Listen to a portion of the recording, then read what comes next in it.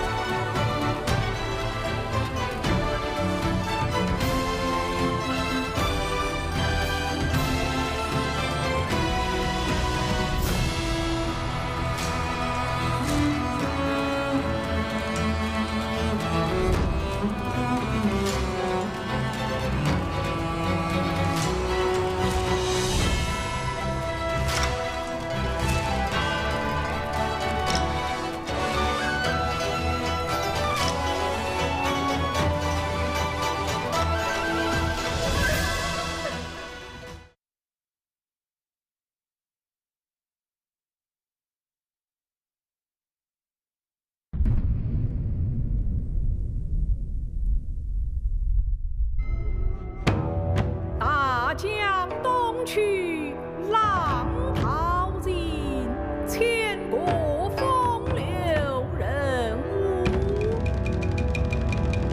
30功名尘与土，8000里路云和月。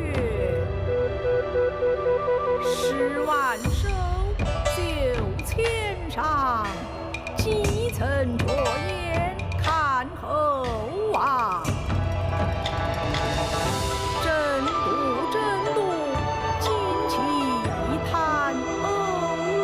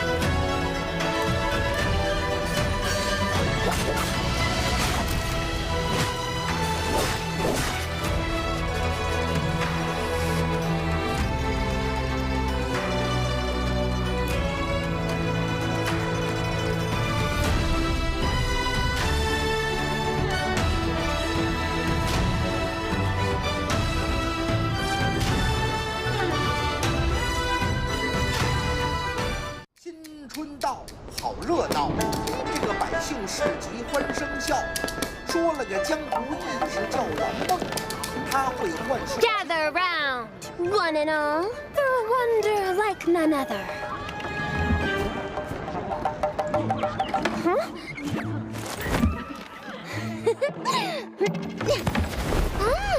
We have an audience. Behold my mystical talents, passed down for millennia.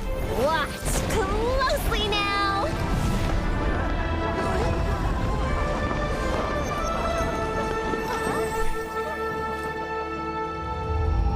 Criminal spotted ahead.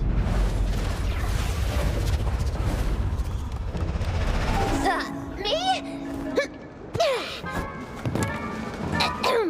Apologies, that's all for today. May we meet again?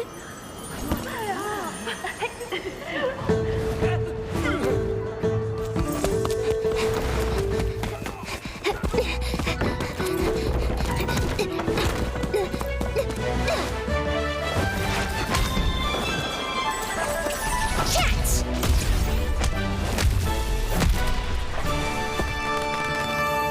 This'll be a breeze.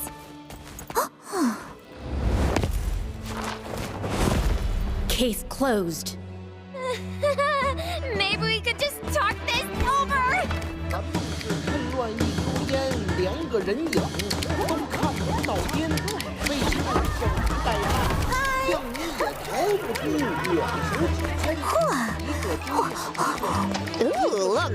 我人数无电，一个是左右摇摆轻松。 Give it up, miss! Take a breather, would you?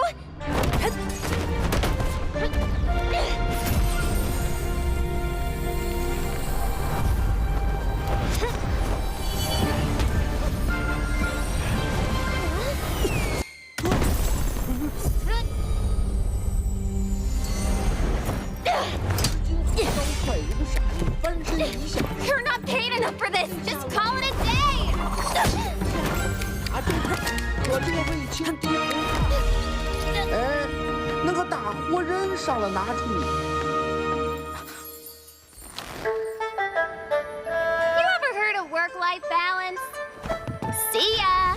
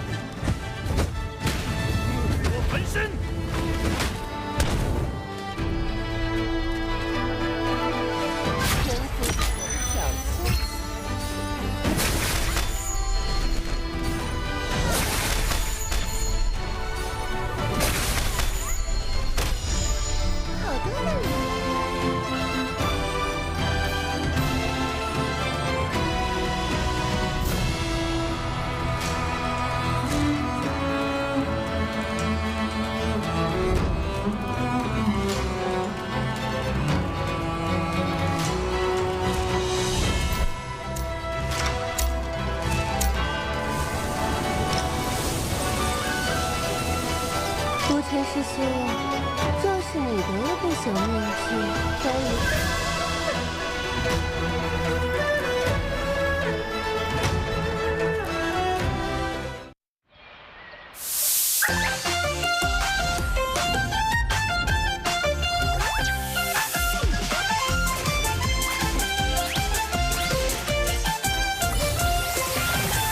くるくる回るドレスリズムに乗せて夢見るような世界で飛び跳ねちゃおうワクワクするステージ視線を集めてキラキラした瞳でさあ遊びに行こう一緒にいればもっと輝けるよピカピカ光るステージで君だけの物語ぽよぽよなリズムに乗せて弾けようよどこまでも広がる空勇気を持って進もう君が主役のストーリーさあ始めようこの瞬間が宝物だよキュンとするでしょ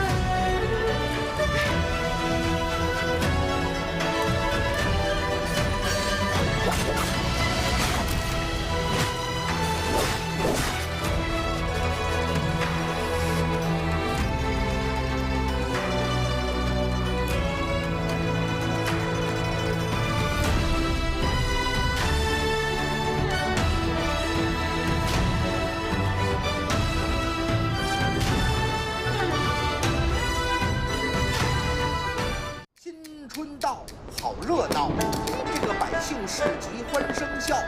说了个江湖义士叫蓝梦，他会幻术。Gather round, one and all, for a wonder like none other.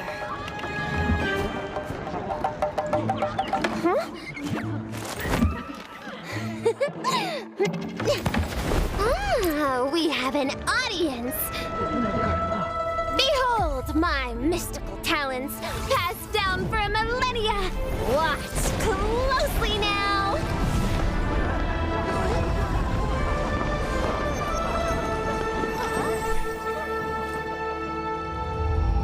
Criminal spotted ahead.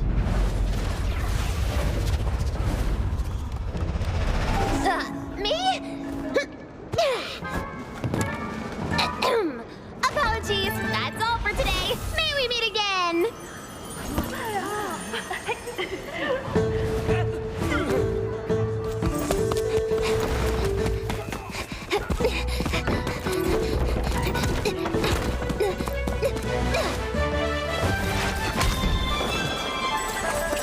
Catch!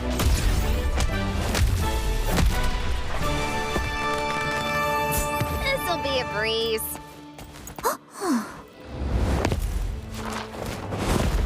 Case closed.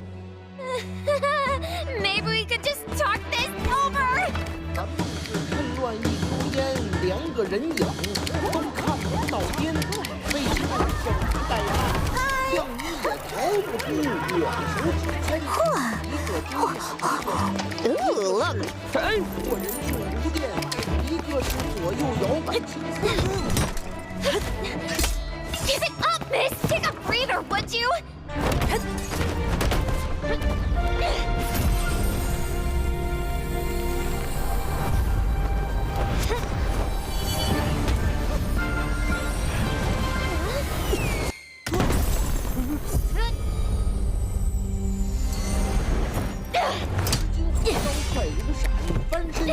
You're not paid enough for this. Just call it a day.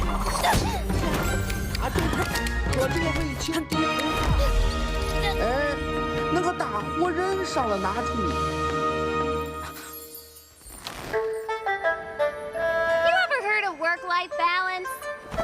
See ya.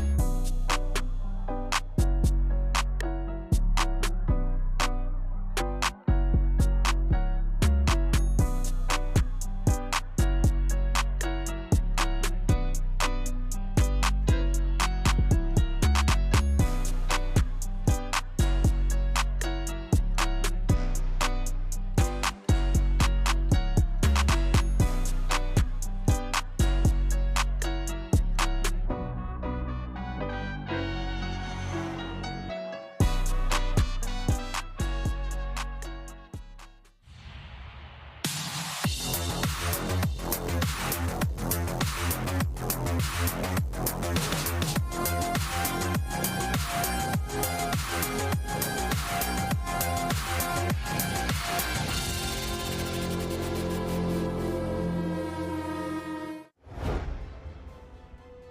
everybody, and welcome to the NARAKA BLADEPOINT Pro League. My name is Hipbren, and I am joined by Seb as we're getting ready to go into our first day of week 7. This season is absolutely flying by, Seb. How are you feeling, mate? You all right? It is so crazy that we're already on bye week 4. I feel like just yesterday we had gotten in the brand new Nbpl summer of 2025 Pro League split. Like this, it has flown by so quickly, and it has just been one of the most phenomenal seasons yet. I feel like the fact that we're keeping up with live patch so consistently is allowing so many different tactics to be introduced in the game as the weeks are progressing, and it's just phenomenal. No, it's been really interesting watching how the league has changed over the last couple of weeks. Obviously, the flying knives coming in a couple of weeks ago completely shifted things up. We've actually had 2 patches go in between this week and last week, so we're actually playing on 2 patches forwards from where we were last week. So flying knives have had a series of buffs. Taka has been changed. I believe Kylin's been changed, Mulch has been changed. There's been a whole bunch of big changes that have gone on behind the scenes, and we'll talk a bit more about that. But first, make sure you do have your Twitch account linked to your NARAKA account, because you'll be able to grab yourself some goodies. We're at that top bar. Daily drops, some Tay, Spectral Silk, and XP bonus, as long as you keep yourself watching and you grab yourself those goodies. Not this week, but next week is the final bi-weekly finals, at least. So that'll be that the Eternal Radiance. That'll be your reward for watching then. So I can't believe we're almost there. It's so weird because we were talking and we're looking at scheduling and stuff for when finals is, and the fact that finals is the end of this month is so bizarre to me, because I feel like we only just started the season. I feel like we're really early in, but we're actually in the late game now. We're in that final rundown, and I mean, looking at how all of our teams have been performing so far, you know, I'm so excited for these finals, because I feel both in solos and trios, there's been a lot of shakeups. I mean, a serious amount of shakeups, and someone who's typically been doing trios for the last couple of years, I've done a lot of solos for the last couple of weeks, and it's been really refreshing coming over here and seeing, you know, how different things are from when I used to do trios, probably back in the day with you, Seb, to be honest. Yeah, back in the early seasons of NARAKA, solos and trios were completely different beasts than they are today. They've become so much more evolved, from our pick bands and to our selections. We have so many different things, the addition of so many heroes and weapons. The game is completely been flipped on its head, and it is so impressive to see how these players are able to adapt and change with all of these ever-coming nerfs, buffs. They are able to take that, and they're able to use it to create an even higher skill ceiling in the game. And every single time we come across these players, we're like, okay, there's no way that they can get any better than this. And then something in the game changes, they're able to master it within a couple of weeks, and they're putting it on the main stage for us to see. And it's making me speechless how crazy it is that they can just turn around a skill that fast. Flying knives were released maybe 3 weeks ago, 4 weeks ago now, and they're already becoming one of the most prominent weapons in the game. These players are mastering crazy extended TOD combos with them. Yeah, it's interesting where, I said this the other day, I think I was with Raven at the time, but it's interesting watching, how you can kind of define, a good player in the Nbpl, because they're all very quick to pick up weapons. That's, the one thing I feel like none of them particularly struggle with. It's new heroes and how quick they are to adapt to new heroes. Now, I feel like in solos, the emphasis on being able to play these new heroes whenever they come out, like Lani and stuff, Syra obviously back when Worlds was running, to be able, the teams who pick those up, or the players who pick those up really quick, are typically the ones who have an advantage, at least for a short period of time. And I feel like that's how I define the best players, are the ones who, when a new character comes out, they recognize the strength of them, and they kind of use them as an advantage over everyone else, because no one else has mastered that particular hero in that time. That's always kind of interesting to me, because I just feel like the weapons are always so quickly picked up by every player, and I feel like weapons kind of part and due to the fact that players are able to kind of playing for character they know already, so it's relatively easy to kind of get your hands on to, you know, onto the flying knives. Like, I mean, things like the Takeda tech when that first showed up with flying knives, I was surprised by. Like, I kind of forgot that, like, the mid-range of flying knives sync up really well with the Furen shoves. But anyway, as I waffle away, let's have a look at how the schedule has been going so far. So this is our first bi-weekly. YCG won trios and Edward won those solos. Moving on to our second one, it was the week of YZG last week. TTT5 won his solos and YCG won their trios. These guys have 3 wins in trios, by the way. These guys are absolutely crushing it over there. Yeah, 3 wins back to back to back weeks. Do you think that it's possible that we could see a 4th week of victory coming up from them? I think that they have it in their back pocket to do it, just given how dominant this team has been in the past weeks. They've won every single bi-weekly final. I think it would be almost poetic for them to take bi-weekly 4 and then the grand trio final. So we right now are on the 1st of May. This is going to be our first week in the bi-weekly 4 split. And we're going to have next week. After that, we will take 1 week off, and then we will be with you for the grand finals of the Nbpl. We've got here Group A this week is going to be YZG, GG, JL, SS1, WBG, and Bamboo Esports, with Group B containing OUG, OA, and others. We're going to be seeing the participating teams today are going to be BBE, Frostivus, YZG's T225, OA's Edward, versus PXT, Shaw, XY, AS, Arano, CDY, Fung, and Mike playing today. It's going to be a very interesting one to see this year.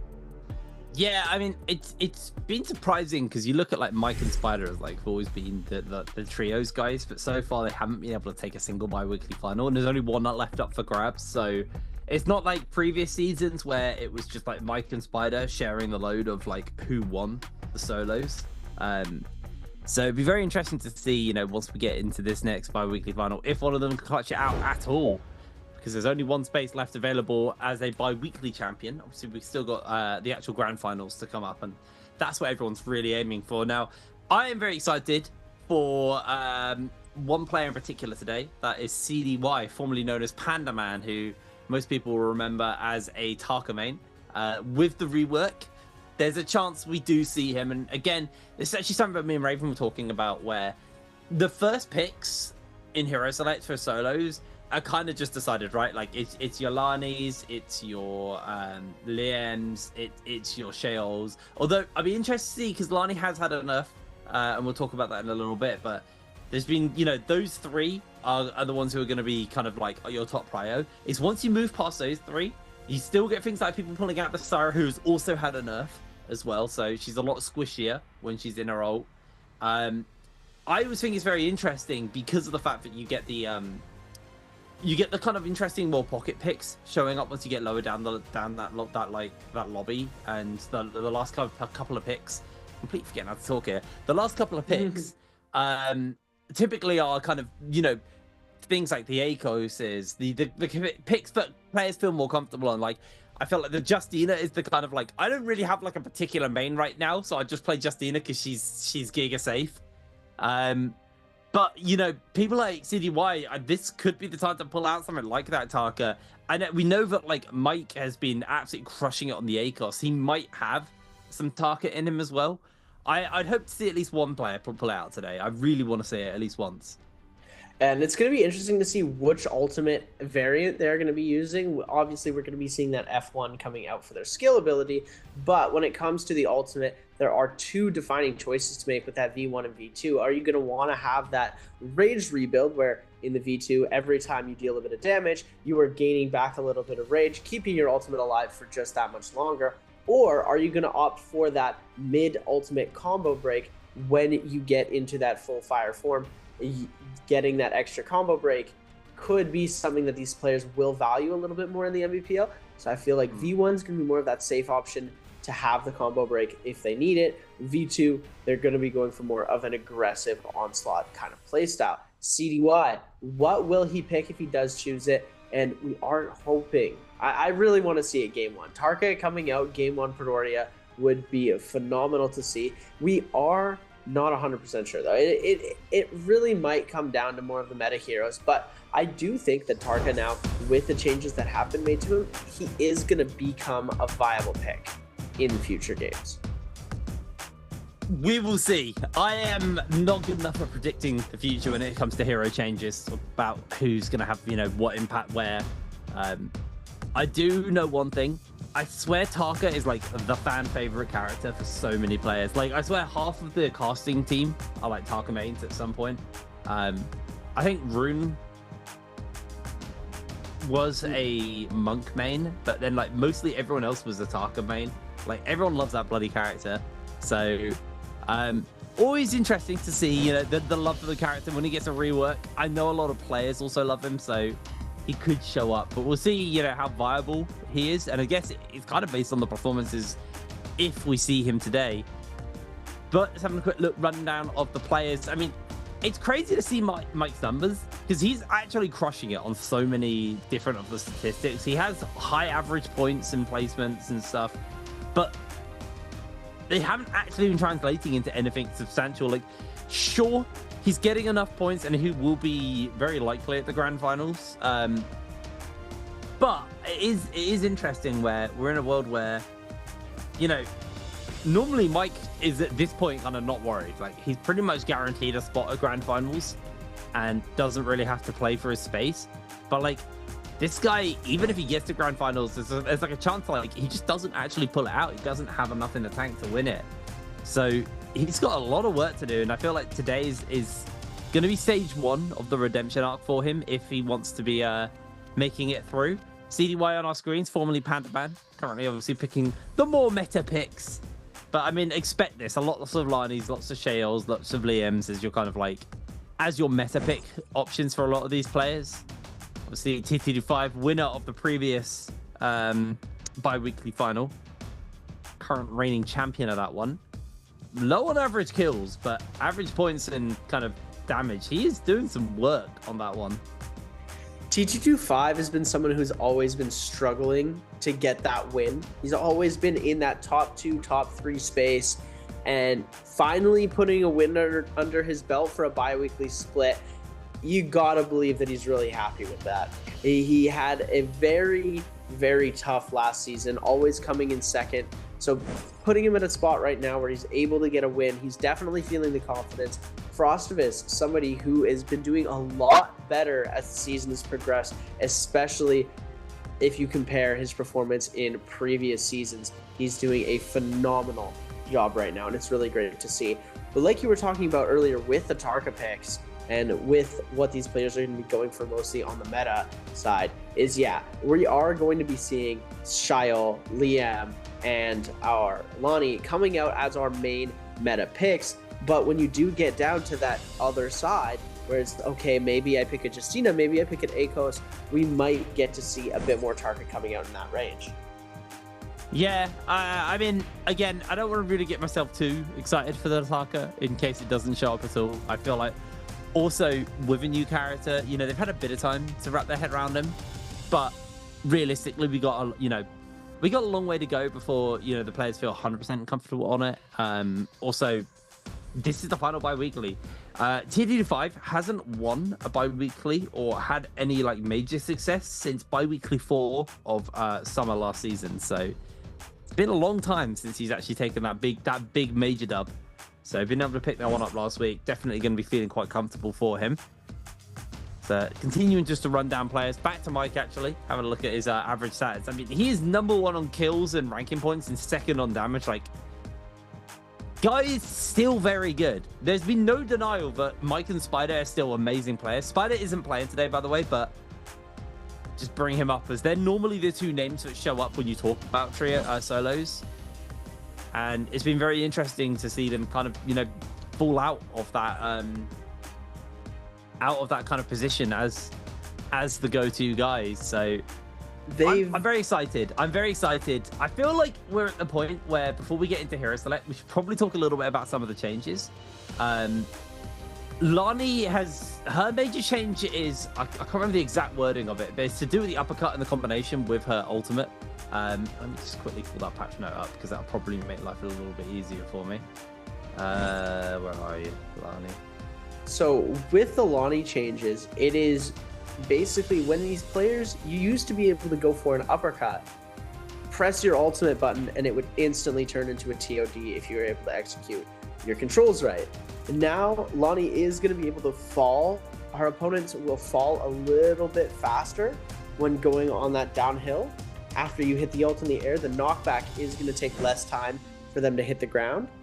So they are going to be able to tap dodge roll and roll away from an ultimate if they're able to frame it perfectly. There is still a chance they're going to get caught, but in a Pro League scenario, it is going to be a lot more difficult to hit that TOD.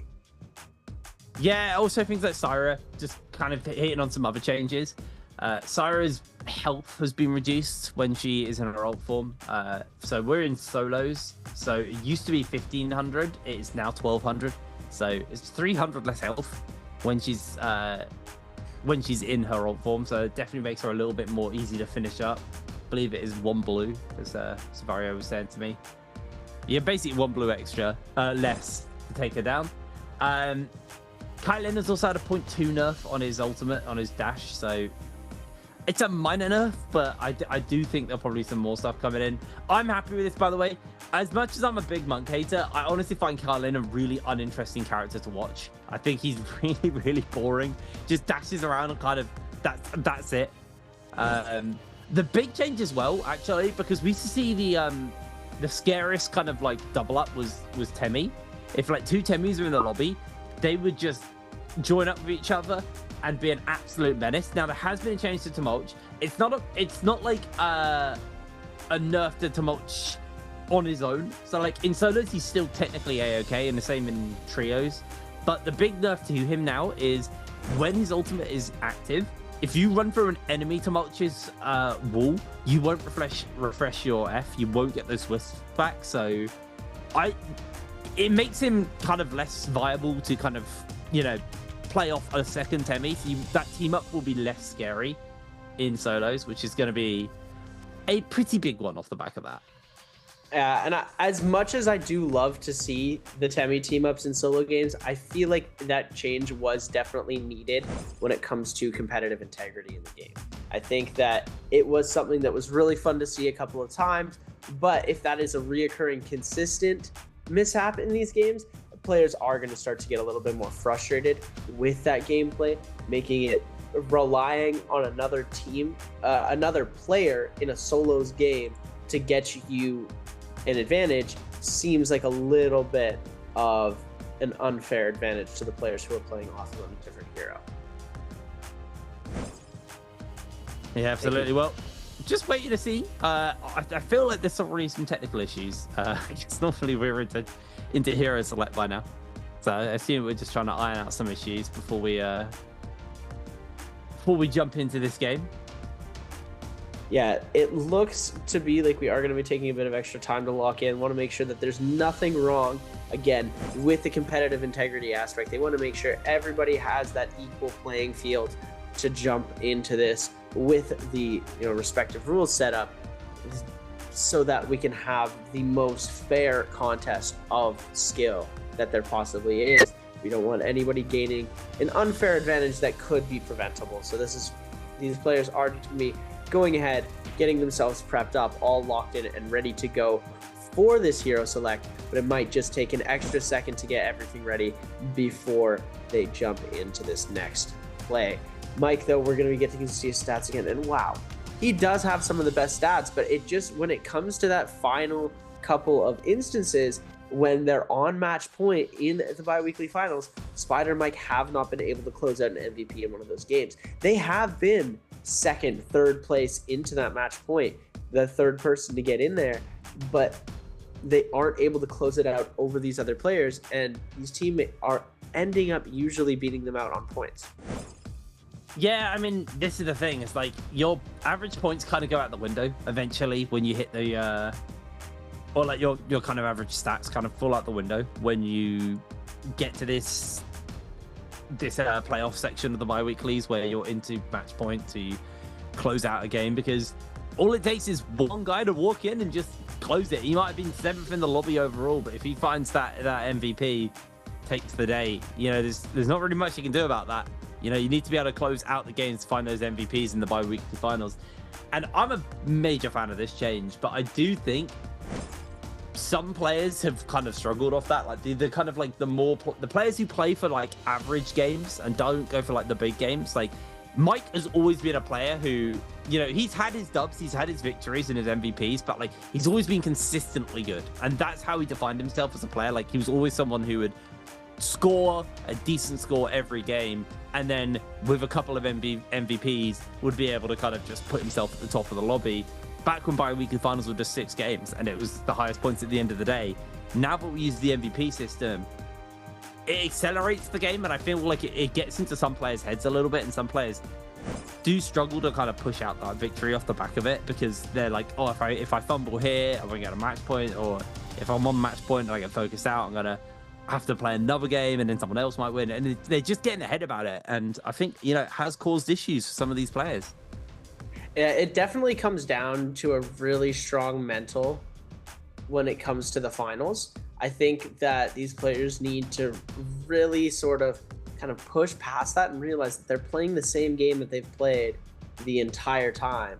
There's just a little bit more on the line, which is giving a little bit of a different aspect towards these finals, and that's what we're seeing. We're seeing these players who are super consistent in the bi-weeklies in the regular week come into the finals and just they're not able to get that last MVP. They just need to get one game at the end where they MVP after crossing that match point threshold, and they're unable to succeed with it. Spider and Mike consistently have not been able to come away with that. No, not at all. One thing we have seen though, and we saw this last week actually, and I believe it was, I think it was Edward. I can't remember who it was actually. They're an absolutely insane day one of the bi-weekly week, and I feel like this day is such a good day to score some points, because I mean there are some stacked players in this lobby, but you are down Spider, you are down a few other players. Like there's a world where you can get a big enough day in here to score as many points as possible and basically guarantee yourself the bi-weekly finals. I believe the forgotten, because I'm thinking of trios here. I can't remember what the number is, but there is like a rough number which basically defines, you know, you're gonna make it to bi-weekly finals guaranteed off just one day. We had some players pull that off over every week. Day one is always like the day where one player can do well enough just to not worry about day two. Exactly. Yeah, and it really depends. There's a lot of stuff that comes into play with that, and at the end of the day, it seems to be like the players that have won these bi-weeklies recent, Edward in that first bi-weekly, TG25 in the most recent one, they were able to come away with a really good early, middle, and end game in a combination. Lots of the time these players have a really good early game, and then they might falter off towards the middle by either, let's say, losing a round with Yang fight and forcing themselves to play on super offensive in the mid game to try and recoup playing that Soul Bloom. There's different factors that come into it, and you know, we're just gonna have to wait and see if Mike and Spider are gonna be able to recover from playing the way that they have in the past couple of bi-weeklies, to see if they're going to be able to put up the amount of points that they need to win this bi-weekly final. Right, and so we have had a bit of a waffle session. I have just been told we were having an issue with one of the players' computers that has now been fixed, so should be getting into game fairly soon. I'm excited for it, mostly down to the fact that, you know, we have a bunch of hero changes, we have a rework thrown out there as well. I'm excited to see what the hero select is going to look like and what these players are going to be pulling out in this game one. As here we are loading up for that hero select, all to see what the players are going to be pulling out. I still expect a lot of like the early to be pretty much, you know, the same. I'll be interested to see if Lani's moved down a little bit on the priority list, because she was first pickable last week, but she might move to like second or third just due to the changes to her. Yeah, I think that it's not going to be too much of an issue. These players are going less for that TOD capability and more just for the survivability. And Lonnie is very similar to Justina in the fact that you can use her ultimate for movement as well as offense. So being able to evade scary situations as well as lock down your opponent, it is something that these players are still going to value, even with the fact that they cannot pull off the TODs. So Well, yeah, we are going to be seeing Lonnie and Liam getting banned out in the first and second rounds there. I mean, it looks like the players are a little bit more split on their priorities then off the back of that one. We did see a little bit this last week as well, though, so nothing too surprising. No surprise to see that Sheol going to be our third lock-in there. This leaves things like the Syra, the Justina open here. I'm surprised to see Justina this early in the hero selection, but Rado quite happily going to be picking up that nerfed Syra. Justina, I mean, it's pretty good. There you go. There's your Tarka. Getting picked up already. Frostivus is going to take the Sandman himself. Temi. Of course, CDY takes Tarka game one. Of course, CDY takes Tarka game one. This is perfect. I am so happy that we're going to get to see this coming out here. I honestly, I was excited, but I really didn't want to get my hopes up too high. But getting to see 2 Tarkas in game number 1 of Biweekly 4, that is just music to my ears. I'm incredibly excited to see how this is going to turn out here as these teams are going to start to get locked in. ASE's XY, one of our Tarka players, as well as CDY, who is also going to be on that Tarka. We're going to get to see which abilities they're going to be using in just a second here, as game number 1 is about to get underway. This is so exciting. I am so ready for this. Had a bit of a delay, but it did pay off. Tarka getting locked in by both Genuine and CDY. I mean, I'm not surprised to see CDY pulling it out. The real question is how effective is it? Is it actually going to be a game breaker, or are we just going to see it as a pocket pick for players like this? Because we know, things like the ACOS aren't particularly meta, but is still getting pulled out. Looks like it's F1 V1 for CDY, and Genuine's gone F2 V1. No way. So some changes, some differences between them. We get to see Fireball Tarka in the Nbpl. This is something I never thought I would see before.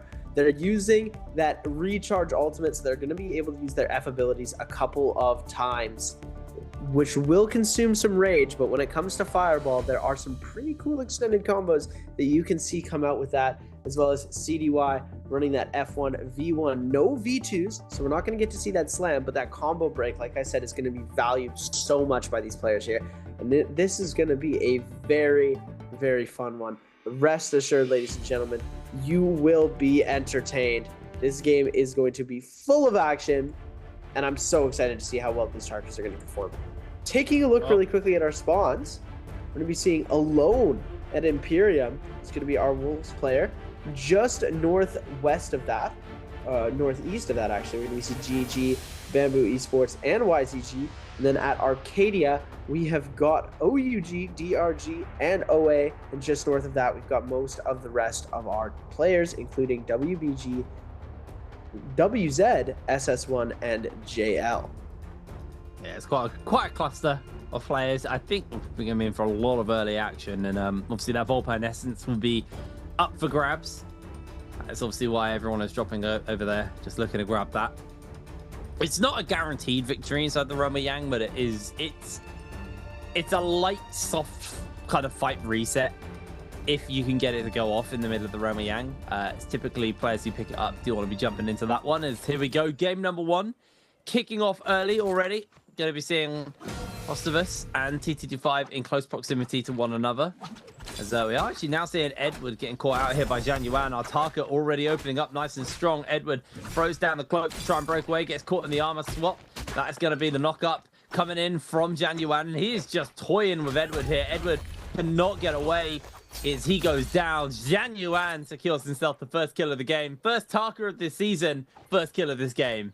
And it is almost poetic to see that there, as having our Tarka getting our first elimination. Really nice to see. We are going to flip over to Mike here on that northern side of the map is going to be fighting against WBG's Verse as well as WZ's Arano in close proximity to him. It looks like they are going to be spacing out pretty quickly here. JL's AS with the flying knives in hand, going to try and come up against SS1's CDY. We jumping in. Look at that beautiful red cosmetic armor swap going to be coming through. Clank coming in off of those dual blades. JL's AS going to try and go for a bit of tech chase here with those flying knives. We're going to see the jump coming in. F ability invested to no extra effect. CDY forced to try and escape here. Is going to be able to pop that bell, get a good read on where some of these players are, see if he's going to be able to escape this. He's got very low charge left, almost able to get that ultimate, but CDY going to come in and finish the kill. Yeah, Verse able to steal that one away off AS. Catches him with the dual halberds. Now the pair of them going toe-to-toe. Caught in the knock-up here by AS. Verse going to be forced to throw down the F just to try and make themselves free of that little fight.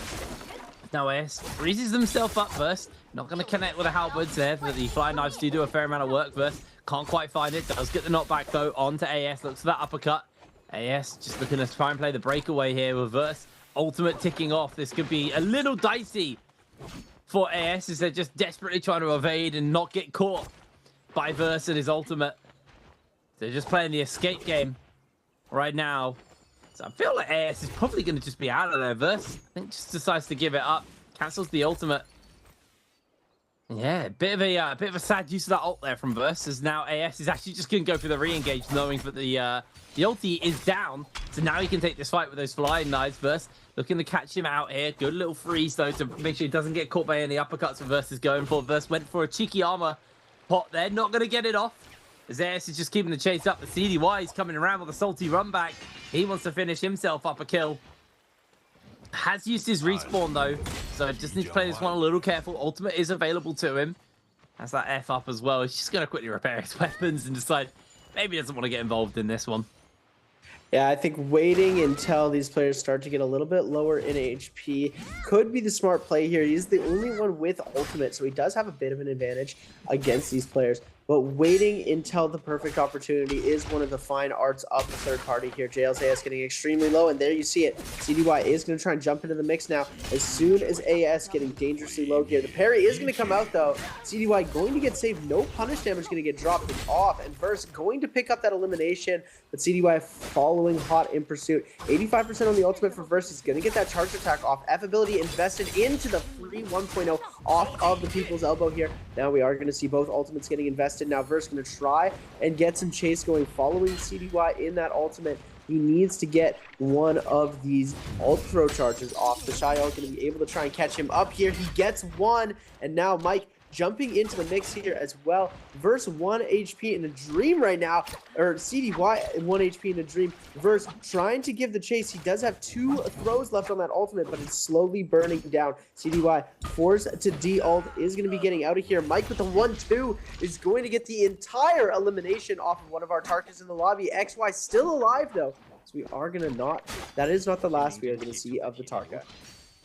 Well, one Tarka gets the first kill, and one Tarka is first to be killed. Knocked out of the lobby, CDY very early. I'm not overly surprised to see players getting knocked out this early, just because of how clustered everybody was for the drop, as Mike finds himself a grab onto Verse, catches, throws him back out. Still has another ball to throw as well if he can connect onto Verse. Verse could be getting caught off here, goes for that ball, and yep, he's able to catch him. Goes in for the damage. Verse is incredibly low as down he goes. Mike going to force that respawn out of him. 3 kills here on Mike. Very, very good start on this Liam as AS has found Mike now. Mike no ultimate. AS does have his. Although Mike probably just going to look to play the escape game. Decides he doesn't really want to be scrapping without that ultimate up. So he's just going to play the escape. And it's a smart play to just get out of there. Oh! Other Tarka's got Volpine Essence, sorry. So Volpine Essence, there. purple armor, and a purple weapon to go with it. He is completely stacked out of his mind right now, as we are going to be seeing him trying to continue the play into the rest of this game with the fireball, as we are seeing now. This is a really crazy ultimate in my opinion, or F ability in my opinion, that we're going to see, and he is going to be trying to go for that gang pass. trying to see if he can get himself into that realm gang. It's going to be really nice to see that one-on-one Tarka battle. We're going to see Fong in Imperium. Going to get a nice little parry off onto OA's Edward. Edward going to back off of this. Does not want to get eliminated right now. Going out in 11th place of the lobby is not the area that you want to be in. You're going to be seeing now the Syra ultimate coming up from GG Shot. TG25 is getting brought dangerously low right now. GG Shot trying to stay within the zone of the Yang Pass while maintaining the pressure onto T225. It looks like he's got 24 seconds left. Shot could be in a lot of danger right now. T225 has ultimate available, and he could take Shot out to claim that Yang Pass pretty quickly. And it looks like that's what he's going to try and go for here, as we are going to be seeing both of these players starting to contest. GG Shot extremely low in HP. The overhead slam coming through. The 1-2 is going to come out from Shaw. GG25 is going to be able to connect on that overhead slam. With 1 second left, Shaw might be able to time this perfectly, and he is going to make it inside that realm of Yang. Yeah, that was a little rough. You could see the weakness of the now kind of reduced health that you get when you're in that ultimate form on the Syra. Meant for Shah was a lot lower when he came out of that ult form and took a little bit too much damage. Januan waiting out the realm of Yang, wants to try and jump in as later as possible, see if he can play versus maybe someone who's a little bit weaker. As TD5 looking to get himself this spirit well. I think Frostivus decides it is not worth the heat, so he's just gonna back off. Although I say that, jumps down, not really gonna get much, just tries to steal some stuff away. One thing, able to get some damage down onto TD5. Our current bi-weekly champion is playing a pretty chill. We're gonna cut over to Januan versus OA's Edward. This is gonna be a Lani versus the Tarka inside this realm of Yang. Tarka just going airborne to kick it off already here for the side of Januan. Bit of range fights just to stay in the sky. They don't quite land those grapples onto each other to get that early grapple lock off as Januan comes in for a bit of damage. Edward has to actually use the F to break away from him here, catching him with that uppercut in for the fan work here. Still got that fireball ready to throw down here, just waiting on it for the moment. Ultimate also ready. Januan's almost just done this off mechanics and not character alone here. Edward catches him with a knockup though. He has got the ball to work with. Looks to throw it out to Januan, who's now forced to throw down the ultimate. He has 6 fireballs to be thrown forwards. He's looking to catch onto Edward. Edward throws the ball down. He's going to eat a couple of fireballs to the face as he's just completely rocking him there. Januan's able to take that victory. The beautiful use of the People's Elbow into the jump LMB from the Fist Blades. And it looks to be one of the new techniques that these players have adapted to for the new state of that weapon and hero. You're going to see Wolves PXT now taking a lot of damage from that Syra ultimate, but now GG Shot extremely low in HP is going to be facing off PXT. Full ultimate available too, so we are going to see the dodge from the ult into a 2-charged attack from those Fist Blades. With these jump LMBs just dealing so much damage, PXT going to try and get the grapple. The flank is going to come through. He is going to get the prio, and then all he needs to do is the ACCA into the uppercut, finishing off GG Shaw in the Roman Yang. PXT going to pick himself up some flying knives, a very coveted weapon right now, especially with the recent buff that they just received. He's going to get that purple armor, and look at that beautiful knife. Yeah, it's such a nice little skin there for him. PXT gonna be rocking that quite happily. Has got himself the spear as well. The teams with those birds mites just gonna be fighting each other. To Januan, has he already lost his? It looks to be so. He's already lost his respawn. No, there's no way. Did he Maybe just he not forgot pick it to up? grab buff. That is a mistake here for Januan as Mike is onto his pocket. He's absolutely rocking him right now. Januan going very, very low. Mike has ultimate. Can't just look to catch onto him if he needs to. Throws out the ultimate. Mike's going a little bit low. Has caught Januan. Just going for a heal. It's going to get some damage off onto him. Another ball's available. Januan forced to throw the ultimate out as Mike will just look to play around and out-time him. Another capture comes in. It's just going to throw out him into the wall. Catch him into the knockup. Januan. This may have been the fumble of the century. He didn't get the buff or he lost it. No! The fireball comes in and finishes up Mike. Holy moly, Mike is knocked out. XY! What is this play? I'm seeing the vision with the Fist Blades right now. You People's Elbow into the Fist Blades over and over with that jump LMB, and he's able to do it time and time again, coming away with a beautiful elimination with a fireball finisher to take Mike out there. from 1 HP, he brings it back around and takes him out. And I am very confused why he didn't have the buff. Hopefully we'll get a bit of a replay to see that. I doubt he burned his ultimate and got eliminated that quickly. I do have a feeling he might have forgot to take the buff out of the pure excitement of winning that Realm of Yang. There is a chance that could have happened, but you know, that's a mistake that I would make in my ranked games and not a pro player. So we are going to see a PXT, you're getting taken out by DRT's Funk. Everybody going for this elimination here. GG needing to cleanse that Soul Bloom Essence. I'm not sure if he was able to get it, but it looks like somebody was able to cleanse. Mike has been eliminated. CDY as well taken to the back to the lobby. We are going to be seeing Arano now getting chased down. It does have that Vermilion's Bird Mite, so they are decently safe, but it is going to be difficult to see. At a very, very low HP, and PXT is going to pick up the kill. Yeah, down goes Arano, but you do see the weakness of the Cyrus since the nerfs. They're a lot squishier. Every time they come out of ultimate, they are stripped of all of their armor, and the whole lobby just chases them down. Has been a major issue, actually. I've seen multiple times for Arano where he's been very close to being killed. Finally does go down there. Has come for the respawn. So everyone else is just looking to fight for these Realm of Yangs. Januan going to make his way over. He's already got a lot of control this time. Januan, remember to pick the buff up if you're going to be jumping in.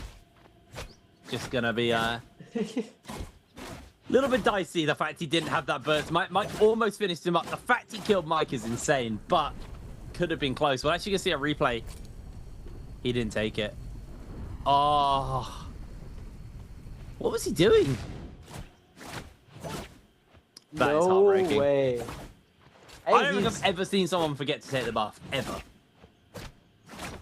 Yeah, that it's something that, like, I know that I need to prevent myself from doing in ranked games, but these pro players, there's no excuse for them to not pick up the buff. I don't know if he was doing it, trying to experiment with something or other, but come on. Vermilion's Bird Mite, like, he almost faced a very huge consequence of getting eliminated from the game because he didn't pick up the buff. If that would have happened, you know, it could be a little bit harder on him. He did manage to kill Mike to make up for it, so we are going to be seeing him jumping back into the next Realm of Gang as well. Hopefully he'll remember to pick the buff up this time. We are going to be seeing JL's AS, though, going for a quick engagement onto GG Shaw, who was trying to contest Spirit well here, but now JL's AS trying to contest the elimination onto GG Shaw. The double charge is going to come out from the Flying Knives from Shaw. Is going to get himself parried. That directional attack not going to save him here. Is going to get himself parried. GG Shaw now into the uppercut. Justina, oh my goodness, the Syra ultimate is going to save him. He almost had that double dash into the freeze, but GG Shaw's going to be able to ult in time.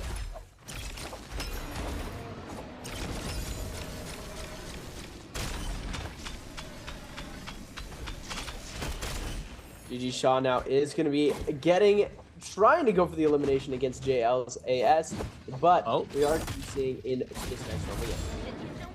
Januan, ultimate ticking away, verse very low here. Just going to be looking for those fireballs. Doesn't quite make the connection on. Still has a couple of fireballs to work with. Now switching to the cannon, so even more fire coming out from this guy. One more fireball available to him. Verse going a little bit low. Januan hasn't been able to really get too much damage off here. So actually, it looks like Verse was able to get some healing done. As now Januan is just playing defensively for the moment. Has still got another F available to him. It has come off cooldown. But right now, Verse is just getting free resets. Januan is letting him reset for free. And now the health advantage is very much in favor of Verse as Januan gets caught in the uppercuts, caught in the infinite potentially, and taken down. I feel like Januan is just making mistake after mistake in this game. Like, not picking up the buff, letting Verse free reset like 3 times in that fight. There's a lot of mistakes coming in from this guy. Yeah, it's odd to see how many mistakes he's made, and I guess that not winning that first Realm of Yang, but not claiming the buff has shaken him up a little bit. He just needs to hop back onto that positive mental, because right now he is the kill leader of the lobby. He is doing phenomenally. So we are going to hope to be able to see him cleanse this Yang depletion here. And it looks like WZ's Arano as well. Also, on that Yang depletion, we are going to be able to see them try and cleanse pretty quickly here. Focusing themselves onto some weaker targets. We do see GG Shaw without ultimate available. So it could be a target that these players are going to go for. ASCXY going to just reload that pistol and get ready for a full-on onslaught to these other players we are going to see over here. DRG's Fong in the distance. BBE's Frostivus could be the target to pick out, being the lone Temmie in the lobby. This could be a super lucrative target for them to go for. WZ Zorono not going to want to go for GG Shaw, but might try and take the Tarka out himself, as he does have that handshake meta teammate, proverbial teammate, in GG Shaw there. 10 minutes left in the lobby, 9 players left. It's been actually a very, very action-packed game already. Zhang Yuan has to go for these kills, though. He has the debuff on. Him and Narano have to play for it. Zhang Yuan gets the knockback briefly onto him, but he's now just going to get the whole lobby focusing him out, loses most of his armor.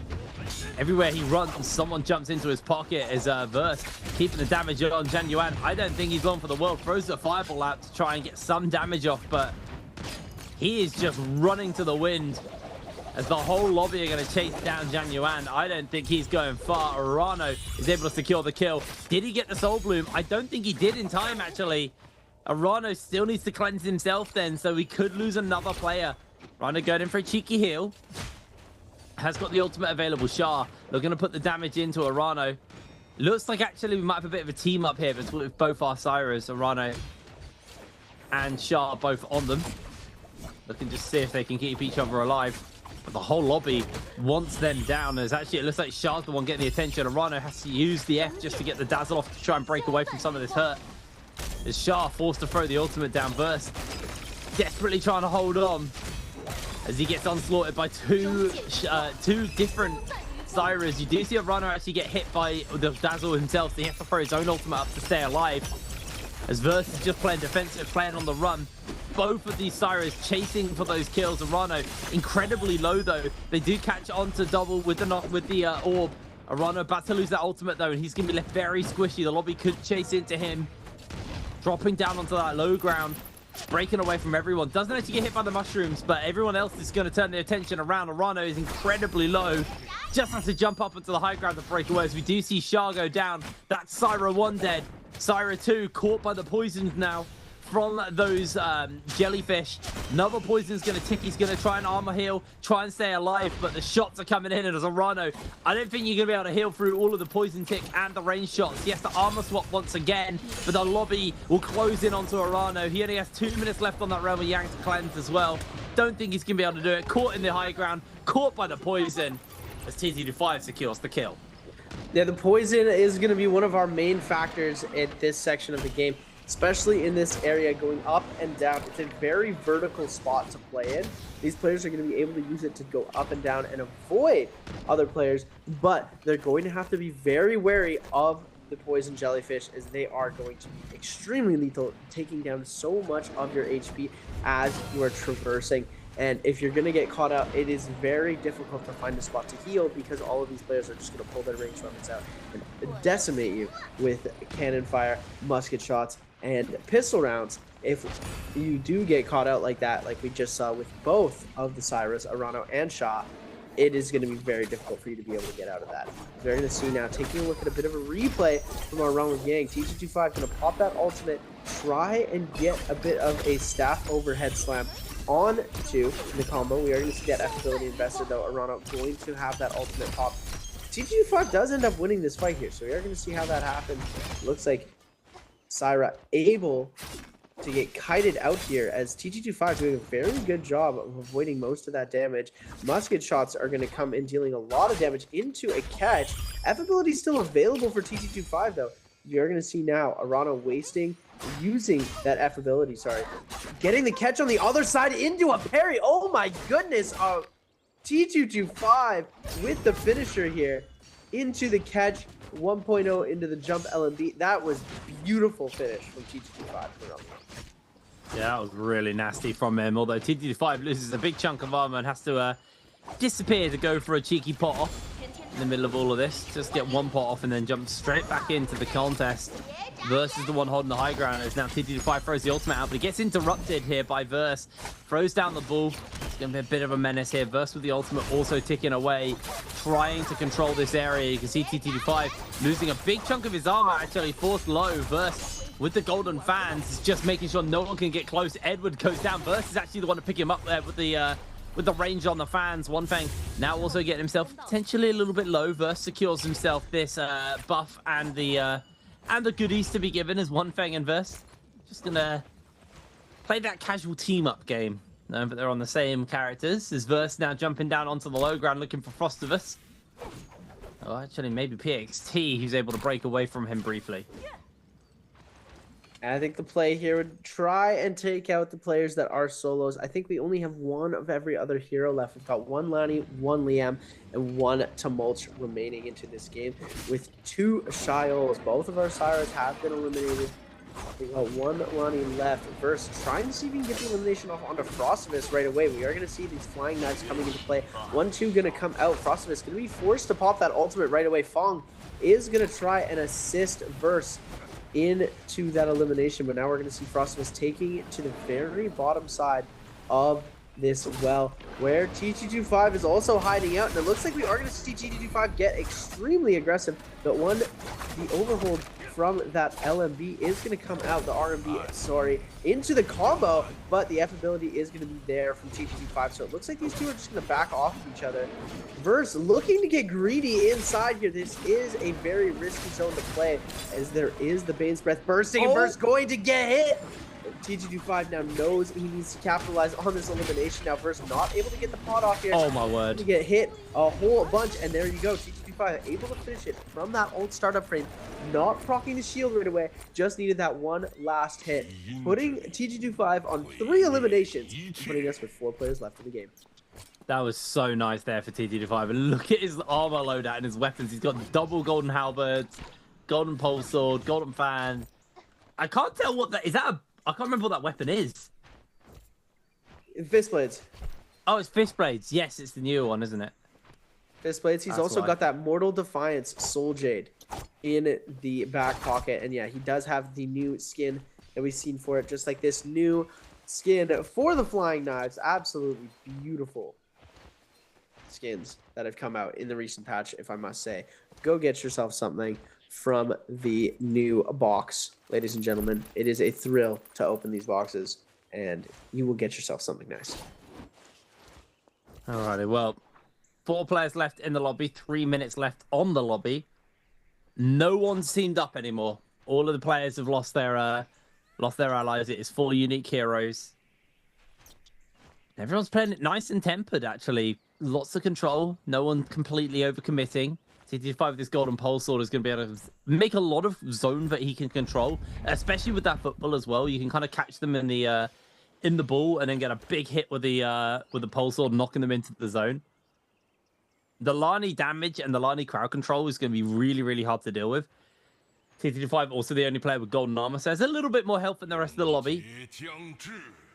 There are no Cyrus to get extra health, no. So, yeah, we're looking at TT5, who's very, very well set up. Although I will say, PXT is on the Liam, who, if any character does well in the final circle, Liam is that guy. Just keeps you from getting out of the zone. He will throw you in time and time again with that ultimate. Very, very impactful with that.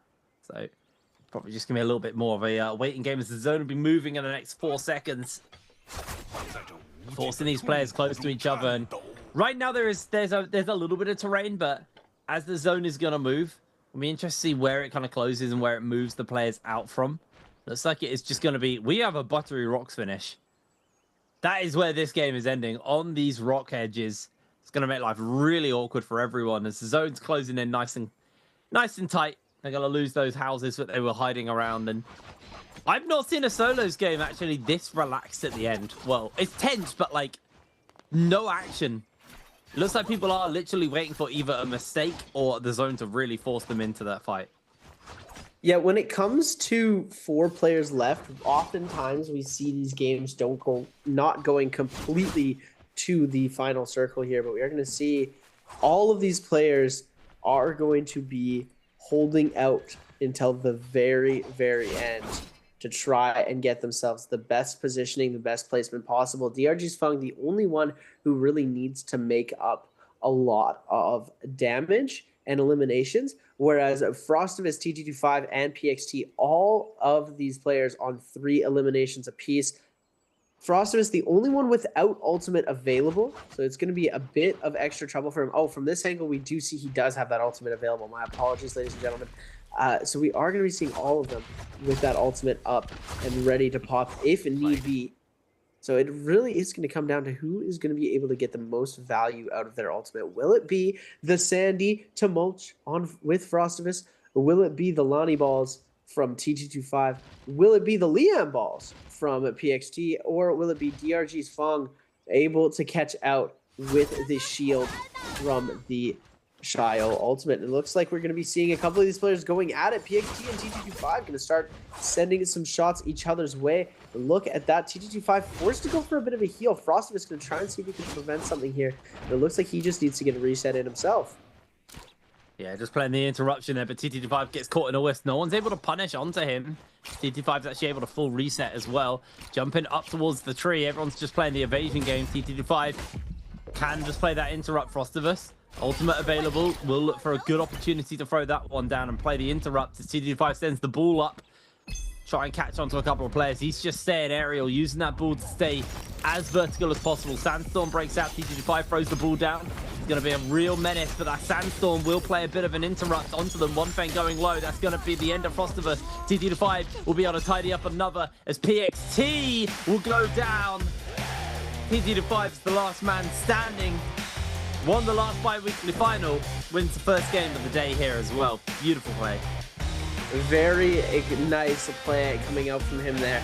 I believe we did see a tie in that final round of game, but it is going to come down 2 points. I'm not 100% sure. He had just a little bit more health. Frostivus went down. Frostivus went down, but we did see... I think there were 2 players alive. It was just TT5. I don't believe it was a tie because TT5 had a bit more health and he ticked down just in time. Okay. But either way, huge game there for TT25. Secures himself another victory. Starting off strong into that final bi-weekly. Big victory. Things like Mike as well. Mike's going to be kicking himself, man. Like, he had that fight and then just got hit by that fireball. Absolutely flattened him. Really, really big performance coming in across the board. I do see the potential in the Tarka. I still think, though, he has the same kind of weaknesses as he had before. Like, very easy to kind of, like, just focus the Tarka down because no one wants to deal with that in the final circle. That's going to be a major concern for him. Has the changes been enough to kind of stop the Tarka attacks? Because I remember when we used to have Tarkas, they'd always just get focused out by the whole lobby because no one wanted to deal with it in the final circle. Yeah, it is definitely interesting to see where the Tarka is going to stand into the meta because it is a very difficult character to deal with, especially with a mid-ult combo break, especially with all of the new changes added onto him, being able to toss 6 fireballs if you toss them in rapid succession there. It is something that these players are going to have to watch out for. I don't know if we are going to see him get played much more today. I hope we get to see at least a little bit more Tarka coming out, maybe from Mike or someone like that, to see how they're going to perform on a hero like that. So we'll get to see. We're going to have to wait and see that, but we are going to get to look at the standings in just a second to see how our placing went in that final circle. I still believe there were 2 people alive in that final circle. I'm not 100% sure, and you could be right. You're probably right. I swear there were 2 people alive. I swear there was a tick. There was 2 right until the last moment, and TT5 just had enough health to survive that final tick, and I think the last player didn't. Again, I could be wrong, but I'm pretty sure that was the TT5 all-out victory. But yeah, I mean, really, really interesting start to the day. Obviously, I don't think we saw as much Flying Knives as I expected, considering that Flying Knives got, 2 buffs back-to-back, and those 2 patches came out in one go. So from last Sunday to today, Flying Knives are substantially stronger. They also gave like the Moon Shard, got a bigger buff as well, that the Soul Jade, the Golden Soul Jade for the Flying Knives. As here we go. There was a tie. It was a tie. No, it wasn't. Yeah, the verse. Oh yeah, it was. Yeah, sorry, I'm looking at PXT. Yep, you're right. PXT was still alive in that final circle, but GT25 getting that 1 extra kill on to DRG's Fong is going to be the reason why he is placing first but he is not going to get that Soul Survivor multiplier and that extra placement point. So his game score is only going to be 6, and then tied for second is going to be Verse and PXT. Fourth place is going to go to XY along with Frostivus at 4.5. 3.5 to Fung. Mike is going to get 3, 2.5 to Arano, 1 to Edward, 0.5 to Shaw, and CDY and AS going to be picking up donuts in that first game. Super unfortunate to see one of our Tarkas getting a donut. I mean, unfortunately, it happens, and I mean, it's sad that it happened to CDY, but it's almost like that is the CDY Tarka. Like, the guy we know is the guy who made it. Back when he was Panda Man, I do remember him having this quite a lot, people getting excited for his Tarka and then just donutting the game. Unfortunately, is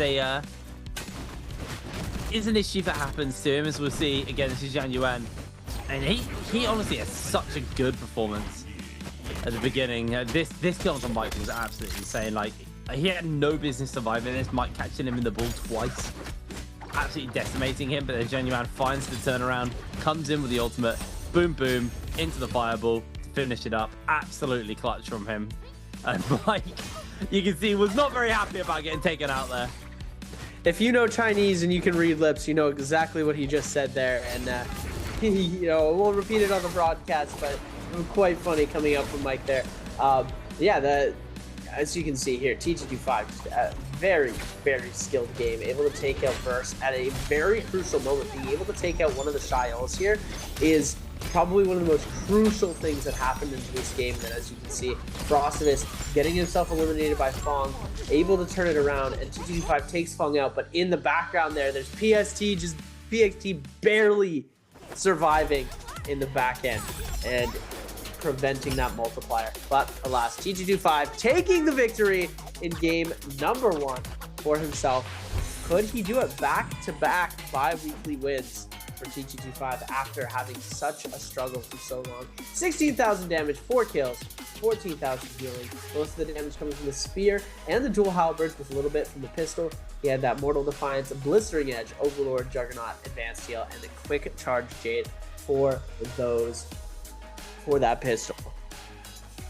The big old game there for TT25. Really, really solid performance from this guy.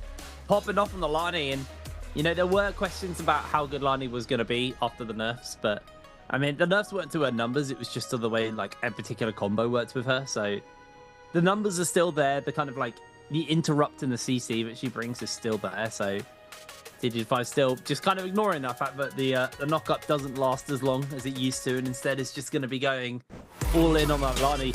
Really nice use as well of the mobility of the ultimate at the end there, just to stay aerial as long as possible and then jumping down into the mix.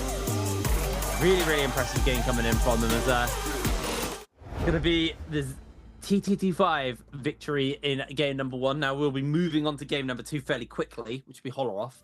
I'll be interested to see what the picks look like again, because again, it felt like there was a bit of a change of opinions based on, you know, whether or not they wanted to be going for the Lani or the Liam. This is something that I feel like ever since Lani's moved up a tier and has become like first pickable, some players haven't quite adapted or feel the same towards the Lani as they do in the as they do to Liam. Now, how many players in game 1 chose Tarka? Was it A, 1, B, 2, C, 3, or D, 4? A, B, C, or D in Twitch chat. Check that whisper box, because that's where you'll be notified if you do find the victory. Get yourself some goodies. Yeah, and who doesn't love free stuff? That one lucky winner will be getting themselves a Spring Split random gift, and you know, it is definitely worth it to try and go for it. All you got to do is type it in chat once.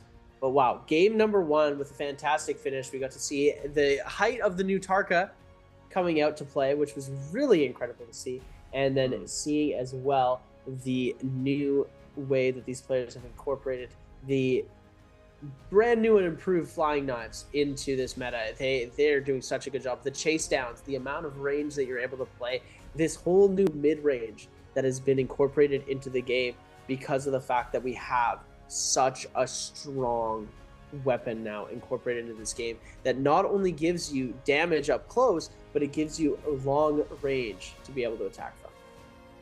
Yeah, absolutely. They have that really, really nice kind of like mix of that mid range and that shot and the kind of melee.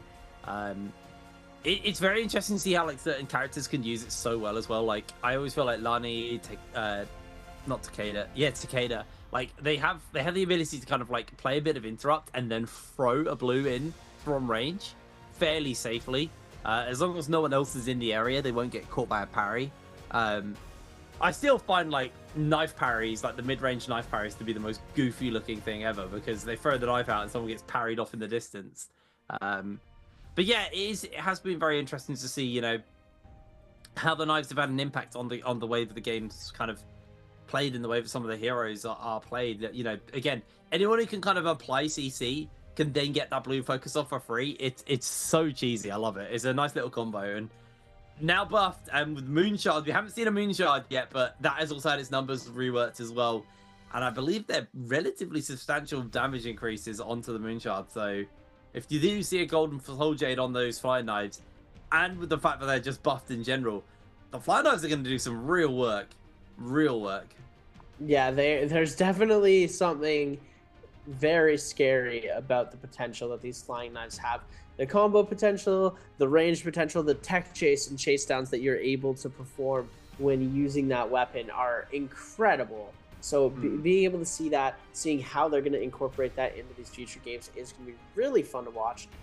Jumping in, we've got Game 2 coming up in just a second, and you know, it's day one. It is the time for these players to set the tone for the rest of the bi-weekly split. And this being the last split, it is also a chance for these players to leave it all on the line to make it and win that final bi-weekly finals. Because after this, we're going to go into our last chance qualifiers, then to our pre-finals, and then finally we will have our grand finals in a few short weeks' time. It is the first of the month right now, but we are going to be seeing in about exactly 30 days, the season is going to come to a close.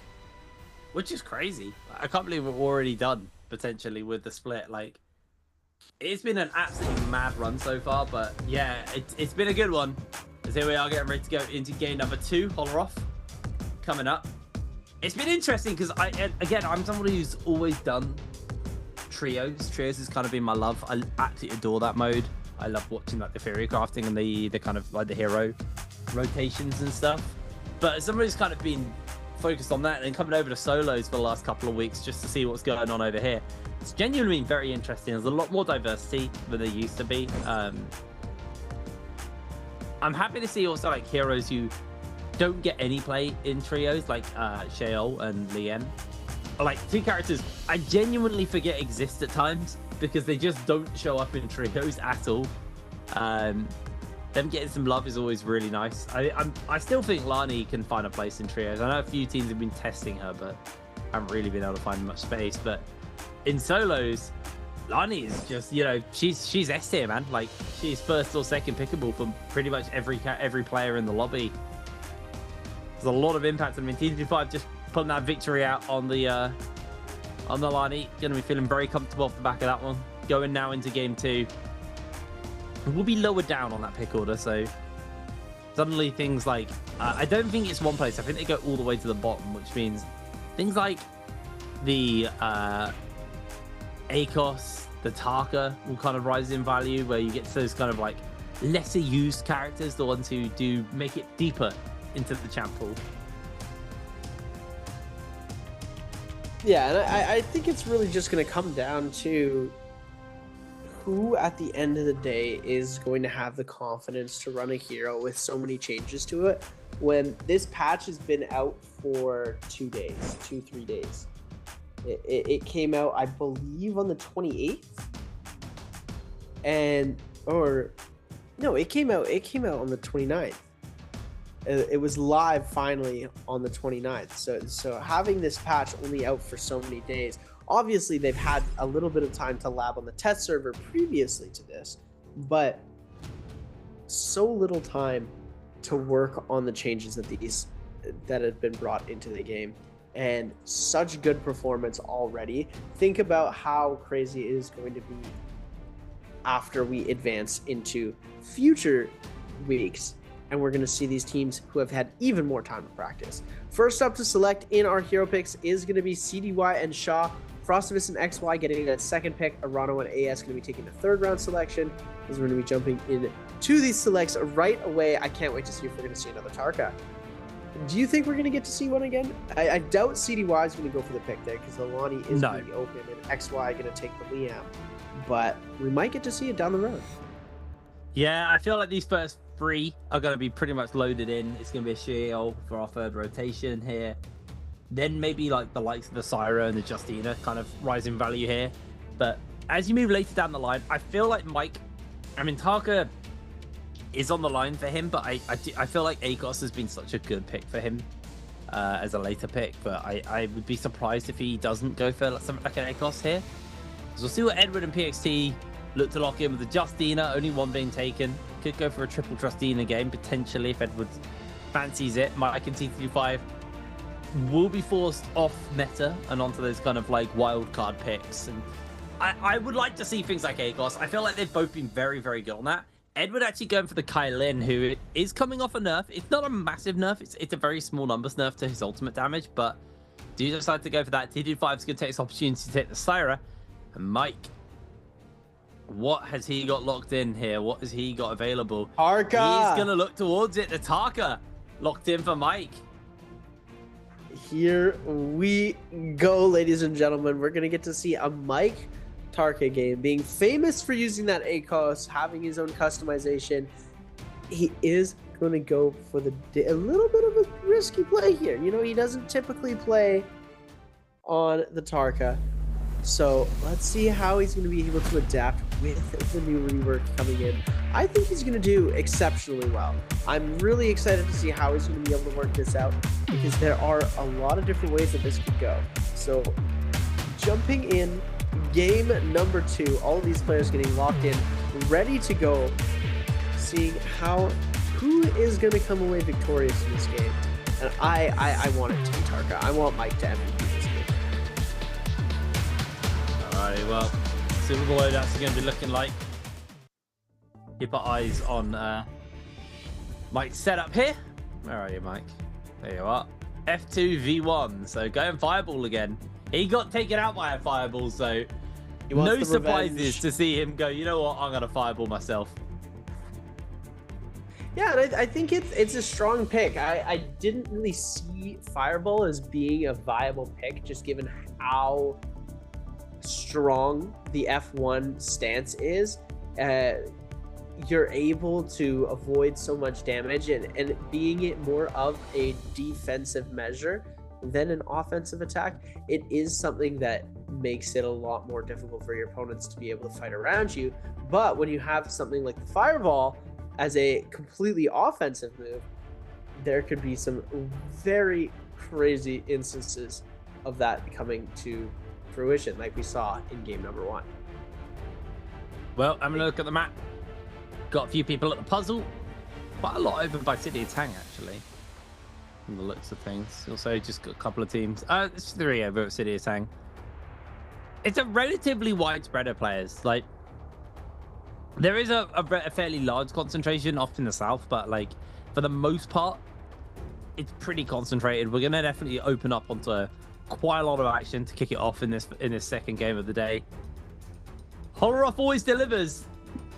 Is Mike off the map? Where is that? I'm so confused.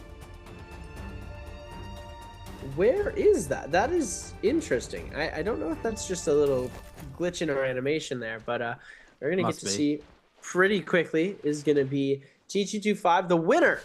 Game number 1. They're going to flip over, and here on the very outskirts, you're going to see that Fireball coming into play, granting him Prio, but the F ability going to get invested versus the Overhold is going to come through into the 1.0 from Mike, able to pick that up into a 1-2 to slowly back off from Verse. Doesn't want the engage here, is going to get hit with the uppercut into the jump LMP, and now Prio is going to get given over to him. Can he do this? Oh, he's going to miss out on it into the scale rush. but Verse is going to pick up the kill onto Mike, and AS picking the kill up onto Verse. He almost had the elimination, but he was too low HP, and the third party is going to conquer all in that situation. Flipping over now, XY going to try and kite this out. Watch out for the Thorny Roller, though, because one of you guys could be punished. Be coming around fairly soon here. They're just having a bit of a scrap. Edward just tries to get back up, just about evades it. Januan playing the escape game off the back of this one. And it's a sad loss there for Mike, because he had the purple armor and everything, so he had a really nice little drop on that front as both players just trying to get as much gear as possible, get themselves ready for this one. As Januan does have himself a purple greatsword, I believe that was, that got dropped there. Isn't going to actually pull it out. Edward slowly but surely dealing with him. Gets the knock back onto Edward. Edward going very low here. Thorny Roller still continues to spin around. And the longer it takes one of these two to win this fight, the longer it goes until someone else might rock up and just look to try and solve the puzzle as well. I mean, they probably have the solution now. They've done the old wraparound, but they need to deal with each other first to see who can actually guarantee the goodies. As Edward now has the ultimate available, is going to get caught out there. He's taking a lot of damage, actually, and finally finishes up Yuan, so he's going to be able to get away and grab himself the puzzle. Yes, we see the Thorny Roller kill from the Kylan F ability. Absolute cheese coming out there, but it is beautiful to see. I personally love to see it, as we are going to see him get eliminated, sent back to the Soul Altar, and nothing he can do for that moment. We are going to be flipping back over to City of Tang, where a huge parry going to be given onto the side of Verano. CDY forced to back off here. That double charge from the Flying Knives is going to come in. Now GG Shots trying to do the same. The 1.0 going to connect into the Dazzle. Tries to go for the double charge. The F ability is going to get invested. And now T25 in a bit of trouble. Going to get double charged himself. And that Syra ultimate is going to connect, giving Shaw enough time to escape the clutches of that ultimate from T225. T225 going to try and send out these Dazzles, but is not able to connect. This is an unfortunate situation for him here. And it looks like Shaw is going to get a full reset almost into this. With one ball remaining, we are going to see the goalie stands get brought out. Shaw breaking ankles here, but T225 has his number. They're going to go for that overhold here, trying to connect with it. He does go for the LMB follow-up and is going to connect off of that. You're going to see the focus follow-up coming through into the 1-2. Shaw going to try and make the play, but the F ability going to come out to avoid Cryo catch. T225 going to get the double charge off, but he misses the second one into the 1-2-3, and T225 going to come away victorious. Nice little pick there for T225, starting off again strong. Kill under his belt. Edward in caught in the knockups here. Don't think they're going to be able to go for long. They are just going to have to throw the ultimate out just to put some distance between them, but One Feng continues to chase forward. The laser beams coming forward. Edward is able to armor swap, get that blue armor back, but One Feng continues to chase, and Edward is only able to play defensively with his dashes. Now we'll start to go aggressive. Now he's got the reset off, and One Feng with the grey armor not really going to be able to survive for long. Edward still has some dashes available. Ult is now timed out. Dazzle doesn't make the connection. It's One Feng now. He's the one on the defensive. He's just playing the range, trying to poke away at the armor and equalize out the kill score here, or at least the damage score. Edward chasing into One Feng's pocket, catches him in the knock-up, and I think One Feng, that plant pot did him a little bit of good, as he was able to break some of the damage, but Frostivus is also in the area.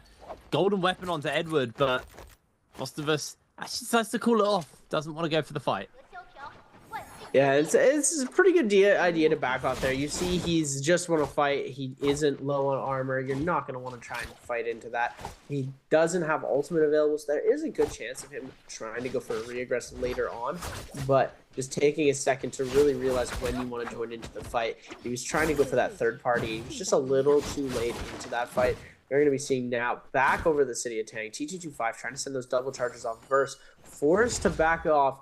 Fully disengaged from the fight, getting himself a heal pop, but it looks like T225 has spotted out where Verse is going to end up just going for a bit of shopping, buying himself that purple armor from the shop, and as you know, those unlock over a certain amount of time.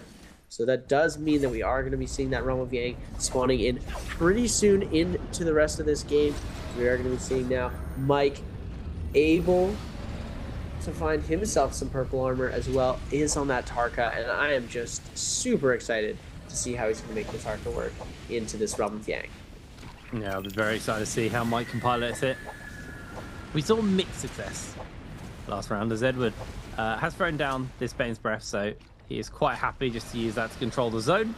Verse and TTD5 and CDY actually all looking to play contest for this, although I feel like CDY with the grey armor probably shouldn't look at the Roma Yang. I don't think it's really in their best interest to get involved in that one, so just going to fall down to Verse and TTD5, just playing keep away for the moment, trying to keep anyone from getting towards this Roma Yang. They want to unlock it for themselves.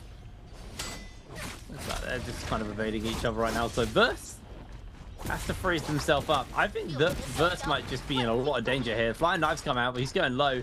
Wants to throw the ultimate down as Verse just going to dash away using that ulti. May have pulled AS out of the pit though. Yeah. AS has decided to lead the Roma Yang and come over the chase for a potential kill. Calls it off though, I think. Yeah, TT25 is going to go for that Yang, and then CDY going to opt to try and claim that purple armor. AS doesn't have purple armor right now, so there is a good opportunity that he'll be able to come away with this here. But it looks like he's not going to go for it right now. He is going to be able to find himself that blue armor, and just unlocking that area is going to take time. CDY going to try and jump back into this, seeing if he can unlock the Morris Blessing. He's just biding his time, waiting for the perfect moment to strike here, as he knows he needs to get in there. Mike, blue hung sword in hand. Oh, he's got the katana and the hung sword as his main two weapons right now. Ladies and gentlemen, if you don't know, the update has introduced a congeneric swap into the game as well, like you have with the staff and spear, as well as the pole sword and the great sword. You can swap between those weapons and unlock some very cool animation attacks, and it looks like Mike is going to try and do that with the brand new one, katana and hung sword congeneric swap. It's going to be interesting to see if we're going to get to see it here. Fireball is going to miss coming out of the open here, but we are going to see the double charge coming out. Tries to go for the one into the congeneric swap, but he's not going to be able to connect with it, as Arano going to try and go for those grapples here, flipping Mike up into the air. Let's see if it's going to happen here, ladies and gentlemen. He's going to switch over to the staff for the ultimate. He's going to try and get something to happen off with that ult here. He's trying to see if he can burn out all of Arano's moves, as he does have that knee to the face now, the flying knee. Going to stand on top of Arano, see if he can make anything happen. He can't do it for too long, otherwise his ult is going to run out. He's running out very quickly here. We are going to see now, able to avoid that though, catching up into the air. He does have that fireball off the cooldown now, as he is going to get caught by the second shield proc. I believe there is one more under Arano's belt. We are going to see that brought around into the extension, and Mike going to finish that kill off in such a stylish manner. That was a very nice pick up there for Mike, able to secure that victory. There's a purple sword inside the Roma Yang as well there for him, and he remembered to grab the Vermilion Bird's Might this time, so gonna see Ataka running around with that one. Gonna definitely be getting involved in the post Roma Yang scraps, although no one else with the Bird's Might has finished up their fights yet or taken their buff yet, so currently only player on the lobby with a Vermilion Bird's Might. Mike will be looking for those kills, as looks like other teams and other areas that were close to him. He's making his way over, just immediately wants to get in a fight. Looking over though, PXT and AS get themselves in a scrap here. Just playing this one nice and chill. PXT forced to go for the grey armor swap. After getting chunked out here by AS, and is now just going to be playing on the defensive, running away from him. Yeah, looks like AS just going to continue to give chase to PXT, but I mean, AS is about to run out of grapples. I don't think that's actually a worth chase for him at all. Taking a look now, Mike getting hit with a double charge from ASE's XY's pole sword right now. It looks like they are going to back off, jumping over. Mike forced to pop that ultimate early here, jumping over onto the spear. Spear being a more favored weapon in that Tarka ultimate, it seems, than your... Oh, Ballista coming into play. TT25 going to get the elimination with the Syro laser, and CDY just doing a great job of helping TT25 pick up eliminations there, as the Syra going to send Mike back to the lobby, trying to see if they can get anything done onto ASE's XY as well. We're seeing that V1 ultimate being used by XY on the Liam as well, taking away from the ball capture ultimate. We're going to be seeing him use that to try and create some distance between his players. Is now Frostivus on that Yang depletion, trying to see if he can make anything happen. TT5 giving heavy chase over is going to get himself parried into that jump LMB, and GG5 picking up a beautiful elimination with those gold fist blades. Frostabus is going to get himself fully eliminated from this game. It's a fight club down here. Everyone's scrapping away. Mike losing that Vermilion Burst Mike very early as well. It looks like he's actually come for a bit of a salty run back, seeing if he can maybe tidy up those kills. That Ballista absolutely decimating his health bar now. Zone's moving in, so players are going to be forced to evacuate the area, although Genuine quite happily just holding this high ground to see if he can find a Ballista shot onto anyone on the escape. As TT5 losing a fair amount of armor here, gets hit by the Ballista shot, and Edward able to secure the kill. Now Genuine lining up those shots, waiting for an opportunity to get that Ballista shot down. They're all quite low. Connects onto Edward. Edward's very, very low. Now looking for Arano. Arano forces the ultimate out just to try and stay alive. We see a Burst Mite getting popped as Arano gets the damage down on to 1. Just needs to get himself cleansed up. Shah incredibly low. Arano looking to finish this one up. Does Arano get the cleanse off in time? Yes, he does. CDY jumps into the pocket as Arano just going to play this one defensively. Heals up inside the zone. Switches back to his purple armor. And will make his way back towards safety as Mike is now looking to contest the next round with Yang. But he just got a lot of pistol shots thrown into him, and he's going to have to back off. Yeah, taking that much range damage is going to start to be a cause for alarm. As soon as you lose more than half of your shield, even while you're potting up, you know, it's going to be a dangerous situation to be in. So, you know, it's nice to see Mike being able to get out of there. We're going to take a look at the Realm of Yang fight between TT25 and GG Shaw. Shaw taking so much damage here with this combo. Look at that. F ability invested to prevent the damage, and it looks like the Dazzle is going to get avoided, but the long-range parry is going to come out.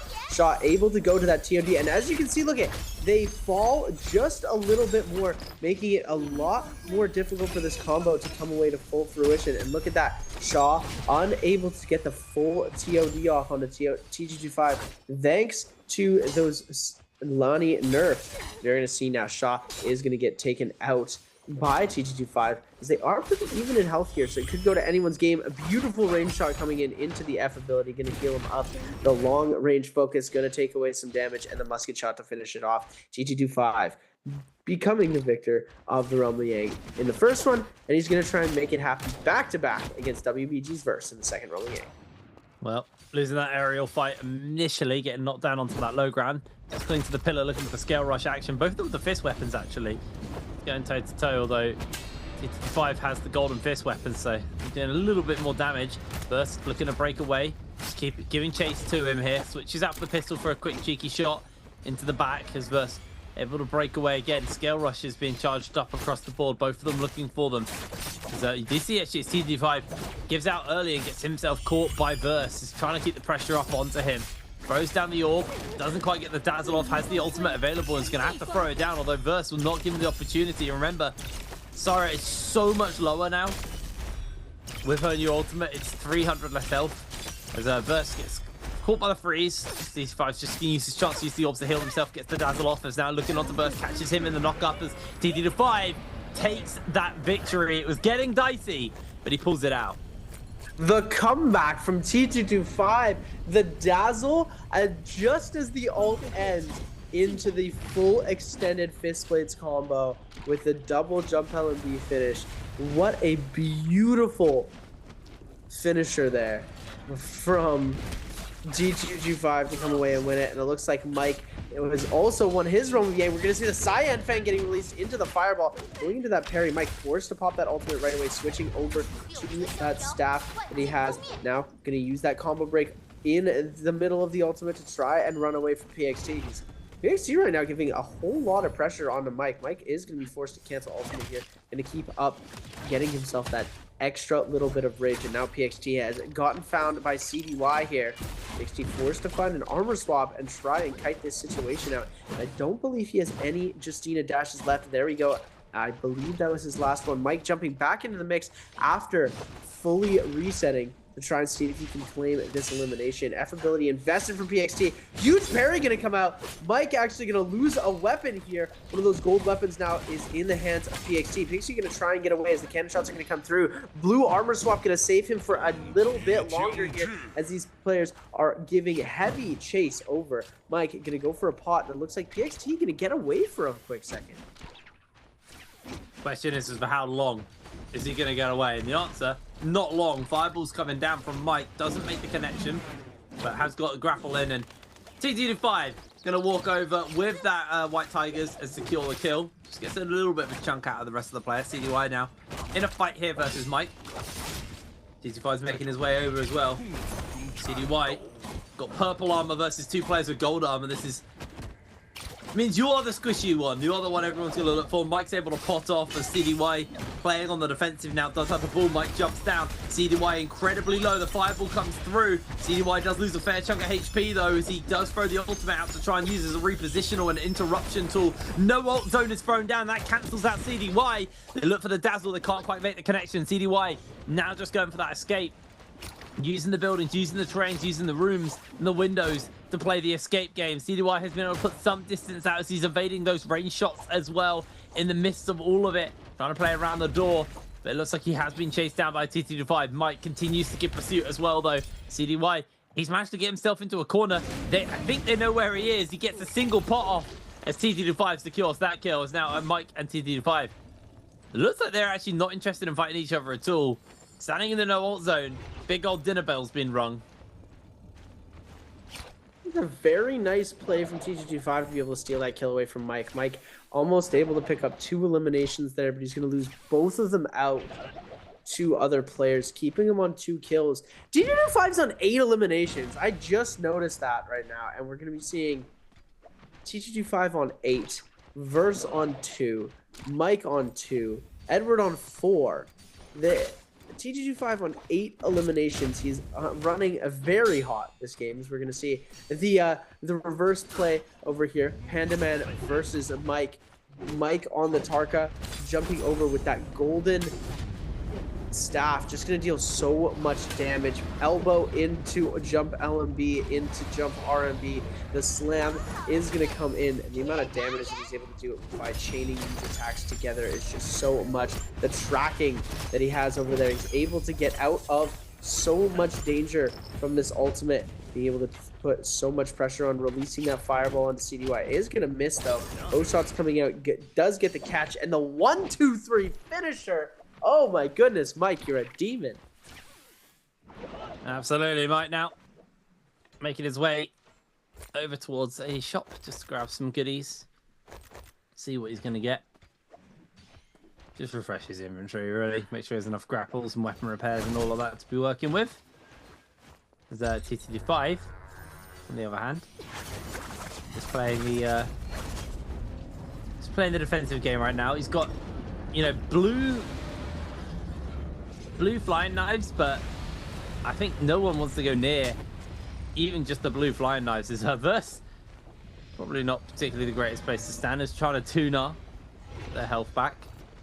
There it is, slowly but surely recovering.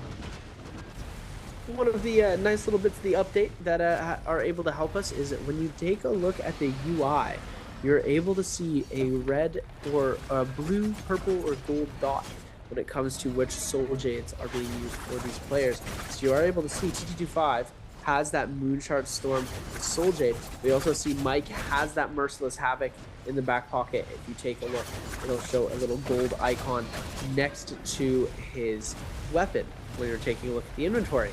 So it's going to be a little bit easier for us on the English side, English-speaking side, to be able to see which soul jades exactly that they have.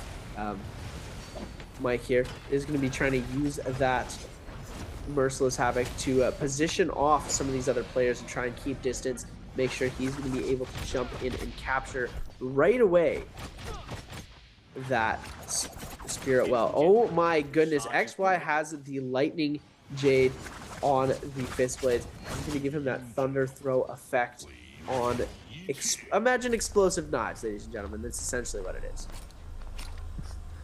Burst was thinking about stepping up, but I think TG5 also with the Moonshard.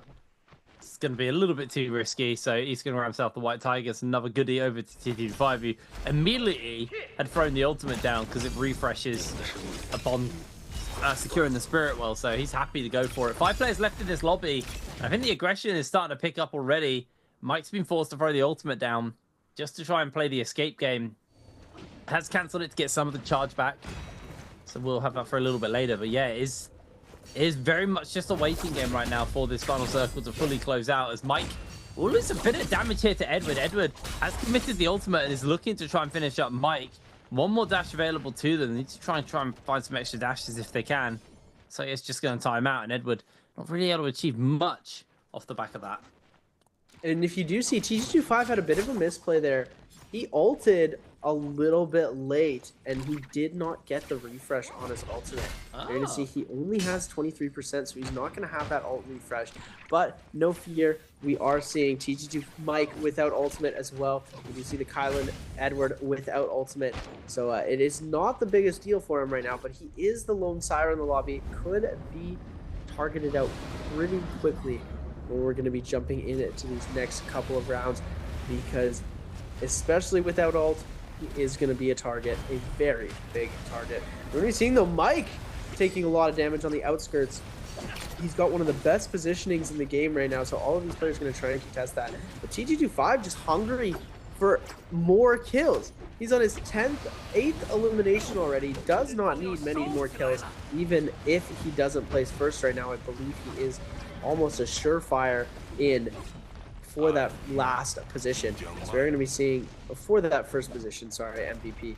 Back-to-back MVPs from TG25 is very, very possible right now, ladies and gentlemen. Yeah, very doable indeed. He's desperately trying to pressure out. And again, it kind of comes down to what we used to see back when Tarka did occasionally show up in games, is people just don't want to be dealing with the Tarka in the final circle. The no ult zone is popped. It actually covers half of the circle right now, so Bane's Breath, no ult zone, lots of kind of environmental factors to account for in this final circle. But still, there's only 4 minutes left. Mike trying to get some damage off here on to Edward. Edward just playing the escape game. It's going to get boxed back into the zone and into the no ult zone as well. So lose some of that defensive ability. Mike wants to make his way out. Edward hasn't got ultimate available, so he is very exposed as he jumps into the zone, taking lots of damage. TT25 with the musket, able to secure the kill, and we're down to 4 players now. Mike throwing the ultimate out. He's jumped into the zone, going for an armor swap, but if he goes too close towards that line, he's going to lose that ultimate for nothing. Just going for the reset right now. Mike is going to be able to pop back up and get all of his armor back as he's going to push pressure down onto TT25. But TT25 not going to really give him the opportunity. Nice parry comes in from Mike, though, denying TT25. And I think that might have been his flying knife, so he's lost the use of the moon shard. Mike with a lovely little parry. He's now just going to take the laser beams coming in from TT25. Time to get microwave. Trying to break away from those dazzles. Mike jumps into the zone. TT5 may look for the dazzle inside the zone onto him. Is going to get the damage off. Mike going incredibly low. TT5 also low off the back of this one. It's going to be a fight for who can hold on, who can fight. Mike gets some damage out. TT5 looking to get the pot off as Mike is going down, but they're finished up. It's a 2 versus 2 to close it out. Ultimate available to Zhang Yuan. He can look for the lockdown, and Verse, he is in a rough position right now. If he tries to step through that building, he's going to lose some tick damage there. Pistol shots coming out. The fight is on between the two of them. Knock up comes in from Verse onto Zhang Yuan. Zhang Yuan still got the ultimate, waiting to try and get the ball off, get that capture down onto Verse. He's lost almost all of his armor. He's now lost almost, there it is, all of the armor gone and a big chunk of his HP. Needs to throw that ultimate down, and he's coming out, but it might be a little bit too late. Catches onto Verse, looks for the freeze, misses the first ball. I think this might be Zhang Yuan in some serious danger. He's going to jump into the zone, try and look for the soul bloom to stay alive, but it's already gone, it's already cleared. Verse takes the kill, but I'm pretty sure that's TG5 who takes the game. Yeah, there's no way TG25 isn't winning that game on 9 eliminations. Unfortunately, was not able to take it all the way to the very end and get himself that first place multiplier. With the amount of eliminations he had, he could have had that 12 kill finish, but getting himself into an extremely aggressive face-off with Mike near the very end there, it was not the position that he necessarily wanted to be in, but he does end up there losing out on the extra eliminations, but 9 kills and a 3rd place finish. Nobody's complaining right now. Back-to-back MVPs from our boy T225 on Team YZG. What a phenomenal play from him here. Yeah, really, really big game from T225. I'm sure he's sitting very, very happy with himself off the back of that one. As all players are making their way backstage after this game. We get a small break now before we head over to Morris Isle for Game 3. T225 got a lot of momentum already picked up, and Mike definitely a better game 2 for game 1. Game 1 he got evicted real early, getting the game of the Taka around, and that's the latest we've seen Ataka survive so far. So, you know, great for him. I can't make my mind up on the Taka. I think it's a bit too early. Like, I think it's obviously way better than Taka was, but is it actually, like, is it better than this ACOS is the question? Because it's clearly not, like, a meta-defining pick right now. You're not seeing it, like, as high priority as the Lani, the Sheol, or the Liem. But, here's the big but. ACOS has kind of been that kind of default, like, ACOS-esque character that you've been picking up for as your kind of like as your off-role pick, basically, or off-meta pick. And Mike has looked incredible on that ACOS. Really dominant on the ACOS so far. So the question for me, Fools, is Mike better? I know you're a fanboy, so your answer's going to be biased, but in my opinion, I still think the ACOS is probably better than the Taka right now. It's exciting seeing something new and fun, I'll admit, but I do think the ACOS is definitely better right now. I'll give you that. For the class of heroes, you know, you can classify Tarka and ACOS very close together when it comes to how their play style. You have, you know, a buff movement. You're able to run away a lot faster with them. You have kind of similar moves in attacking. I do think that ACOS is a little bit stronger at this point because these players haven't been able to take the time to really lab and work out exactly what how they're gonna be playing this Tarka into the new meta. I think that Tarka is still viable though.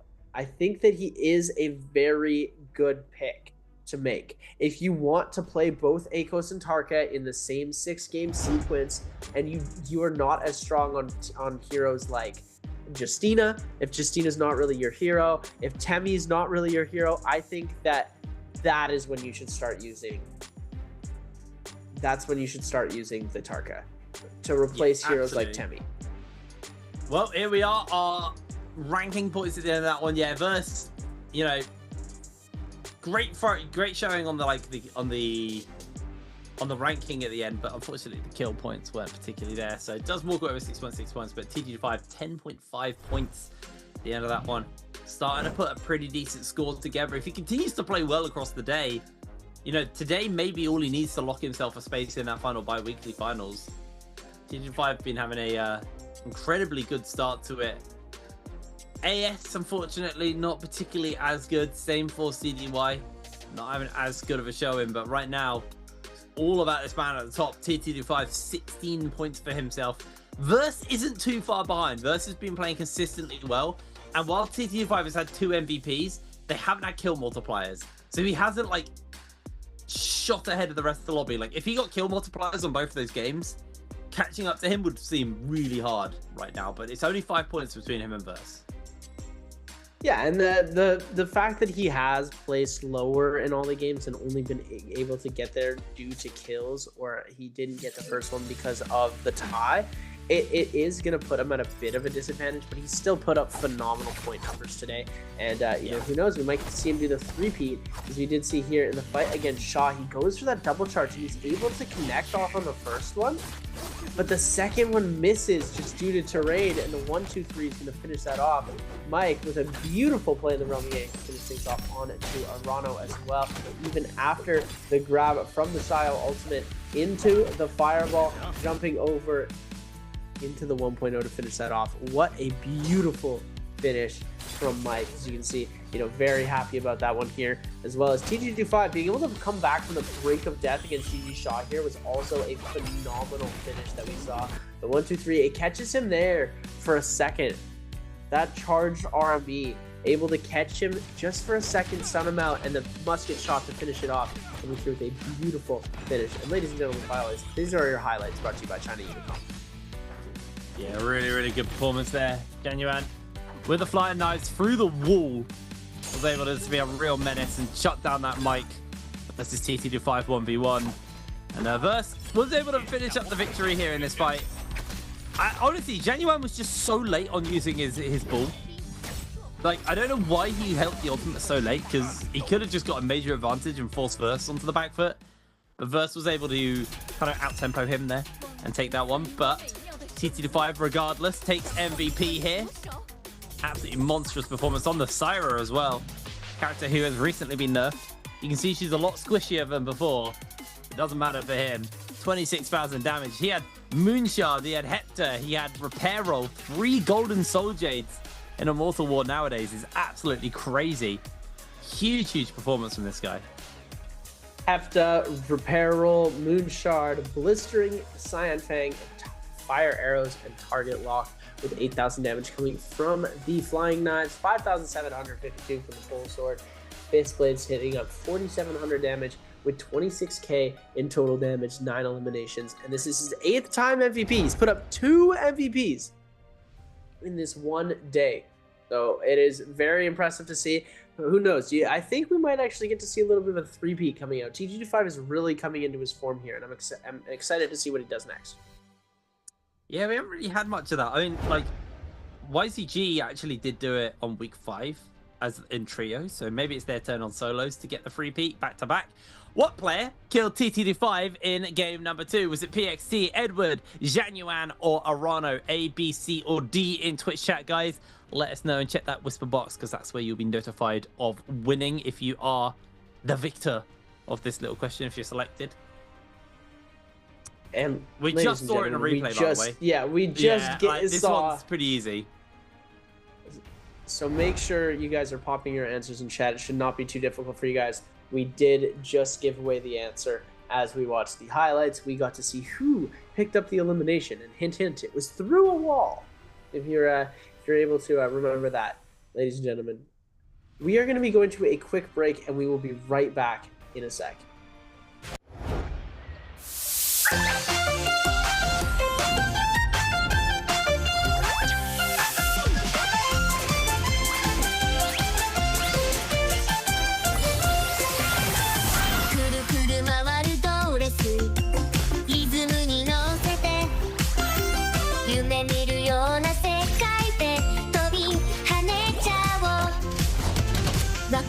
するステージ視線を集めてキラキラした瞳でさあ遊びに行こう一緒にいればもっと輝けるよピカピカ光るステージで君だけの物語ぽよぽよなリズムに乗せて弾けようよどこまでも広がる空勇気を持って進もう君が主役のストーリーさあ始めようこの瞬間が宝物だよキュンとするでしょ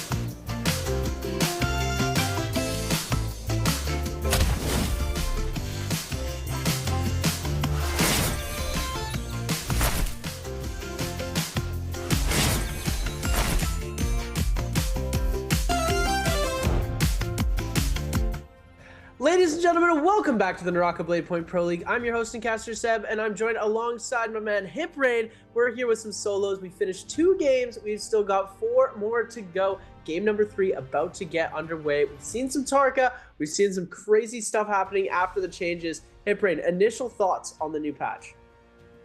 There's a lot. I think Syra's not as good. I think that's probably the biggest thing for me.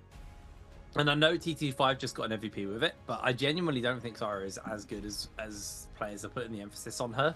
The lack of extra health is genuinely quite impactful. You're seeing when Syra's ult ends, like they're coming down with absolutely no health. Like it's a significant change. Just like what 300 damage or 300 health you're missing now.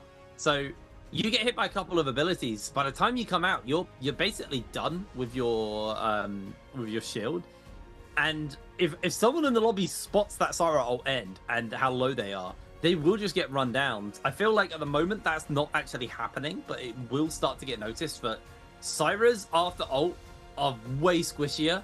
So yeah, there's all this Tarka stuff. There's all the flying nice changes and changes to Lani and everything, but I really feel like the big one for me is genuinely this this Syra one.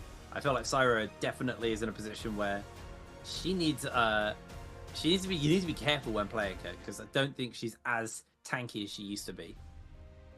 Yeah, I think one of the big advantages to playing a Syra was the fact that you just had so much more HP and you had so much value coming out, compared to now when you come out of that ultimate, you're losing so much HP and value, so you're not getting to see that as often, and it really is showing the fact that you're coming in as Syra and you're just losing so much HP coming out of that ultimate. And these players are going to start to recognize that as the games are progressing. They're saying, hey, I'm getting extremely low coming out of the Syra ult, which means the player next to me who's playing Syra is also experiencing the same thing. We might not get to see these Syras come out as often. It could get brought out of play, but I think right now Syra's still in a good, comfortable position to perform really well, and we are going to be seeing a little bit more of that in the rest of these games.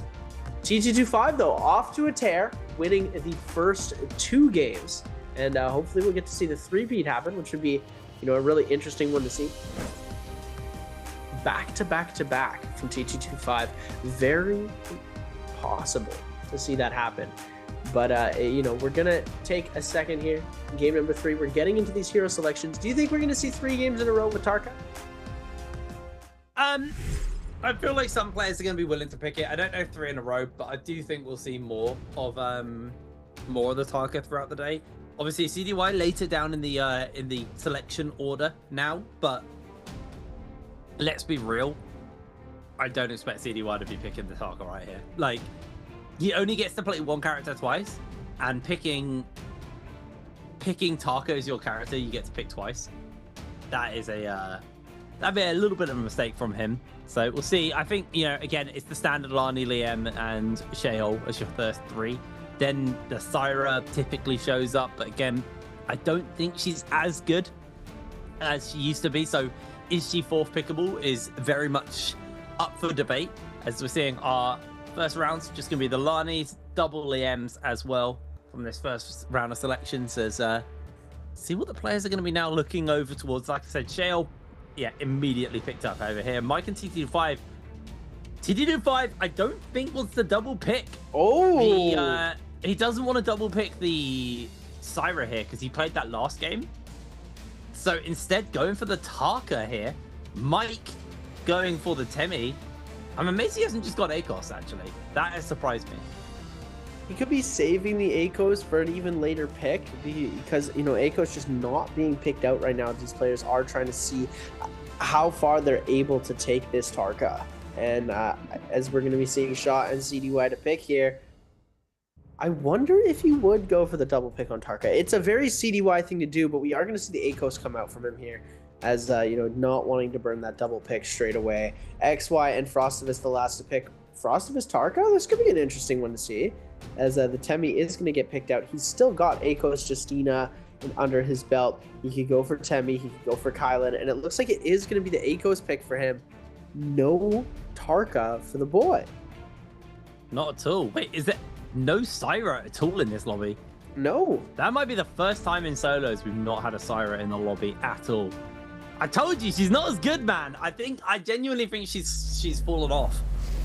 That the amount of damage, the amount of health you get from the ultimate, now being 1200 instead of 1500, does sting. It really does sting. Makes it significantly more squishy, but have a look at the loadout, see what people are going to be rocking. I was surprised to see Ataka so early in the lobby, but like we said, we obviously didn't want to see a double pick of the Syra. I think TT5 would rather double pick something like a Lani or a Sheol or something, which, you know, one of the S tier picks. Let's see, As, what is it where's be? Ataka?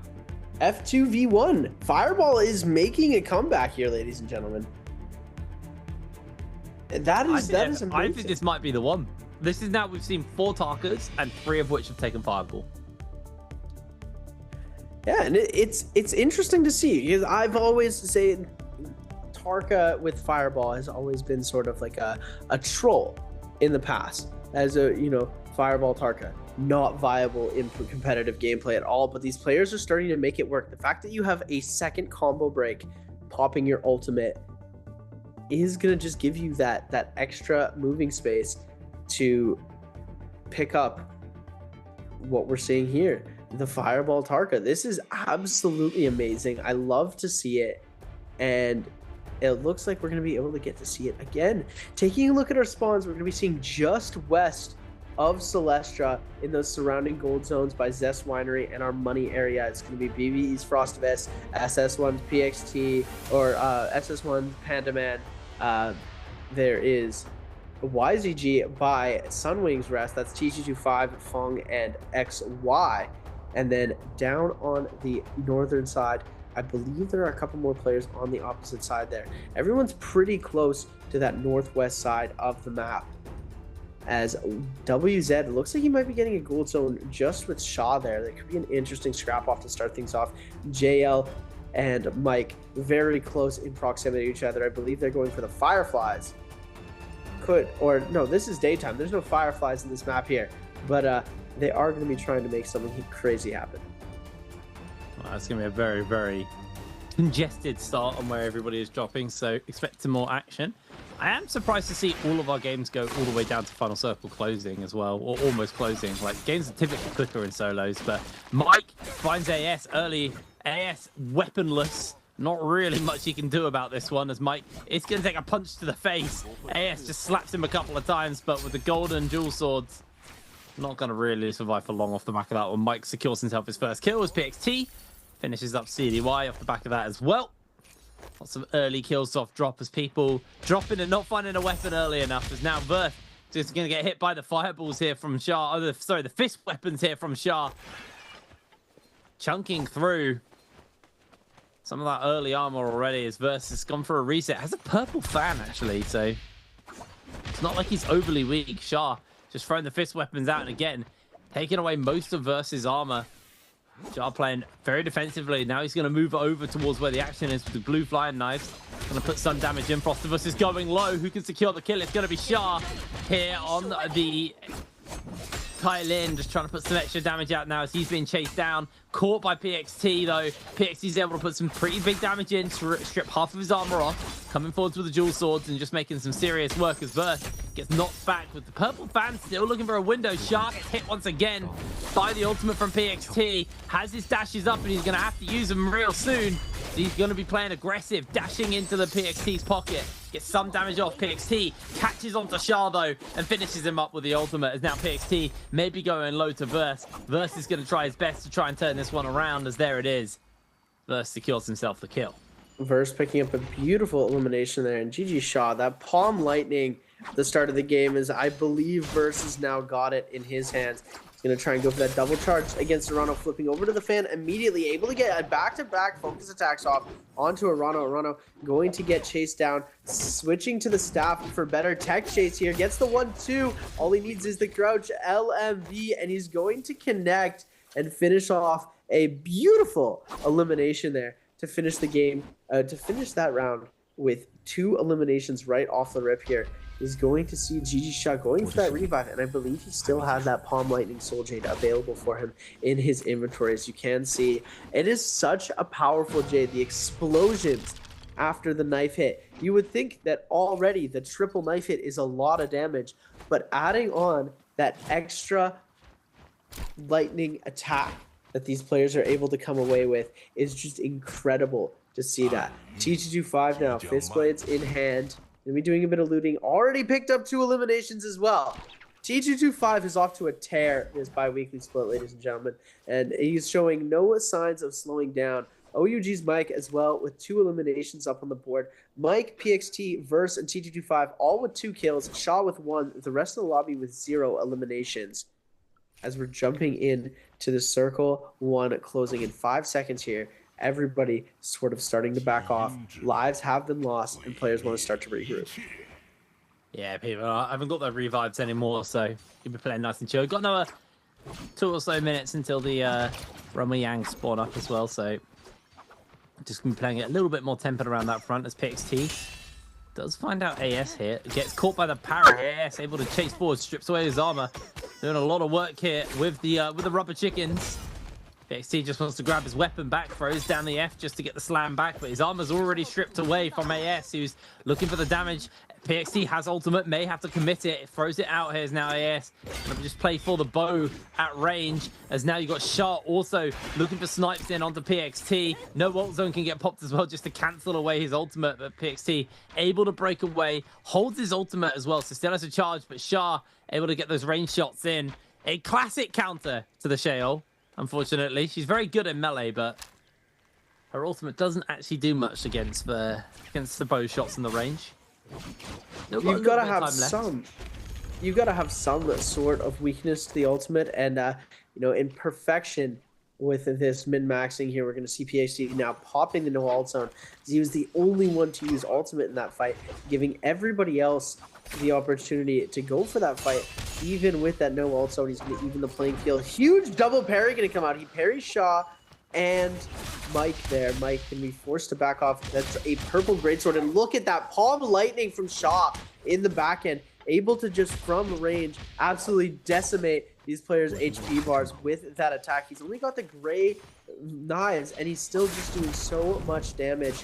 Parry is going to come through, is not going to be able to connect though. Mike forced to pop the ultimate and jump into that no ult zone. We're going to see the Cyan Fan coming out from those purple dual blades, and there you go. JL's AS picking up the kill, but GG Shaw doing a really good job at getting that extra HP down, and he almost had it with the palm lightning there. It is such a powerful Soul Jade. That thing needs to be nerfed. Look at how much damage. Those are gray flying knives, ladies and gentlemen, and that's half shield gone after 1 charge. That is absolutely huge. Need to see that parry coming in. AS though, he's not giving up onto Shah. You know, Shah is somewhat defenseless here. Finds him, gets the knock-up, gets the knock-back. Fair amount of damage to him. Shah probably just making his way towards the zone. Wants to have that ultimate available to him. Now AS loses so much damage. Flying knives are now damaged though, so does need to find the repair off if he can. Just continues to throw those forwards onto AS. AS comes in with a bow shot, strips away some of the armor. AS is going to be able to get a pot off and get that armor back. Same for Shah. Shah probably wants to repair the weapons if he can. Just continues to pot as he takes bow shots. AS actually now has the advantage on the health bar front. Shah continues to try and get those pots through, but going to find the opportunity. They're going to chase him once again.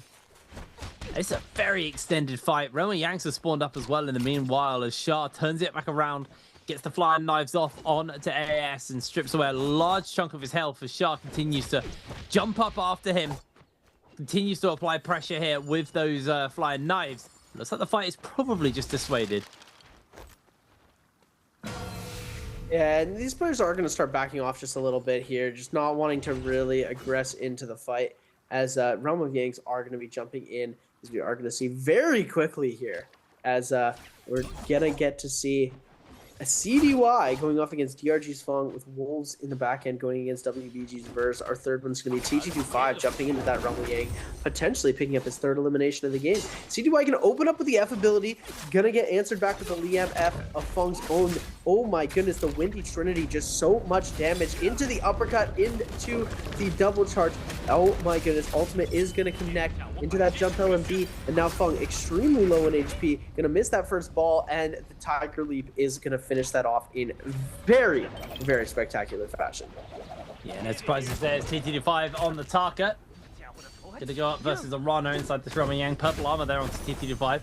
Just dropping down onto that low ground. Gets the fireball off. Has the ultimate available as well. So he's going to do a lot of damage over. Catches into the potential knock-up infinite here with the spear. Doing so much work. Arano's forced to throw out the ball as he doesn't even need to commit ultimate. He just absolutely smashes him. Yeah, just so much pressure onto him in one moment. He doesn't need to ult. All he does is holds his position and lets him know, I am going to take you out. The jump LMB from the staff going to finish off that elimination, and we're going to see him come out victorious. 3 eliminations already, and he's letting players know that Tarka is you're able to play Tarka in the Nbpl now, and you're able to get eliminations. It doesn't matter what hero he's on. He could be on the most nerfed hero ever. He could be playing Hottie right now, and he could still be successful. I think you've been a little bit too generous there. Yeah, the last one, that character sucks. Yeah. I've actually seen Hottie. I forgot about Hottie as a character. That's how long it's been. Yeah, Hottie just has lost most of his viability in the game just due to the fact that he can no longer heal in Ultimate, and you know, it has just become a completely unviable character. One of the big uses of Hottie was to be able to just ult and fly away, and your opponents are not able to catch you. It would have been nice to see a meta where we see both Syra and Hottie, because they are decently similar heroes. That would have been absolutely abysmal. This would have been way too much to stay in. As PXT and Arano taking a fight versus one another. Ultimate still available there for PXT. Does let's get a little bit of a jump away. Caught out by PXT. Arano losing a fair amount of HP. Just use the ball to try and reposition. PXT still has one more catch onto Arano. Is able to connect it. Rano still feeling comfortable to take this fight though, knowing that they're both low, still has the ball to work with. That's TXT using the F to Australia life. Shah has made his way forward to Rano, able to secure the kill regardless though. Shah trying his hardest with those flying knives to get the damage off onto him. Looks like he's missed out on that one for the second though, but Rano making a run for it. Will be jumping down onto that low ground as Shah will continue to chase. Doesn't want to get into Water Wheel Crush territory, unfortunately, which I also think is probably good. A wheel play would be funny right now, but not funny for the player who does end up eventually getting hit by that, if that is the case. You're going to see Arano is doing a very good job of kiting this out, though. GG Shah switching over to that purple Hung Sword just for that extra bit of movement tech that we're going to see coming out from him here. Arano doing a very good job of staying away from all of these players, as he is going to be able to find himself the escape right now. I don't know if Shah saw where he went, but Arano is going to be able to get himself a bit of a reset here. Shah has found out where he is, does have that Palm Lightning, so we could see a little bit of a damage through the wall, as Arano is going to be losing a little bit of HP to the zone every second he stays in there. And it looks like he has found himself an escape, and GG Shah backs off. Yeah, I think Shah's decided he doesn't want anything to do with that fight. Just going to break away. But the thing is, Arano, he needs to keep going. He's got 1 minute 15 left on this debuff. Catches a parry onto Shah in the face there. Shah gets sent back in there. Shah now looking for that uppercut onto Arano. Rano losing a fair chunk of armor, but Shah still a little bit lower. Gets another parry. It's Shah's time this time. Catches the aerial parry onto Arano. Strips his armor off of him. Shah gets parried in response as well. Both of them just dropping weapons left and right. Arano, 50 seconds. He has to get one more reset off and then finish Shah up. But if Shah gets a full reset off as well, that's going to make this even harder for him. Arano, I don't think you're going to be able to do this, mate. The flying knives are causing too many issues, as now in comes Zhang Yuan. Arano getting caught in the aerial. Has to use the F to back off backwards. 35 seconds left on the clock. And I think Arano maybe a little bit cooked at this point. Throws out the bow shots. Looks for the bit of damage onto Shah. Shah able to knock him back and just continues to throw the flying knives out, but he's also getting flying knifed in his own back as well. Shah's committed ultimate. Arano is going low, and I don't think Arano is going to be able to survive for long, although Shah may find himself a victim of this fight as well. Sandstorm breaks out here from Zhang Yuan. Arano will be timing out any second now. Shah will fall, and Arano, did he cleanse himself? No, he didn't. Not in XY is time. going to claim Missed both it. blooms. Oh, that was so close. Unfortunate for Arano there. As ASC's XY going to come in with a perfectly timed tumult ultimate and be able to take away any chance of survival. That Palm Lightning is such a tragic Jade to come against, as we are going to see here. It looks like we've got a bit of Jadery going on with T225. He's got some bow Jades. He's got a lot of purple Jades in his inventory as well. Mike, as we're going to see, he does, I believe that is Thunderstorm for the Katana, and I believe that's also Sap that he's got in the back end here. We might get to see the generic swap coming out. I know he tried to do it earlier, but it is a very risky thing to throw out, especially with players who are able to claim prio very fast over top of you. XY now with the blue flying knives is going to just try and claim as much of this loot as possible. Fong able to grab some of it away from him, and it looks like they are just going to back off. Mike, the only one in the realm of Yang so far. T225 does have one of those Yang portals all to himself, so we're going to see T225 versus Verse and JL's AS versus OUG's Mike. I can't wait to see if Mike's actually going to be able to pull off this generic swap, because if he is going to be able to do that, it is going to be a really fun one to watch, as we are going to be seeing now all of these players starting off the fight here. Is now Mike forced to pop F almost immediately, as he's trying to get this generic swap getting underway, and he's able to get the catch into the combo. Let's see him try and make it happen into the Thunderstorm, into the generic, but he has to dash out, is not going to be able to get the generic. F already backed up. Ultimate is going to get dropped now to try and counter out this fan attack from JL's AS. Mike going to go for the heal, trying to send that Wisp out a second time here. It looks like he's not going to be able to connect with it on to JL's AS. He wants to try and hit this generic swap though. It would be beautiful to see him connect with that. And look at that. He's able to double dodge out here of the combo. He's going to catch him. Oh no, the Thunderstorm gets himself parried here. And now the weapon swap in, and Mike is going to go down. I feel like Mike outplayed himself. I feel like he was so focused on trying to do that swap that he just ended up playing himself. T225 inside the realm of Yang here versus Verse. And a very close first-person perspective on this fight as Verse trying to escape away. There's still one fireball left to T225. He needs to try and make the connection onto it. Verse is able to step away from that one, but the refresh as the ult time off does hit. Let's do a little bit of damage here as Verse tries to continue to find that opening onto T225. He's now just playing the scale rush game, playing some escape, buying some space away from Verse. Catches onto him briefly there. Looks for the ball. Looks like he's going to try and throw a fireball down again. Again, if T225 gets caught by that ball, he is donezo. There it is. Down he goes. Unfortunate to see T225's Rain taking a little bit of a halt there, as WBG's Verse able to pick up a really nice finisher onto T225 there. And now YZG going to be forced to cleanse that Yang depletion. Hopefully he'll be able to do it pretty quickly though, because he does need to get himself that bloom if he wants to go for the 3P. Verse though on an absolute tear on the Liam gameplay right now. He's on 5 eliminations. He has the buff right now. He's got gold in his hands as well. He's going to be able to do a lot. Gold flying knives. That dagger trying to make something happen. It's just those knives are too good right now. So we're going to be seeing him trying to make this play, make something happen. It looks like it's becoming a little bit more difficult for him. Yeah, both players just backing off the moment. T225 pops the F, misses it unfortunately onto Verse. Verse is just continuing to play the escape game on the side of the Buttery Rocks. Going to be causing some issue here. T225 catches the knock up, gets some damage off Verse. Did he just throw ultimate out? Couldn't see exactly what he's done. I don't think he has. T225 still has his ultimate.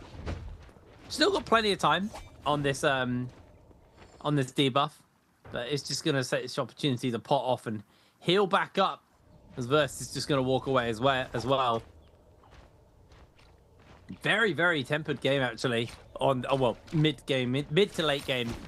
A lot of players already eliminated. It was a very explosive start to this Morris Isle. But with 2 players running around with that debuff, Mike and T225, you know there's going to be some more action. You know we're going to be going out of 5 fairly soon.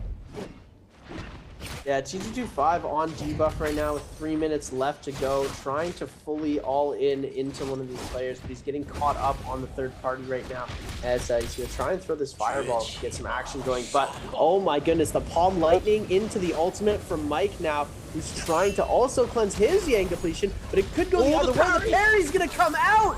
Mike getting the bloom, he's going to get the cleanse, and he's able to get out of there thanks to the Temi ult, but he's so low in HP, he needs to get away from here as fast as possible. Fung not wanting to give up the chase though. Mike able to find himself a couple of pots. He's going to be able to get half a reset off, but the team and the rest of the lobby is still hot in pursuit of the chase. Yeah, caught by the grapple, Verse dashing forwards with those flying knives. Mike trying to make the escape, but I don't think it's going to be enough. Verse is having an absolute killer of a game. 5 kills under his belt.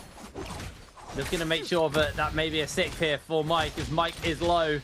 Throws out the F just to try and buy some space. Has got one person who can get caught up by the Wisp, but I don't know if that's going to be enough to turn the attention off of him. He's just desperately trying to provide some space for himself right now. Mike, he got the cleanse out, but at what cost? Down he goes. Verse secures the kill. Verse picking up his 6th elimination of the game, and it looks like it's his game to lose right now as AS, Fung, Frostivus, and XY all with less than 2 eliminations. Frostivus, Fung, and XY with 1, and AS with 2 kills under his belt.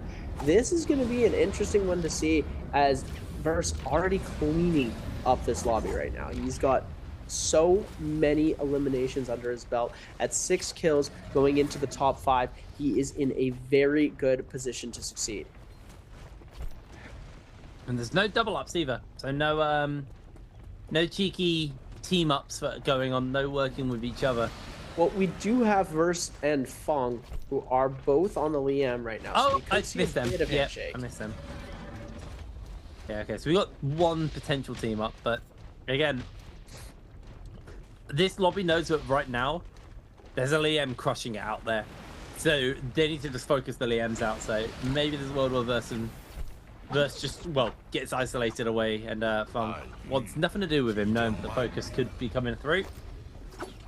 Verse, golden weapons, golden armor, absolutely terrifying. As Jianyuan actually chasing forwards, Fung's made his way over as well. Most of the lobby are here. Everyone's just playing it very, very tempered. No one wants to fully commit onto anything yet. All 5 players actually in the area. It looks like it's a 3v2. As, oh no, that's why Spirit Wells up. I was wondering why the lightest of scrimmage was drawn so weirdly. Everyone's looking for that. Spirit Wells, Verse jumps in forwards, does get himself caught by quite a lot of damage. Jianyuan actually with those fist weapons. Verse is low. Could find himself caught out here, has to throw the ultimate down, gets the ball capture off, but he's found himself in a position where he may just go down.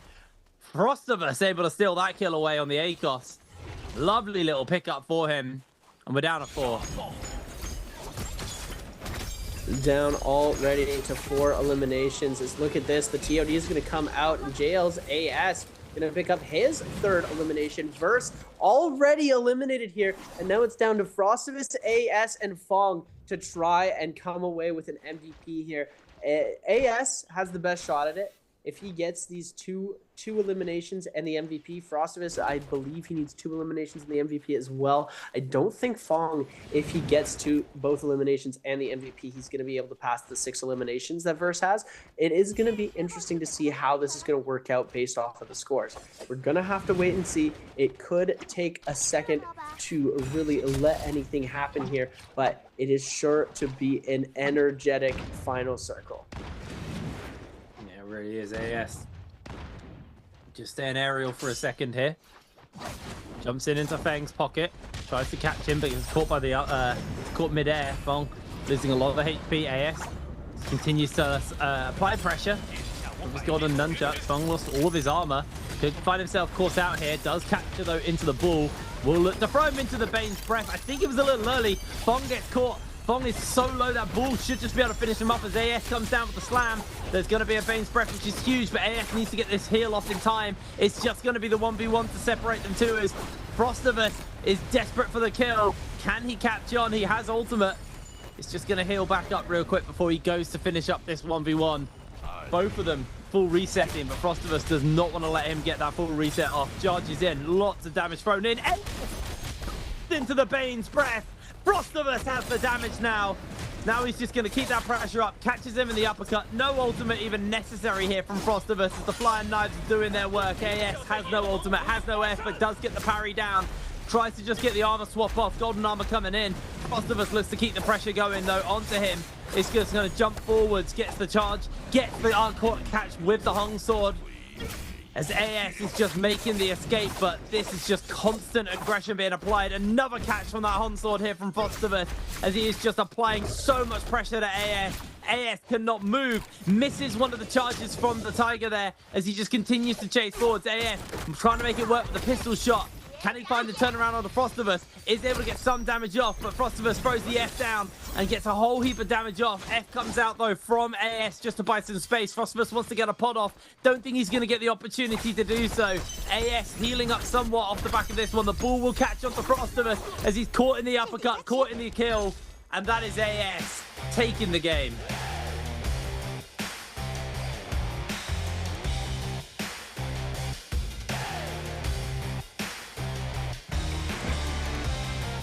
I think Seb's muted, so I'll waffle away while he does that. Oh, thank you. There you go.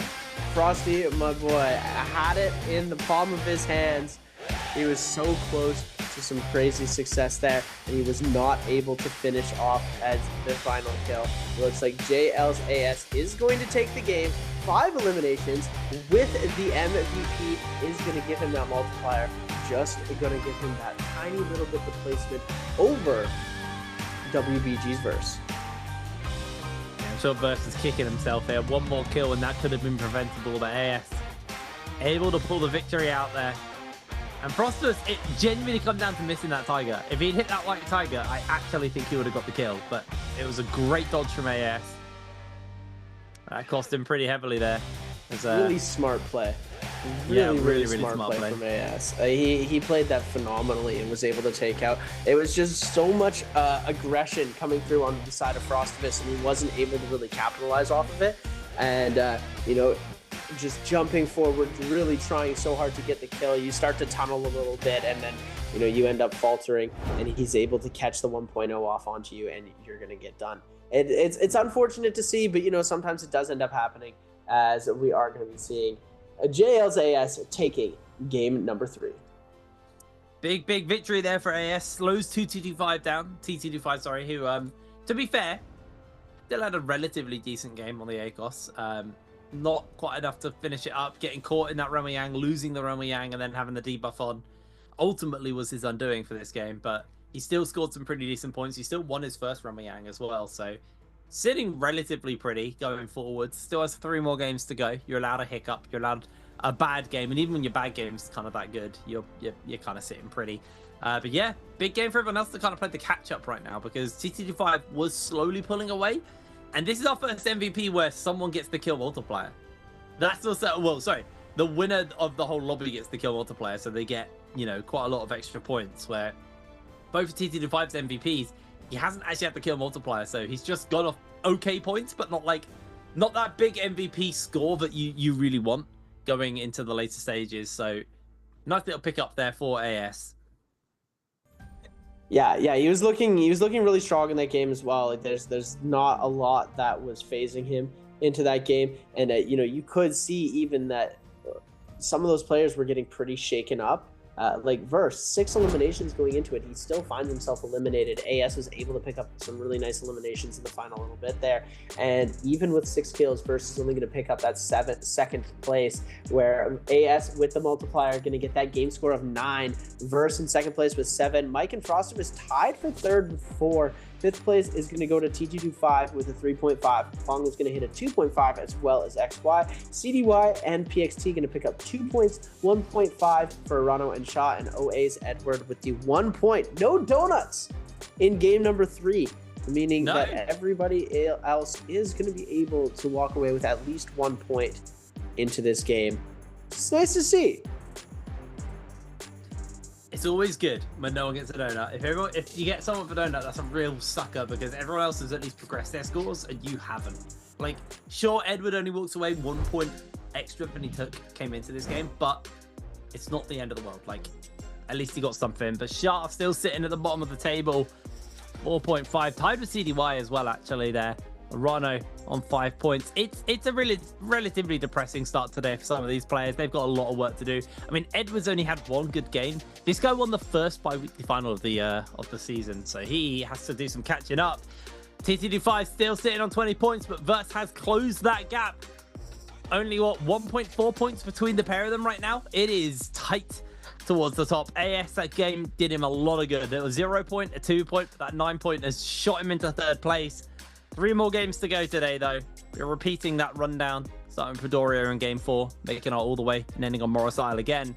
Can TT5 secure a significant enough lead where he's not that concerned about the likes of Verse and people? Yeah, it's interesting to see. You know, Mike. Speaking of Mike not having one of the greatest games, like, he's still able to put up a lot of points early game, and we're seeing him perform extremely well, but we're not getting to see too much happen from him into that late game. Verse having a really good start to the day, as well as TT25 in that first Yang. He was able to come away with a victory here, as we're going to see. Not even forced to burn that Tarka ultimate. He's able to take Arano out with one final overhead slash with the staff. He's able to come away with the win. Doesn't even have to use ult. You can see he's happy about it. Mike having a little bit of an unfortunate circumstance against AS. He's gonna get caught in an uppercut here. Mike almost able to make that happen, but then the parry into the grapple bump restand into the jump RMB, and Mike is gonna get taken out here. Mike did a very good job of securing this elimination as well, but T225 gonna get the kill. Mike gets the bloom, but then he ends up going out pretty quickly here, and then Verse is gonna get caught up. Frostivus with those palm lightning flying knives. It just so much damage. Frostivus able to pick up the kill, and you can tell Verse not too happy about that. AS gonna get sent into the Bane, and look at this. Frostivus so close to picking up this elimination here, as he does get himself eventually eliminated. But an AS able to bring it back. It's that Lanny ultimate. The jump there was his downfall. As soon as you jump fighting against the Lanny, you're going to get caught up with one of those balls, and you're going to get knocked into the air, and there you go. Nails AS, #1 MVP for game #3. Really big. You've seen the power of the flying knives with the likes of Alani. Keeps you at just a mid-range for the whole fight. 17,000 damage. I don't know where I got 20 from. 17,000 damage coming out from them. 5 kills at the Raising Sky Pillar, Thunderstorm, Cyan Fang, Advanced Hill, Palm Lightning, and Velocity Untold. AS just looking very scary there. And I believe, though, that Palm Lightning came up a little bit later. I think you took that off someone. I think it was Verse who had it, right? I can't remember. Even so, really big game coming in from this guy. AS able to bring it back, because there was a moment where it got a little dicey for them, but they brought it back, and they look really solid here on the Lani. Moving forwards now, hit the halfway point. It's time for some of these guys to really define themselves and their position on the table at the end of the day. Yeah, it's a good MVP. It's his second time MVP in the whole split, the spring split of 2025. It's only his second time claiming that MVP. We usually see AS closer to the bottom of the scoreboard, so it's nice to see him succeeding for a game. And, hopefully he's going to be able to keep up the pace for these next couple of games. I was really rooting for the TT25 MVP on Tarka there, but, unfortunately we didn't get to see it. Verse still with a strong game in second place overall in points. Mike following closely behind them, but still needs a lot of ground to make up if he wants to get that top spot away from these top 2 players. Yeah, well, we're going to pass it over to our interview after this, and then we'll be back with games 4, 5, and 6, so we'll see it in a moment. Ladies and gentlemen, welcome to the post-game interview. This is Jaeger, and now we are I'm standing here with Asha, and let him say hello to our audience. Okay, 那阿莎先跟观众朋友们打招呼吧。大家好，我是成都积极的阿莎。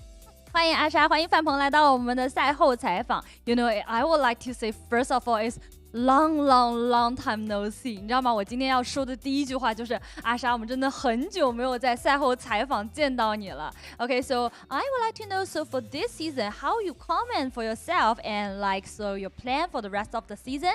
那我这边先问一下，那目前阿莎对于自己这个赛季目前到现在的自己的表现，觉得自评是怎么样，以及接下来就是自己的一个目标和规划是怎么样的呢？表现感觉就是这几年打下来是最差的，感觉我做周决都进不了，我只想进那个复活赛。那这样的心态下面，会不会压力给你特别的大呀？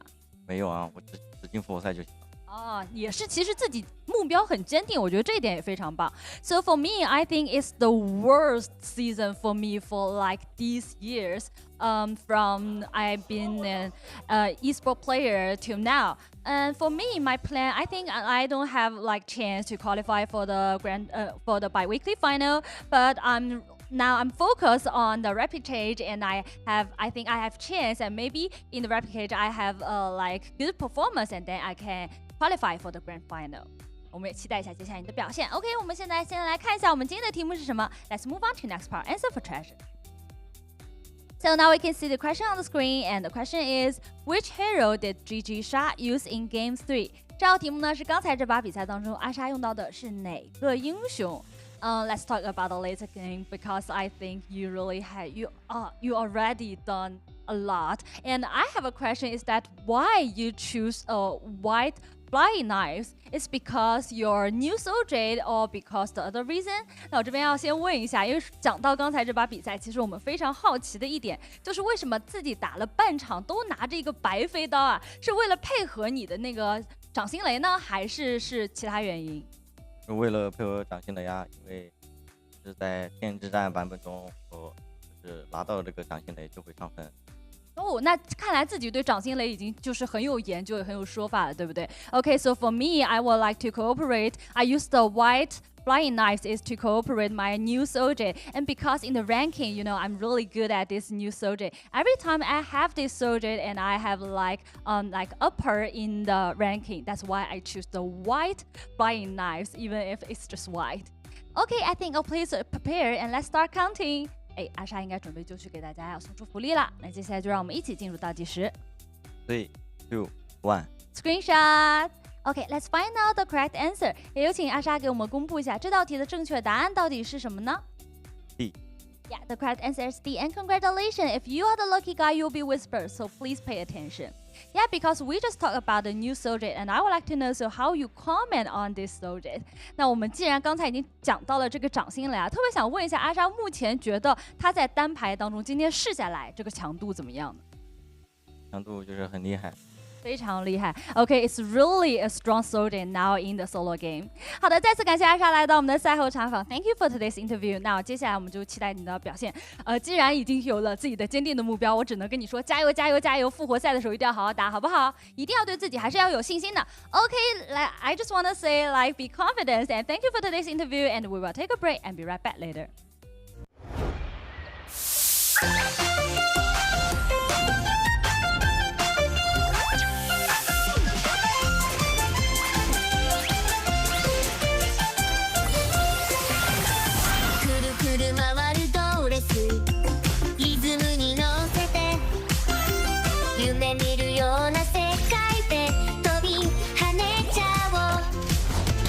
ワクワクするステージ視線を集めてキラキラした瞳でさあ遊びに行こう一緒にいればもっと輝けるよピカピカ光るステージで君だけの物語ぽよぽよなリズムに乗せて弾けようよどこまでも広がる空勇気を持って進もう君が主役のストーリーさ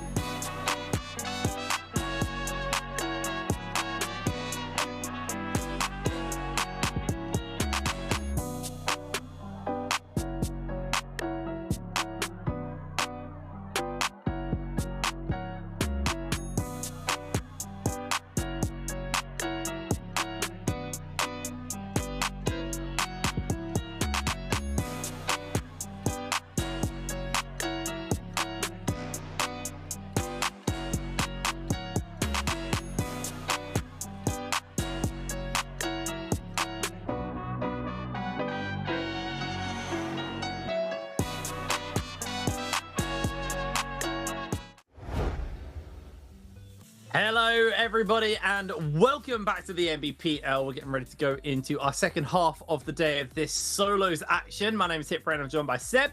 Getting ready to go into what has been a fairly exciting day. You know, changes to the likes of Lani hasn't really affected her. The rework of Taka has actually given him some viability within the meta. Syra seeming to kind of be less impactful than she was before. I'd be excited to see what this change does to trios for her as well. But that aside, how are we feeling about the day so far, Seb? I am loving it. Double win from T225 in games 1 and 2. We're seeing some very healthy integration into the meta with Tarka. I think that Palm Lightning, the Soul Jade that we're seeing being utilized and abused by lots of these players on the Flying Knives, is extremely overpowered. We got to see the new uppercut, enhanced uppercut slash from the Hung Sword coming out from Frostivus there. Wasn't able to catch it in the end. He wasn't able to come away with the victory in game number 3. That did go to JL's AS, who had a beautiful catch with the Lani ultimate and was able to come away with the victory there. But we're going to be jumping into game number 4, which means we're back on Predoria as far as the solos rotation goes. We play all 3 maps, and then we just play them all again in the same order we started with. So Predoria, Hollerath, and Morris Isle to finish us off. And going into game 4, I have a lot of hope for our Tarka players who are going to be coming into this game. I hope we get to see at least 1 or 2 more coming out here. You know, we've seen 1 at least in every single game, and I think it's time that we're going to start seeing a lot more coming into this, so I'm super excited. Yeah, I think it comes down to like the kind of the ability of the player as well. Like, I feel like we've seen Mike, we've seen TT25, we've seen obviously ZDY, we've seen Zhang Yuan run it. Can't remember who else has run it so far, but I feel like that character suits those kind of players, right? Like, not every player is going to be a Tarka player, because not every player was like an ACOS player as well. Like, you're going to see people who will just default to like a Justina as like a later pick if they have to. I still think, like, as much as I don't think Syra is as good as she was, I do still think that we'll see players kind of default towards Syra as well. Just, I mean, this rework hasn't been out long. The players haven't had that much time to get their like to get grips with it and kind of get comfortable playing it. So I'll be interested to see who has got it down or who's ready. This is what I was talking about at the beginning of the day. I feel like new weapons are picked up very quickly by the players. But new characters, new heroes are sometimes a little slower. The players, they take a little bit more adjusting to pick up a whole new character.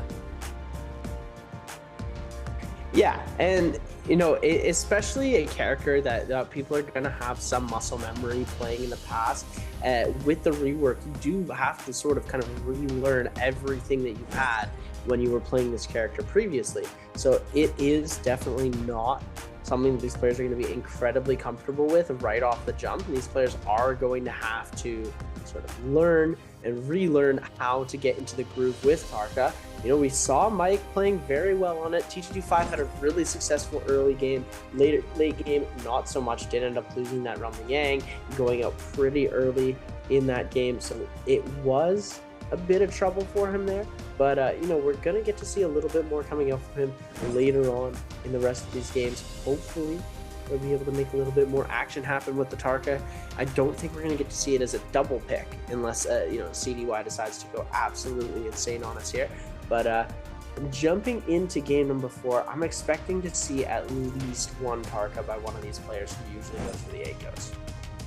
Yes, I think that's probably going to be the case here. As right now, it's just a quick look at the players who will get themselves all set up. Here we go. Hero select underway.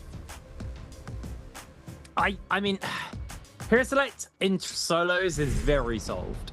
This is the one thing I have versus solos and trios. Like, my love for trios comes from the fact that I don't think like the hero pick is quite as solved.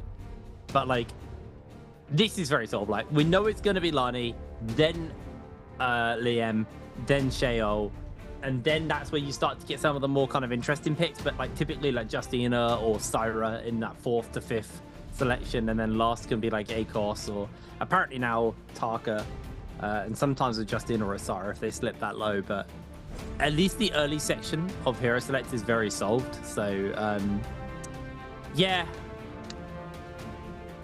see if these players have got anything else. Nope. Nope. That means we're going to see Liam here. Liam, Shayol.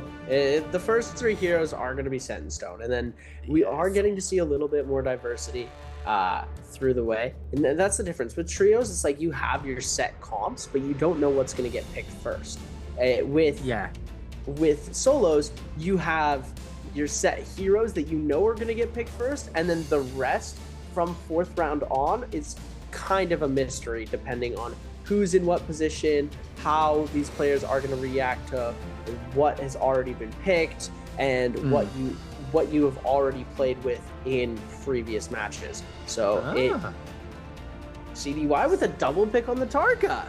Yes, that's his double pick. I was about to say we are going to start to see the double picks actually play into this. TTD5 also potentially double picking here, goes for the Tarka. So double pick on the Tarka here for him. We haven't seen the likes of like an ACOS at a mic yet. He has played Tarka once, but he's going to go for the ACOS. Yeah, not surprised by that one. And then I feel like these last picks are just going to be Justinas and maybe some Syras. I guess Edward also could just go to the ACOS route. That has been left open for him. Temi as well. But yeah, you're seeing like the likes of Justina and Syra are starting to fall off and out of the meta a little bit here. As Tarka's snuck his way forwards. And the changes to Mulch and the way that his ult interacts with other Mulches hasn't really seemed to have affected him too much. Yeah, I mean, he's still a viable hero, especially in the solo play. Like, having that advantage of the handshake meta is something that was really cool to see, but it being still a hero that has a really quick F cooldown, it's something that you're definitely going to want to try and play if it's available, because it is a hero that can be put to a lot of good use if you're able to pull it off right, has a lot of survivability, and can definitely get you out of some crazy jams. Yeah, absolutely. Well, CDY and TTD5 both picking Tarka as their repeat pick, both going F2v1 as well, so no surprises off there. Mike and Edward both running F2v2 as well, no surprises on the ACOS. But yeah, interesting to see, but the Tarka is the first character who's going to get like double picked here. And we are now into that point of the day where, especially after this game, people are going to be using those double picks up now. People are going to be looking to play certain heroes twice. Oh, 100%. These players are going to start picking these double picks, especially if you know that you're going to be early round selection for the next couple rounds and you haven't picked any of the super meta heroes yet. Like, TG25 has played Tarka, Shayol, I believe, in game number 1, or Lonnie in game number 1, and Syra. So he still has the opportunity to play both Liam and Shayol. So double picking Tarka here is almost just exactly what he wanted to do. It very, very smart pick for him to play that. And it looks like we are going to get to see him running that. It's very, very nice play. YZG and GG, so Sean, TG25, going to be spawning up on that northern side of the map, as we're going to be seeing everybody crowded around these northwest clusters with 2 players, DRG's Fong and WZ's Arano, going to be spawning at the Imperium site area. This is an interesting cluster for the spawns as we're kicking things off, ladies and gentlemen. Game number 4 about to get underway. The double pick Tarka is on the screen right now. I am so excited for the Tarkas. Well, there we go. See, TTD5 already opens up with a fireball onto Shah. Just gonna grab himself some other goodies if he can. Maybe some blue weapons. There's a blue Hong Sword there, actually. As CDY is doing exactly how I remember him playing. Unfortunately, getting absolutely rolled as Mike trying to put in some damage onto him. Fireball goes wide from CDY. Mike's actually the one who gets the attention turned on, and this could be CDY's opportunity to take that kill away. There it is. Frostivus securing that one. CDY just quickly grabs the armor, and he's making a run for it, but Verse is in the area. Frostivus is going to lose a fair amount of HP here. CDY jumps into the cage. Verse jumps down as well. It looks like for now, CDY's actually a little bit stuck here. Just scale rushes out of the cage. Doesn't really have too much to work. It throws a fireball into Frostivus' pocket, but it's not going to make the connection. And that may be one dead Tarka pinned against the wall. It's just going to quickly see if he can grab an armor swap off. No armor in there for you, my friend. Down you go. Frostivus now taking that kill. looking for a potential turnaround onto Verse, who had a very, very good game last game. Able to find the parry. It's a massive chunk out of Frostivus's armor. Frostivus catches him with the uppercut, though, with the staff. Does turn that one around. Has the ultimate available. He's going to throw it and commit the ulti now. Verse on that run. Needs to be careful. If he gets caught by the catch, there it is, actually. Catches onto Verse, so he can't get away. Verse has to throw the ultimate out just to try and break away, but again gets caught mid-air. I think there's still one more charge available on him, so Verse is just playing on the defensive. He's going to have to look for those armor swaps, but Frostivus is not going to let him break away from this one. One more ball available. Frosty gets caught by that one. Is going to have to continue to chase away. Verse jumps in with the ball. One more slam down. Frostivus looks for the lockdown onto him, and I actually think Verse has turned that one around. Frostivus getting a little bit too eager. Super eager into that fight, and he does end up going out. And as we're going to see now, T225 taking the fight against the ACOs, and it looks like the ACO is going to be able to do a little bit more. T225 going to try and get away here. He's going to be able to get Pryo into the scale rush to get away here. 1 HP in a dream. He's going to find the grapple into the scale rush. He needs to find an armor swap pretty quickly here, though. Goes for the fireball, and Edward, rushing through the door, is going to be able to claim that elimination and finish off the kill there, as we are going to see now. AS versus Verse. Verse trying to get up into the skyline of the trees, really not trying to cause too much of a fight.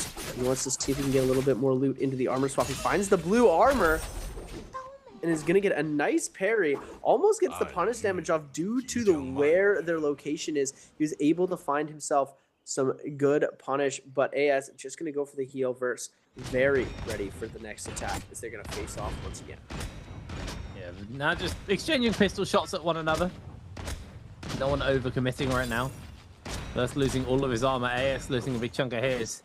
Going for the full commit. Frostivus has been knocked out by Mike in the middle of all of this, and now TT5's made his way over. Verse absolutely stomped it last game, but now he's in potential of losing his revive early into this game. AS and TT5 keeping the pressure up onto him. Frostivus loses most of his most of his health and all of his armor. Continuing to play the escape game as AS continues to run him down. Verse gets knocked back. Ultimate is available here for Verse if he wants to commit it. Don't think he's going to be able to. Throws out the air. Throws down the ultimate after armor swapping. We see Shah getting knocked out by Mike in the middle of all this as TT5 jumps in forwards. Verse able to heal up somewhat here as he's using the trees and the mobility, but TT5 looking for those bow shots. Doesn't make the connection onto Verse. Verse continues to escape as TT5 chases forwards. One pot comes in for Verse, but I don't know if that's going to be enough. Throws the ball out to TT5. Eats a fireball in response. As AS is just going to continue to chase. Verse is able to get a blue armor swap off and get some healing done. Doesn't get the full pot in as AS is going to stop him from being able to do that. But Verse is desperately trying to pot as much as possible. Has got most of his health back as now AS jumps in. He loses a lot of armor and AS has got him pinned inside that cage match. The dual halberd stripped through the armor. The fireball comes in. Verse healing as much as possible, but he is just playing on the defensive this entire time. There goes his armor once again. TT5 actually strips it off AS this time, but Verse is still the one he has his eyes set on right now, knowing that ultimate is down, can chase in, throws the fireball. Great little tap dodge comes out from Verse, who now armor swaps into the gray armor. He is pinned in the wrong position here. TT5 gets caught by the parry by Verse, and now he has to back off for a brief second, but is just going to charge up that scale rush. Gets a massive bonk onto Verse as they drop down onto the low ground. Verse has another armor swap, but his armor swaps are now run out as AS takes the kill. And Great Sword Tarka, Dunkin' Donuts right now must be extremely excited to see this. TT5 gonna get himself grabbed up, slammed in, has the ult available, and this is where we get to see it. The Great Sword Tarka G play. This is one that you definitely are gonna want to watch, ladies and gentlemen. This could be a fight for the ages. The fireballs are gonna get starting to a release. TT5, it's a little bit tough to play on this terrain right now, so he's gonna try and level out the playing field by getting him onto the ground. And there you go, into another fireball, leveling this out pretty well for him. And it looks like he is going to be forced to back off, though, as JL's AS is going to be able to get away. T225 going to go for a bit of a reset, trying to get out of the area. He doesn't want to get engaged on by this player. Again, he has Bird Ultimate. And look at this. ASE's XY. He's got himself some very nice little goodies in the back, including that Volpine Essence. Oh, UG's Mike. Look at, he's going to go for it. The con-generic swap. I want to see it released onto a player to its full fruition. It's going to be very difficult for one of these players to get off. You see how long he has to stand still to make that attack work. It is very difficult, but if pulled off correctly, could be one of the craziest sequences we could see all game. We are going to see now Mike going up against Frostivus. This is where he fully eliminates him. Beautiful parry off of the reaction here, as you're going to see now. Frostivus is going to get grappled up and just absolutely annihilated. Unfortunate to see him go out like that. Oh, and he gets he took out Shah as well. He eliminated 2. Wow. Mike, absolutely huge performance from this guy so far. And we were saying at the beginning of the day, you know, it hasn't quite been the Mike show that we're used to in solos this year. It's been about everybody else. This time, inside that Roma Yang, like I said, he's got the Hung Sword and the Katana. Wants to go for that big swap play. Has been trying it all day inside the Roma Yang. And to not so much success. He tries it there. Can't quite find the opening. As AS has got his ultimate running. This could be a little dicey here for Mike. Mike's going to throw the ultimate down. Catches him inside the Tiger. AS gets chunked out pretty heavily off that. Catches the ball, though, onto Mike. He's going to be able to get some damage off here. Mike gets caught in the knock-up against the ball. Mike still has an ultimate charge. Can look to aggress onto AS. Although AS is just playing the defensive right now. Has a lot to run away from. There goes the Tiger. Doesn't quite make the connection. Mike trying to play that interrupt onto AS. AS catches him in the uppercut, catches the grapple to continue it off as the halberds come out. Mike has now got to find that turnaround, but I think AS has got this one in the bag. Health bar's going low. Mike's got them both down to basically 1. AS has a little bit more to work with. Catches him with the scale rush. Mike maybe finding the turnaround here. AS catches him with the uppercut, though. They're both just 1 tap away. Mike finds the kill. Oh my goodness, what an elimination from Mike to finish that off. We're going to be taking a look now into the realm of Yang. It's CDY versus XY. Ultimates have been down, though we do see that the Shio ultimate is still been released here. Is CDY trying to get away, but the flying knives is taking so much. Beautiful dodge into the jump LMB, and that is going to finish off the elimination. ASE's XY picking up a beautiful kill and going to get himself a gold greatsword, some very nice purple armor, purple nunchucks, and that Vermilion Bird Might buff, giving him a second chance if he does end up faltering into this next stage of the game. What a beautiful setup for him here, and he is going to try and take this all the way to the end. Yeah, absolutely. It's TT to 5 with that Roma Yang debuff. Needs to find himself a Soul Bloom as soon as possible. As other fights are breaking out, PXT contesting CDY here for the Spirit Well. Does throw out the flying knives for a brief second there. CDY loses a fair chunk of HP and just has to run away. Oh, it's used offensively. CDY just running around. It's quite easy to see where the Taka goes, though, because he leaves a trail of fire behind him. Still got a couple of fireballs to throw down if he wants to. CDY continues to play the escape game. Gets caught by another grapple. Armor swaps off. Ultimate times out. Gets caught by the flying knives once again. He is going low. Good wisp catches onto CDY, but nobody finds the punish. As he does get caught, knocked up aerial. TT25 continues to chase forward. CDY is going low. Can TT25 cleanse himself? I don't think he can. He is able to get the cleanse off, but it is absolute carnage here. TT25 with the great sword, just trying to play the escape game now. He does not want to get caught up in all of this business. Is going to be able to pot up. TT25 stays in the game as Mike has got himself in a fight versus Zhang Yuan. Catches him with a parry. Goes in for the onslaught with his swords. Doesn't quite get the full damage off. Zhang Yuan loses a fair chunk of armor. Mike continues to keep that pressure up. Has 50 seconds left on this Vermilion Bird's Might. Zhang Yuan, he doesn't have a revive. He just has the White Tigers. If he goes down here, he goes down in total. Mike, though, wants to keep the pressure up onto him. Has that ultimate available. Mike finds the knock-up into Zhang Yuan. Catches another charge in, but a good F comes in from Zhang Yuan to break the combo. Does not want to be getting continuously caught off by Mike as they go jumping into the aerial. Mike, ultimate still ticking. Well, still available. Waiting for the opportunity. Catches onto Zhang Yuan here.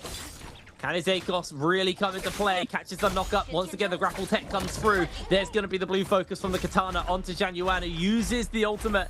Mike has his ult though. The White Tiger will chase down Janyuan, who has the White Tiger's buff. Misses the charge of that one. Continues to chase forwards. Another charge is available to Mike. He's waiting for a good chance to use it. That's the catch onto Janyuan. You ain't healing through this one. Mike goes for the scale rush. Blocked out by Janyuan's ulti though to keep him going for a little bit longer here. Janyuan blue switches out. Mike has lost himself the Vermilion Bird's Might, so that safety net is gone. And Janyuan's going to take this opportunity to try and continue this fight going in favor for him. Jan trying to keep the damage up on the Mike with Golden Fan now. Mike, can he find that opening? Strips through a fair chunk of the armor, but he's still in this fight. There goes all of the armor of Janyuan. Mike has the advantage. F available. Parry comes through as there's the pole sword, but an instant heal. I think that was a Volpine Essence that came in there to save Janyuan's life. Yeah, it's burned, but Mike is not done. He doesn't give a damn about your Volpine Essence. Down goes Janyuan. Mike secures the kill.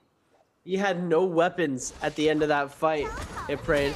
There were no weapons for him to use. He got every single one of his weapons parried away from him and no chance to win that fight in the slightest. It was very unfortunate to see him go that way, but it does happen every now and again. We're now seeing DRG's Fong. Oh, gonna get grabbed from downtown by the Liam of W's as Arano. F ability gonna save Fong for a second. JL's A has 1 HP to Dream right now. 9 seconds to cleanse. He's going to try and give the chase over onto Fong. He needs to cleanse. Does he get the bloom? He cleanses with 3 seconds to go. JL's AS gonna be able to remain in the game. Ladies and gentlemen, what just happened? Oh my goodness. Unbelievable play there. Very close. Is now Mike versus Verse inside the Ramayang. We got TT5 as well up versus Wolves' player. Mike, again, trying to use this hand-sword katana tech. Like, he's just been trying to use it all day. It's just been an experiment day for this guy. As he does find onto Verse, catches him with a knock-up into the grapple lock. Another knock-up comes through. He's just catching him in a potential infinite here. Doesn't go all the way. Has still got his ultimate available. F up as well now available for Mike as WBG's Verse is just trying to break away. Has to use the ultimate. Mike gonna block it off for a second hit. Does not get hit. Throws down the ultimate perfectly timed. Verse needs to break away because if those Tigers connect on, that might be one Lani who's getting absolutely shredded against the wall. Mike continues to apply pressure. One more charge of the ultimate available to him as Verse goes for the breakaway. The scale rush is gonna get cancelled out as he's just using that ultimate to play defensively. One more Tiger comes through, hits the pillar, doesn't quite make the connection, but Verse is going too low. Mike takes the win. Mike is just a demon right now with the claws. He is showing no fear on the character that he has grown to have mastered and is dubbed the King of ACOS. He is doing such a good job at holding it down for his scores right now. He's got the katana and hung sword in his inventory right now, going for that.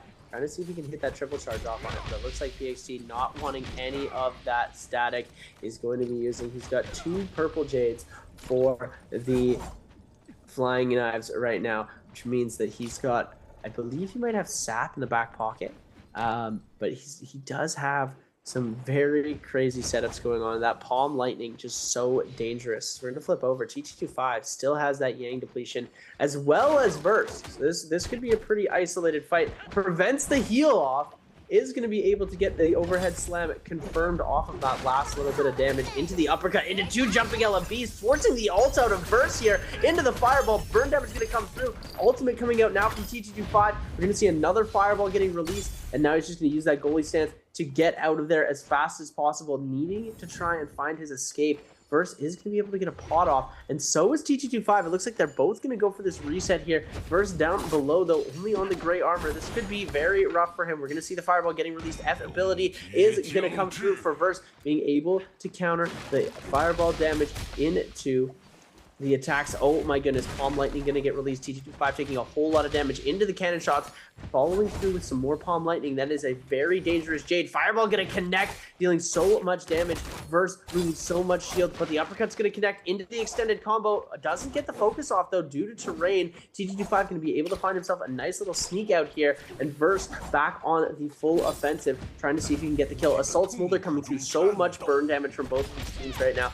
as TG25 gonna try and make something happen. The bomb through the wall is gonna be able to deal a little bit of damage. TG25 1 HP, very, very low HP right now for both of these players as they're trying to finish this off. Verse trying to get the grapple off. He gets the Assault Smolder damage into the 1-2. Armor Swap's going to connect as well. He's going to be able to get that damage, but the overhead from the staff is going to connect a second time. Verse, forced to use that F ability to get out of there. Assault Smolder going to connect, and there you go. TG25 is eliminated, ladies and gentlemen. Yeah, really nice play there by Verse, taking out TG25. Been dominant all day. Big denial onto him. So we will see a replay of PXT versus TG25 and what actually went down inside this Ramyang.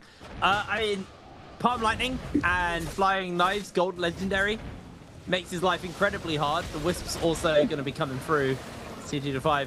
I mean, there's just so much he couldn't really do here. But Tammy able to lock him down, and man, Palm Lightning actually does need enough. This is an insane Soul Jade. Absolutely madness. Look at that. Look at like, that. how do you what is the counterplay? Like, maybe get a parry if you're lucky, but like, it's so hard to parry that.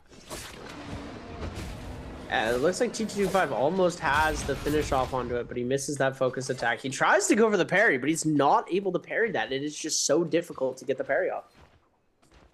Yeah, that's rough. PXT looking very scary. 3 kills, golden armor, golden flying knives, got himself a Palm Lightning. Like, this guy is looking genuinely terrifying. And I love those dual swords. They're my favorite dual swords, man. The fish ones. The fish ones? Yeah, they're brilliant. Very, very good looking skin. I must agree with you here. Oh, look at this. We're going to get his Mike coming out with the congeneric swap to hold ground right now. This is actually very interesting to see how he's able to do that. Look at this. He's just going to hold zone with the congeneric swap. Nobody wanting to contest that. It is very, very strong, Jade. Very, very strong mechanic that has been added to the game. It's not even a Soul Jade.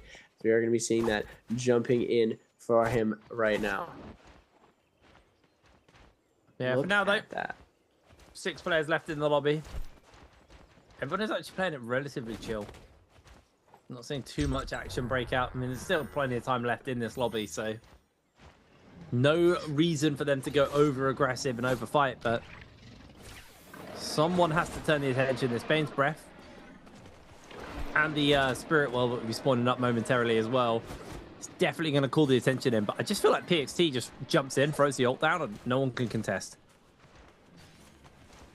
Yeah, I think you're right on that one. PXT, especially the fact that he's got Palm Lightning in the back pocket too, with those golden flying knives. He is definitely going to be a force to be reckoned with. And these players right now, they're doing such a good job of... it's so hard to deal with the flying knives at this point in time in the game. Like the Palm Lightning, just the animations themselves, making it incredibly difficult to get any sort of parry off is... You can tell that these players are getting extremely frustrated by it already. And Mike is going to be trying to do something cool with that congeneric swap, but it's looking a little bit difficult to make anything crazy happen at the moment. Alrighty, well, it's just a waiting game for this Spirit Well to spawn up. But if you look at the position of the Spirit Well and the zone, not much of the Spirit Well will be in the zone once the zone does start to move, so they don't have long to contest each other on this one. PXT just throwing out that Palm Lightning. Mike loses all of his armor and is sent packing. PXT can also just throw down that ult if he wants to control the area. He's just waiting it out as long as possible before committing the ultimate. It's just going to be so hard to contest the Tammy on this Spirit Well. When he's got Palm Lightning, he's got the F, he's got everything he needs. There's the ultimate committed from the side of PXT. He secures that victory for himself, and on top of everything, that just gives him an armor swap if he needs, because no one else can take that golden armor off him as well. PXT gets caught out by the grab. But that is the end of Mike. Mike's eliminated from the lobby. 5 players left. As PXT is just going to grab himself some of the goodies. Has still got his ultimate available. And yeah, that's just going to be the fight. They get the kill onto Mike and everyone backs off. Yeah, and look at that. Every single player that's using the flying knives right now is using Calm Lightning. The PXT's got it. We've got another player who has it. We saw it thrown out earlier as well by a second player. Everyone is cannon shot into Palm Lightning. It is a mid-range cannon or burst arrow. Look at how much damage PXT is able to deal to Arano just on the fact that he has that Soul Jade onto his weapon. It is a beast that is making it extremely difficult for anybody to gain any sort of success into the rest of this lobby. Yeah, well, it's just a bit of a waiting game now.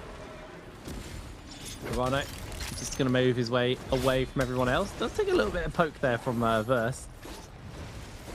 Heads back into the Bane's Breath just to kind of reposition into a position where he feels comfortable. Verse is chasing onto Arano. He is full sending it. PXT's going to spot the weakness here. Arano able to get an armor swap off, but immediately, thanks to the Palm Lightning, is just going to get caught. Does have himself the wind spout on the fan, so he can buy a bit of range space, but I mean, oh my word.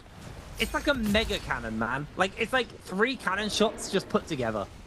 Yeah. They nerfed Twin Shot because it was too powerful, and now they've added Twin Shot to a weapon. It just seems a little bit unfair, if you ask me. But, you know, they are going to try it and balance it out as perfectly as possible in the near future. Hopefully we'll be getting to see a little bit of changes coming towards that, because it is a terrifying weapon to come up against in these games. You definitely do not want to be going against something that has that much firepower, especially how hard it is to hit a parry off on it. It's got explosive damage, so being able to catch that third shot is a lot more difficult than a traditional non-Soul Jade attack. There's so much explosions that it makes it even harder to parry and watch out for those animations. So we are going to be seeing PXT just throwing this around. You're able to run with it too, ladies and gentlemen. Like it's like Cavalry Bloom. It is disgustingly overpowered. Alrighty, well, 4 players left, 3 minutes left on the lobby. Everybody's holding fast just to see if they can find that opportunity. We do see now PXT loses that Mystic Might. Not that it really does much, just gives him information. Although AS gets caught inside the zone, and I think that might just be him donezo.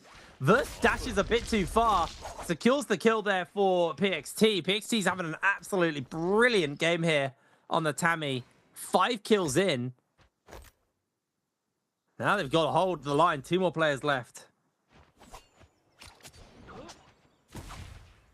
Edward scaling the top of the tree, just using that dagger for that extra bit of movement. He's jumping off, scaling back up, as there's only 3 players that remain in the game. They've got to all remain vigilant. 1 Lani, 1 Temi, 1 Tumulch, or 1 Akos at the top, and they're all just sending those shots. PXT with the Palm Lightning and the pistol, versus just sending the shots out with the cannon, doing basically the exact same thing that the Palm Lightning is doing. As you can see, it is very disturbing for these players, and Edward is having a very tough time staying ahead of the kite, as both of these players are sending their ammo that way. They're trying to get Edward caught up into this, and it is very difficult for him to try and kite this out. He does have ult available, but Verse just peppering him with shots, and it's making it very difficult for him to get any sort of leeway into this fight. He is going to be on the back foot this entire time. The only player with purple armor, the only player on A-Coast. Right now, both of these players have their eyes set on the target to take Edward out as fast as possible.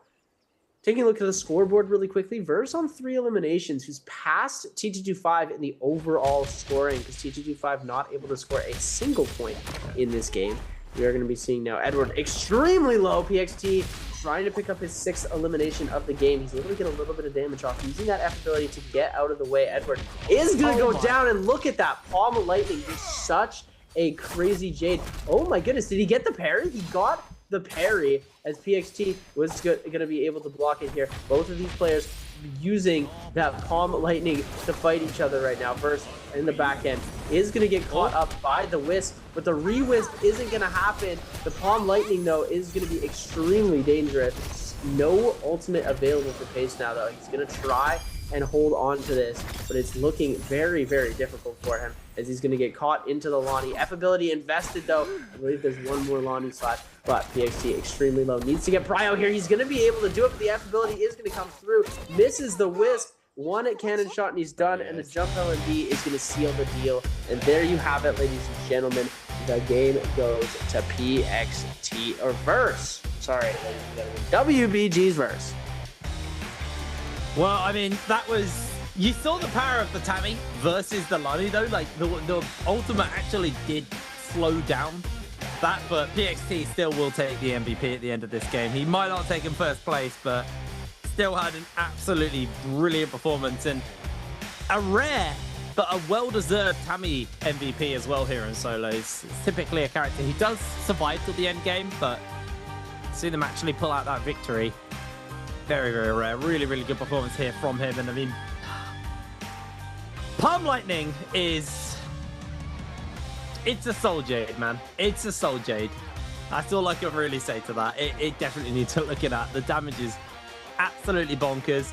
And there's not much time now. Players don't have much time to reset, go back, quickly get themselves a glass of water and refresh. And then they're back onto the stage for game number 5 on Holoroth. Palm Lightning haunting these players' dreams. Yeah, you can see some players probably a little bit fed up with that Soul Jade. That game especially, like, we haven't had too much Palm Lightning today. We've had like a little bit, but like that game, I swear, like half the lobby are running around with Palm Lightning. Like that Soul Jade is absolutely bonkers, and yeah, heavily shuts them down. But for now, it is a it's something they're gonna have to deal with. Something they're gonna have to accept. This is the pros and cons, right? Like, I swear every pro player and a lot of the casters are massive Tarka fans. We're trying to get Tarka back, but at the same time, we also get like a really busted Soul Jade, which is just like, right, you receive Tarka, but you also receive Palm Lightning. And like Palm Lightning's probably very fun to play with, absolutely miserable to play against.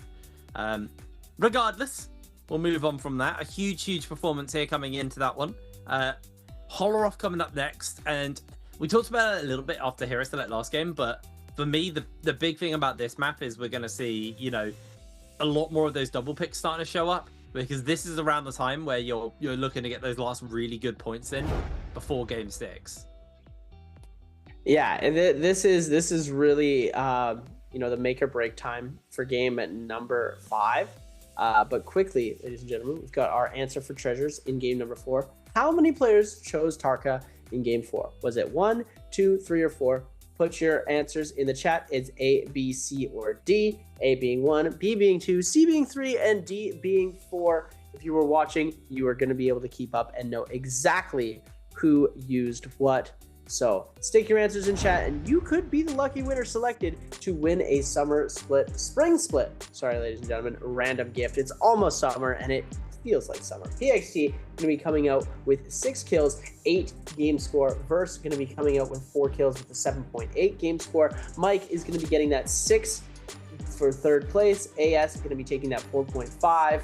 Edward with a 3.5. XY with a 2.5. Frostmus and Arano splitting 7th place with a 2. 1.5 for Fong, 0.5 for T225, and then CDY and Shaw taking that 0 donut Verse home with them. has passed T225 now in the standings, I believe, off this. Yeah. There was only like a couple of points in it, and T225 had a really tragic game there, and that was his double pick as well. He picked the Tarka and did not make it work. I was surprised to see a double pick on the Tarka. I mean, for CDY it made sense, because, I mean, unfortunately, CDY has scored 0 points on Tarka today, but it is very much a CDY pick. T225, I feel like you could have looked at something like a another Lani, another... Yeah, he hasn't even played Liam yet, but, you know, I guess he's now looking at like a Liam and a Sheol game as his next 2 games. I assume he's mapped out like where he's going to appear in the pick order and has just figured out this was the game plan. But yeah, I'm a little surprised actually to see that was the double pick, and unfortunately for him it didn't work out. Having a look at our overall standings right now, this side of it is a bit, you know, whatever. The bottom end of it, Shah, absolutely tragically bad day. Same for CDY, but Verse has been able to overtake TT25 and built a pretty significant lead over him. It's a 6-point lead between Verse and TT25, so TT25 is going to have to do some serious work to bring this one back. Yeah, and it's going to be interesting to see if they are going to be able to bring it back. It's something that, you know, sometimes these players have a bit of difficulty doing, but you know, we could see some pretty cool stuff coming out from them. It's hard. Consistency is really key in these types of scenarios, and lots of the time it makes it a lot more difficult for these players to stay consistent. But we are going to be able to check out really quickly some of these highlights from game number 4, brought to you by China Unicom. This kill on Frostivus, you know, as sad as it was to see, it was a very clean kill and very well executed. And then Mike also just absolutely schmooving his way to the elimination on Frostivus, fully eliminate him, and then gets the kill on Shaw as well there. WBG's Verse going up against T225 here. It was tragic to see T225 go out like this, but Verse, just the better player in the moment there, was able to capture the elimination. Assault Smolder doing absolute wonders for him there as well, as we're now seeing closer to that ending circle, the way that Verse was able to take out Mike with the Palm Lightning, and just look at how dangerous this Jade is. Like, nerf this, please, NARAKA, nerf this. Yeah, it seems a little nuts at this point, as PXT, it was close. Edward obviously going down, but PXT kind of almost used too much to get that kill onto Edward, and then Verse just had the complete advantage. And the wind wall was honestly amazing from the ultimate. Like, the sandstorm did stop a lot of what Verse was doing, but eventually Verse just got him low enough. But like, it would have to have been a mega misplay to have lost the game from there. So here we go. Our MVP, PXT from Wolves, on the Tammy, secures this one. MVP, 21,000 damage. God. Yeah, Blind Knight's big damage. 18K. Yeah, they need to sort this out. I think the crazy thing about it is Palm Lightning is also a purple Soul Jade. It's like, do you remember Rupture Gale Orb when that like came out? And they mixed it into one Soul Jade, like Rupture Gale Orb and Bird or whatever. Yeah, and, like, I just remember being like, how is this a single Soul Jade? This is 2 broken purple Soul Jades put together now. Palm Lightning probably should be a legendary, but I guess they've also got Moonshard as well. Either way, bonkers Soul Jade, bonkers damage. PXT takes MVP. I think if they really do need to make a change to the that Soul Jade, as it is extremely powerful, and it is gonna make the game, the climate of the game, like incredibly different if you just change the way that Soul Jade is used. There has to be some sort of damage reduction, some sort of stun reduction. The way that they change that Jade will change the game back to kind of a balanced state. I feel like Palm Lightning right now, you can see everyone abusing it, so they're making it very difficult for these players to progress and show off their skills, because people are just like, Palm Lightning, you're dead. Palm Lightning, you're dead. And it's, you know, it's fun to watch. It's really fun to watch, but you got to really feel for the players. And somebody who plays in the game, if you're watching that happen to you, it's to somebody over and over and over again, you're going to start to go, okay, like something needs to be done about this. Yeah, I mean, it's early days. Like, we're on the first day of this patch. Whether or not we see people figure out answers to it, or if it just generally needs like a hard nerf. Also, it's also reliant on finding the Soul Jade as well. That game was just overloaded with it. Actually, the last 2 games were overloaded with it, but our first 2 we didn't actually have too much Palm Lightning. I don't think we had any actually in the first 2 games. So, you know, it's one of those things where, you know, strong Soul Jade, a lot of people happen to have it in that last game, so it definitely caused some issues. But regardless, game 4 now done, heading to Holler off for game 5. Only 2 games left. TG5 started so strong today, but these last 2 games have been a little bit disappointing from them. So they have a lot of work to do to kind of play catch up for the rest of the lobby, going into these last 2 games. I mean, I say catch up the rest of the lobby. They're still in 2nd place, but like, if they want to get up with Verse at the top end of the table for the end of the day, these next 2 games need to be absolutely banger, because that was a 0.5 game, which is not what you want if you're TC25 at all. No, the consistency element to his game has kind of taken a little bit of a fall. You know, he's going to be able to recover from it. Just TG25 can have a bad game and bounce back. It's not going to give him too much of a hit to his mental, but he does really need to watch out because 2 bad games in a row could affect him in a way that he doesn't want to see, and it could eventually turn into a very negative experience for him. So hopefully we won't see that happening, but you know, there is a slight chance that we could see him, you know, take this loss and start to falter even more in the position that he's in. And it's one of those things that we have seen quite, it does happen, especially in solos. I feel like players get really into their head, because at least in like trios, like if you're a little in your head, that either like spreads like an infection, or most times the rest of the team will kind of talk you down and kind of chill you out. But like when you're on your own, it's like just you and your coach, or just you and your head. And you know, I feel like they get into game, they haven't got anyone to kind of keep them calm, you know, anyone to kind of almost be their cheerleader to kind of bounce that mental back. And TG25 2 bad games in a row has to make sure he stays out of his head, because otherwise he will be looking at, you know, 2 more bad games, and suddenly what was the first becomes the second, becomes the third, becomes the fourth, and then suddenly you're on the top end of the ladder, but you're nowhere near the top. So they got some work to do. So I'm excited to see if he can bounce back going into this game 5. Yeah, and I mean, 2 MVPs is still a really good position to be in. He doesn't need to stress out too much, but like he does need to pick up the pace. At least maybe like a 3-kill, 4-kill game where he's in the middle of the pack. He doesn't need to win. He just needs to stay consistent with what he's been doing in game number 1 and 2. He needs to keep his points up. He needs to stay in the top 2. And, you know, right now he's really just competing against Verse for that top space.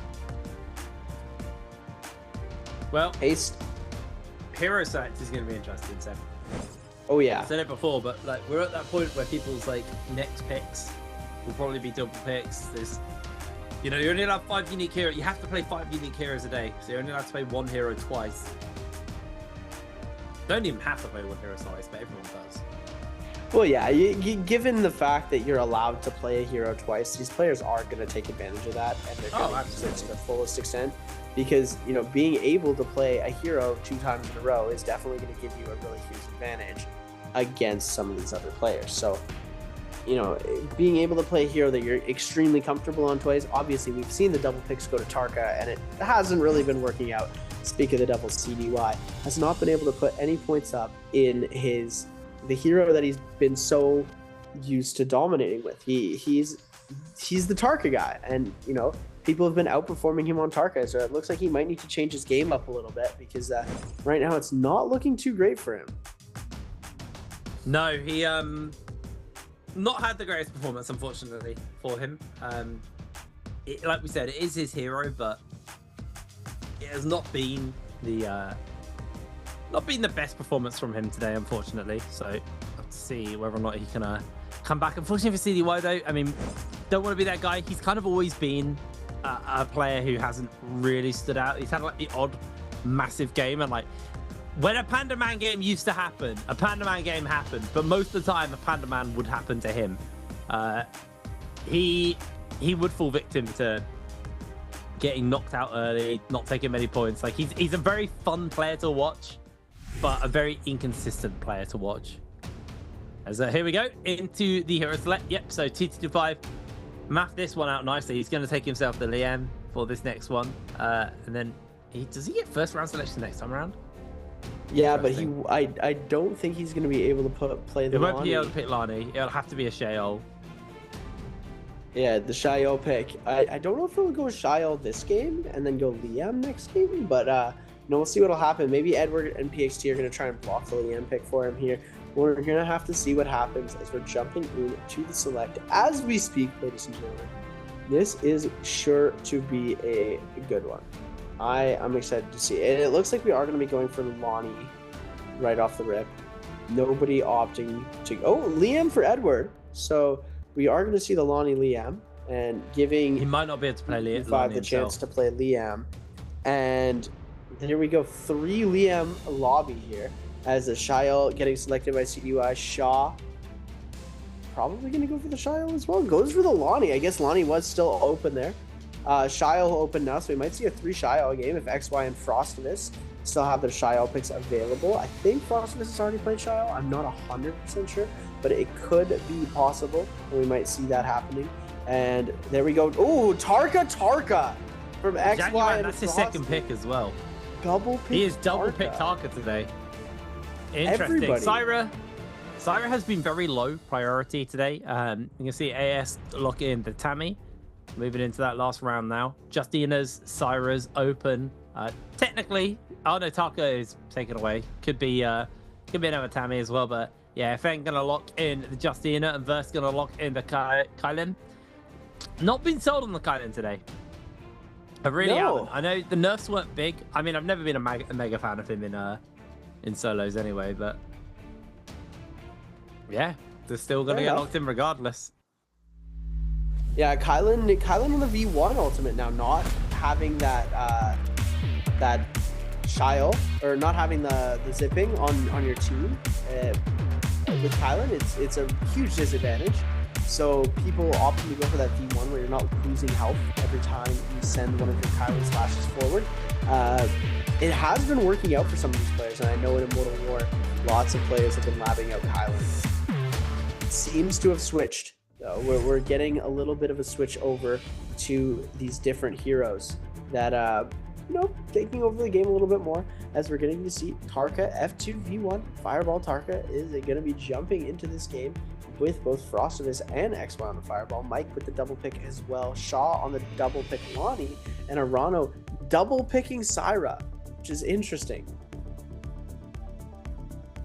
Yeah, I mean, I'm surprised by the double pick of the Syra. Maybe there's a reason why he planned that out. Maybe he just wasn't accounting for the nerfs today when he planned out his pick orders. We'll have to find out. But Mike, that's going to be his second Liam today. Januan, his second as on the Tammy. Not the Tammy, Tarka. Interesting use of double picks. I feel like Mike is the only one who's done it right so far. I feel like if you should be double picking Lani, Shale, or Liam. I feel like one of those three are your double picks. Surprised that a lot of people use them on the Tarkas, and quite a lot of players just north of Matab, looking at the drop spots, down by Salvation and Plumed. Only a couple of players, WZ, WBG, and ASC. Oh, there's another player actually over there. But yeah, a little bit of action over by Matab. Gonna be a very clustered start actually over here. It's just two mega locations that are going to be very, very brawly from the moment we get into this game. Yeah, we're going to be seeing a very, very aggressive scrap off. This is going to be a Firefly map as well, so be sure to watch out. These players there are going to be ulting extremely early into this game if they're going to be able to make it happen. We're going to be seeing some sort of aggression coming out very fast from the likes of JL and YZG, and then on the other side of our map we've got the other players already in wait. TG25 starting things off, going to be able to get himself some purple nunchucks, and this is going to be a good one to jump right off into some action. We're going to see GG Shaw is going to be the first victim of TG25 if he's able to get this right. Gets the charge attack off. There's a blue armor swap around the way. He's going to try and just go for the elimination before doing anything here. But he's going to be able to go for the blue armor swap, as we see. Now Shaw able to get the overhold, tries to go to the soul break, is going to end up just scaly rushing away though, isn't high enough health to go fully on the offensive here. JLAS jumping into the mix as well.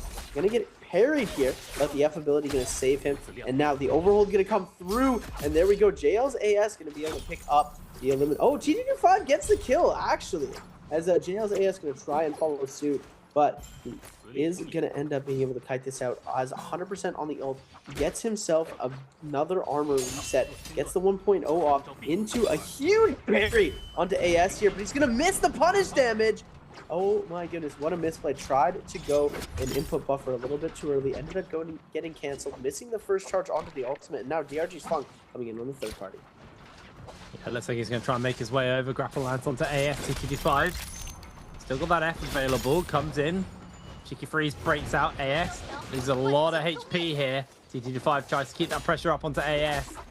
Can just chase forwards as they do throw him in, and that's going to be the lockdown. TG5 secures the kill. Feng tries to find the freeze onto TT25, but as he goes low, that's the end of TT25. does secure himself some pretty good kills off the start, though. Yeah, it's a really good start. It's a really good place you want to be. You know, unfortunately, he wasn't able to get the Soul Bloom out there and ended up not picking up too many eliminations. He only gets the 2. But it's still a great start to see. Verse is actually going to be running that V2, so he's losing a lot of HP right now. Going to force himself back in to try and get for a little bit of a reset. ASC's XY going to jump into the mix as well. We are going to see something in soul form. Always Edward was here previously by the Thorny Roller, is going to have himself eliminated, but going to try and jump back into this game. WZ's Arano awaiting in the wings as well. Edward going to take the respawn here. A little bit of a risky respawn as so many players around him. And look at that. PXT already with the Soul Jade. He's got the Palm Lightning, and he's going to try and make the most out of it here. Oh, CDY still keeping the escape going. As let's get a little bit of an armor swap off here, though. PXT continues to try to apply the pressure. CDY gets caught out by the grapple, throws out the F. Looks to try and break away. Does have his ultimate. Not up yet, unfortunately, for himself. He's just going to make the run away as Mike and AS get themselves in a scrap.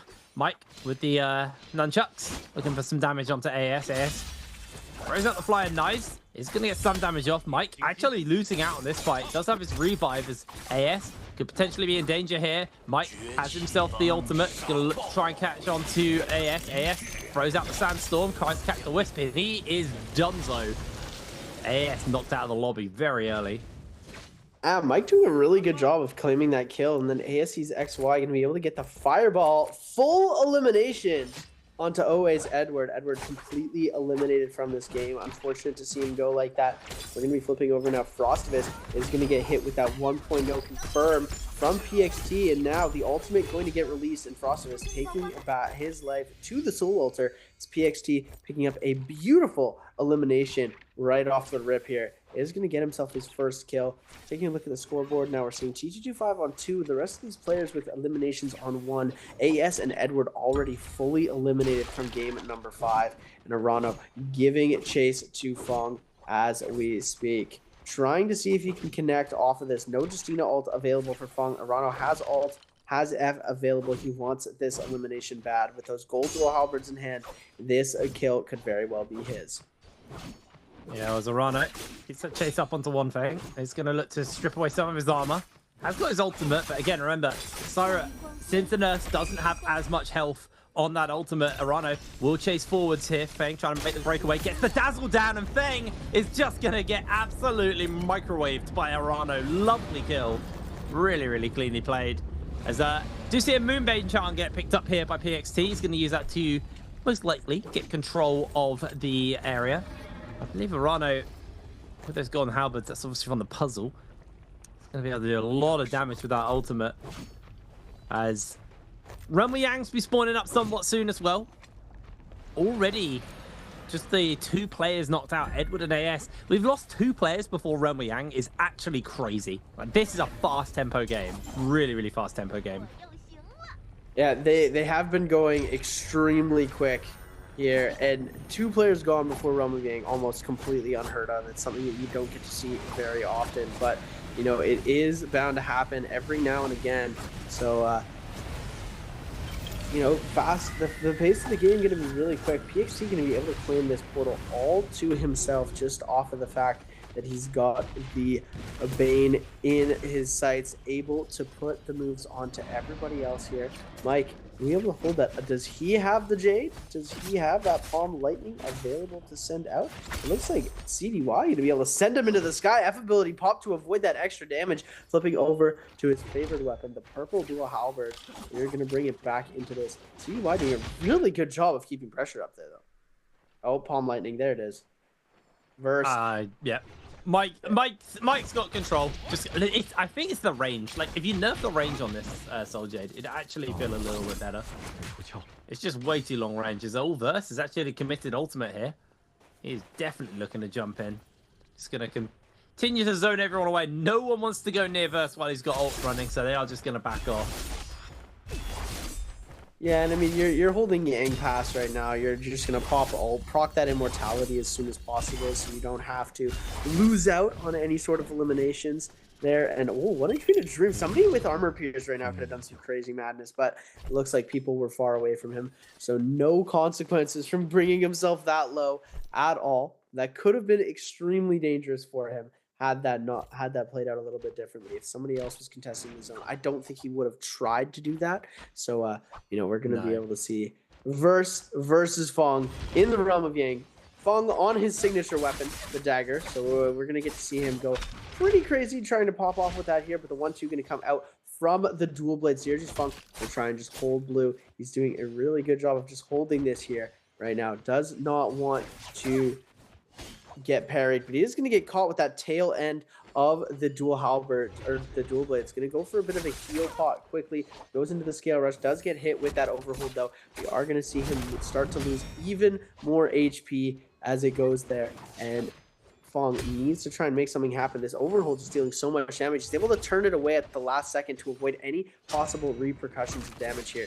You're going to be seeing him now. Fong trying to go for that scale rush. He needs to get the scale rush off into the parry, though. Switches over to that purple staff to get that extended overhead into that jump LMB. And now, very, very low is WBG's first. He needs to make something happen right now. Otherwise, he's going to be in a lot of trouble. Now, Justina ultimate invested. Going to go for that V proc here. And now has the ult. Is not going to come away with the freeze. VVE's Frostivus has been fully eliminated. Fong trying to go for that scale rush. The ultimate is going to go down now. And he's got one freeze left to try and make something happen.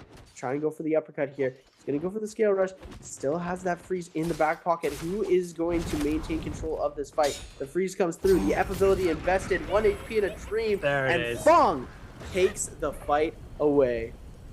That was a very, very tight fight between the two of them. Fong played that very tempered, and then as soon as that big burst came out of the staff, got the overhold off, it was pretty much a wrap, and he just turned it around. Now we are going to see the tail end of TTD5 and PXT as TTD5 takes himself the victory.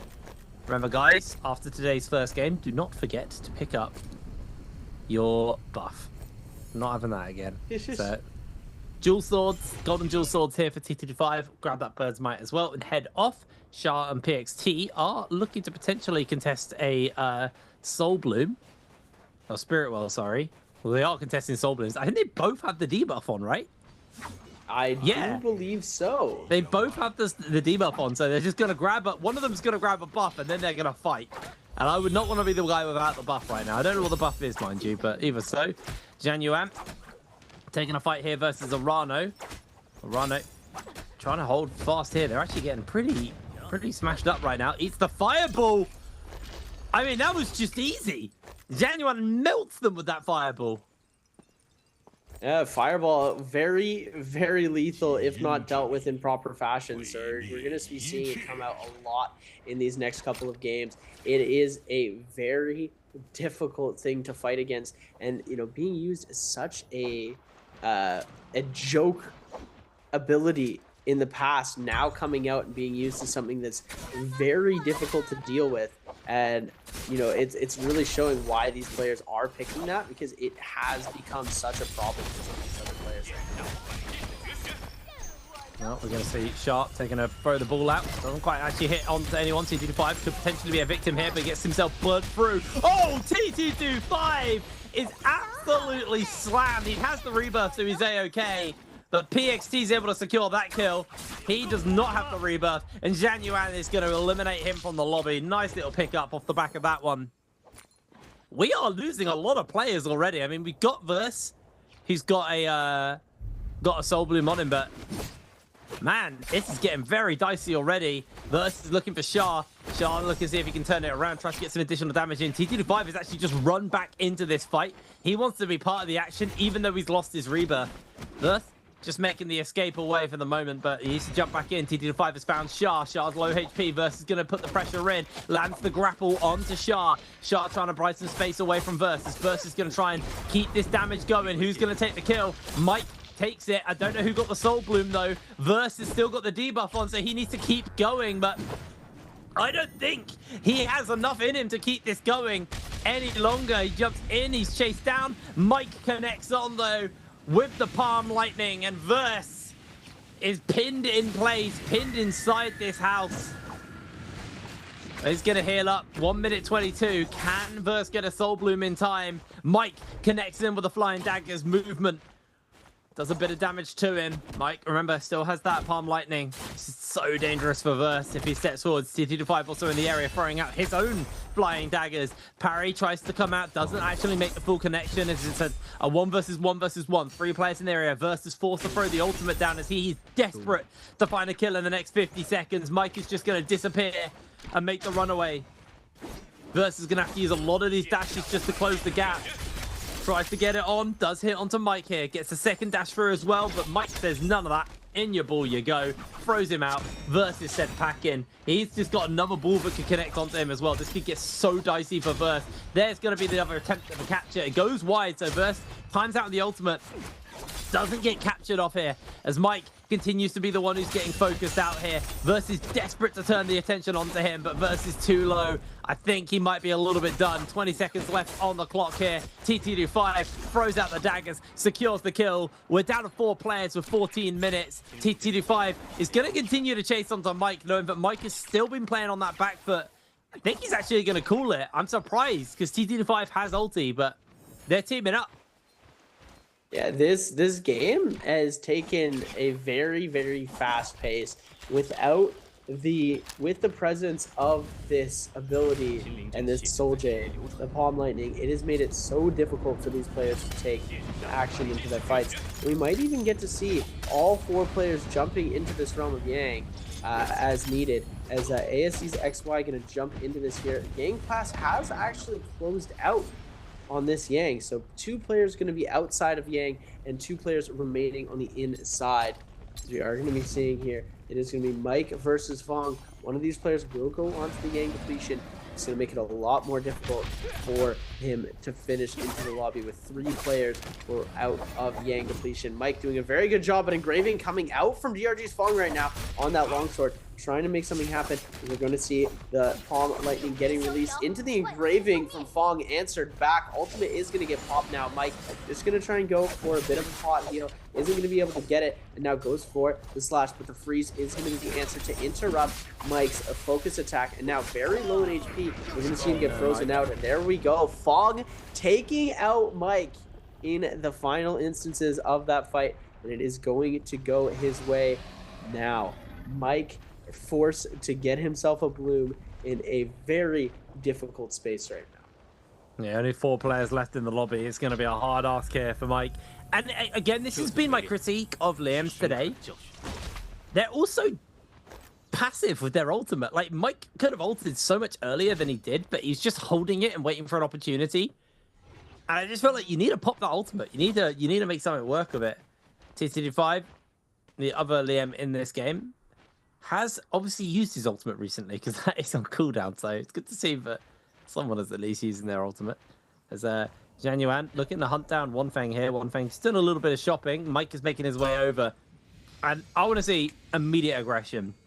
Slam down that ultimate, immediately get into the fight. One Fang with the White Tigers could potentially be a little bit of an issue right now. Rocking Longsword and Hung Sword in his inventory, but right now he's more focused on his dagger. Is the Feng weapon of choice. Back from the day when he was Wu Fang. Fong is incredibly skilled at using the dagger. He has his movement down. He's got every single aspect of that weapon mastered, and you can tell by his gameplay just how good he is at using the dagger to get himself exactly where he needs to be to shark out these third-party kills. And a lot of the time we thought it was Troll, but he's so incredible at using it that we've seen throughout these games that it started to be the trend where everyone carrying a dagger in their back pocket just to gain that extra bit of movement. We're going to be seeing now Fong on the top. He does have that gold Hung Sword in hand. Is going to be choosing to favor that when doing damage over the dagger. Probably the responsible play to make. Mike with only 3 minutes and 26 seconds left to cure that Yang depletion. Otherwise, he will be completely eliminated from this lobby. Yeah, he needs to go use it, but Mike, he's doing the Mike classic. This is what Mike does. If he doesn't see an opportunity to get that kill, he's just going to throw himself into the Shadow Corruption and just not give a kill over. Off he goes to disappear into the night, leaving just 3 players left. And I feel like as soon as the announcement that someone has died comes out, this lobby might go aggressive. I say that Mike actually does the old switcheroo, jumps the long way around, and is going to jump back into the fight. I thought he'd just given up. I genuinely thought he'd just given up there. It's not been a bad game for him. Happy with those points, doesn't want to give any more over, but now it's going to be his opportunity. Zhang Yuan has lost a little bit of health, nothing too major.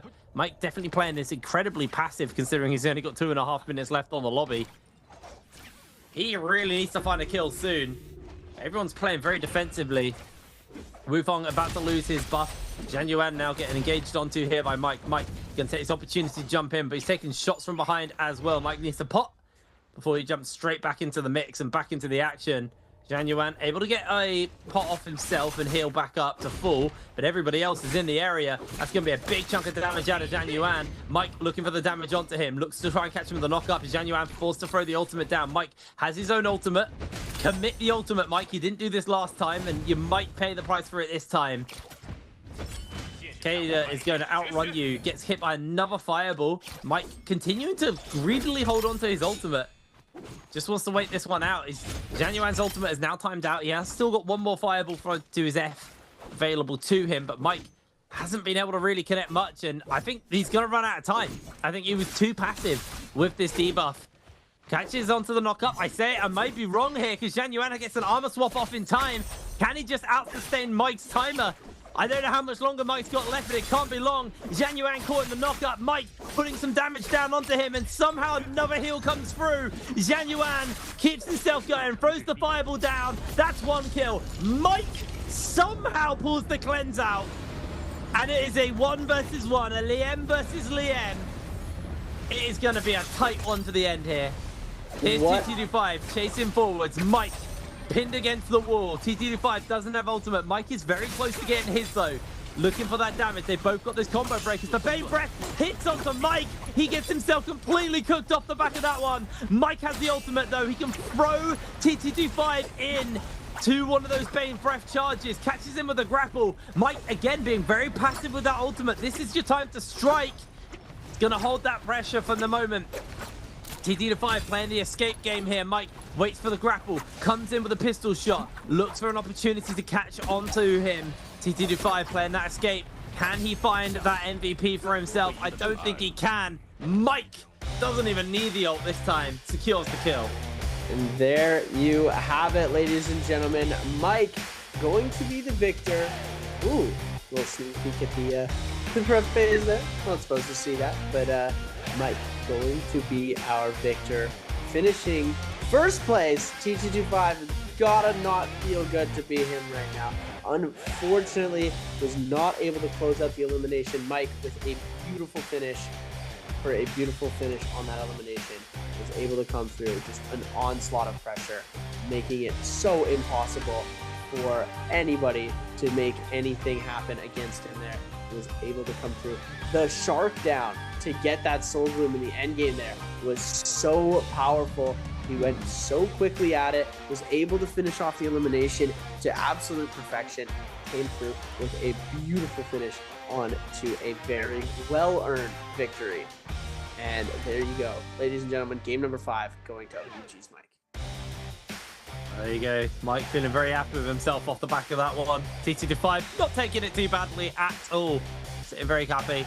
I am surprised by Mike's use of the Liem. Like, he is way too passive with that ultimate. In fact, that Rema Yang didn't need to be that type for him, but he, for whatever reason, just held on to that ult as late as possible. Didn't even pop it in that final fight. Didn't pop it in the Rema Yang. Like, I am surprised by the usage of skills from Mike and how he just kind of relied a little bit more on like the mechanical outplay than using like the abilities of the character to his advantage there. But regardless, it apparently wasn't necessary. Mike was able to pull that one out of the bag. Nice little victory for him off the back of that one. And now going into game 6, TT5 will have some more pressure on him, but I believe that game would have done some good here for him versus the whole him versus verse situation. The question is where does Mike now play into this trifecta of our top 3 characters or top 3 players in the day? That's what I'm going to be looking forward to in this next standings when we bring it up. Yeah, and it's gonna be fun to see exactly where the standings are. I'm really excited to see if we're gonna be able to get the standings quite quickly, just because of how close these players must be. I think Verse still has it by a point or two, but we could see an increase. It depends on how many points Verse was able to convert into this game. And we're going to see that in just a second here, ladies and gentlemen, when we get to take a look at our standings. And I'm really excited to see how close it is, because it is going to be just a couple points between the two of them. And Mike, finally having an MVP, we're going to be seeing if he was able to come away with a victory. So, and see how high he has been placed on the overall standings now after Game 5. We've got one game left to go after this one. We're going to be seeing these standings in just a second, and it's going to be incredible to see. I'm so excited to see how close these players are. Well, yeah, I mean, I'm excited to see that all of the stats we get at the end of this game. I think there's currently just a bit of quick maths going on behind the scenes. Everyone's getting themselves set up for that. Here we go. Lovely. Oh, it's our question. What player killed Edward in Game 5? Is it PXT, TT25, Zhanyuan, or Arano? I mean, that's a hard question. A, B, C, or D in Twitch chat. Check that whisper box, because that's where you will be notified if you win. I don't know the answer, so I can't give you a clue. Yeah, honestly, I have no clue either. The questions start to get harder, ladies and gentlemen. You got to really be paying attention if you want to know who is going to be giving you that answer. Just pay attention and watch the games. But I don't know if they showed it on camera. They probably did if they're going to give you a question for that. But taking a look, we are going to see some of the replays here. It looks like it's T225 fighting against Fong, as he goes in with the 1-2-3 and is able to come away with that ultimate.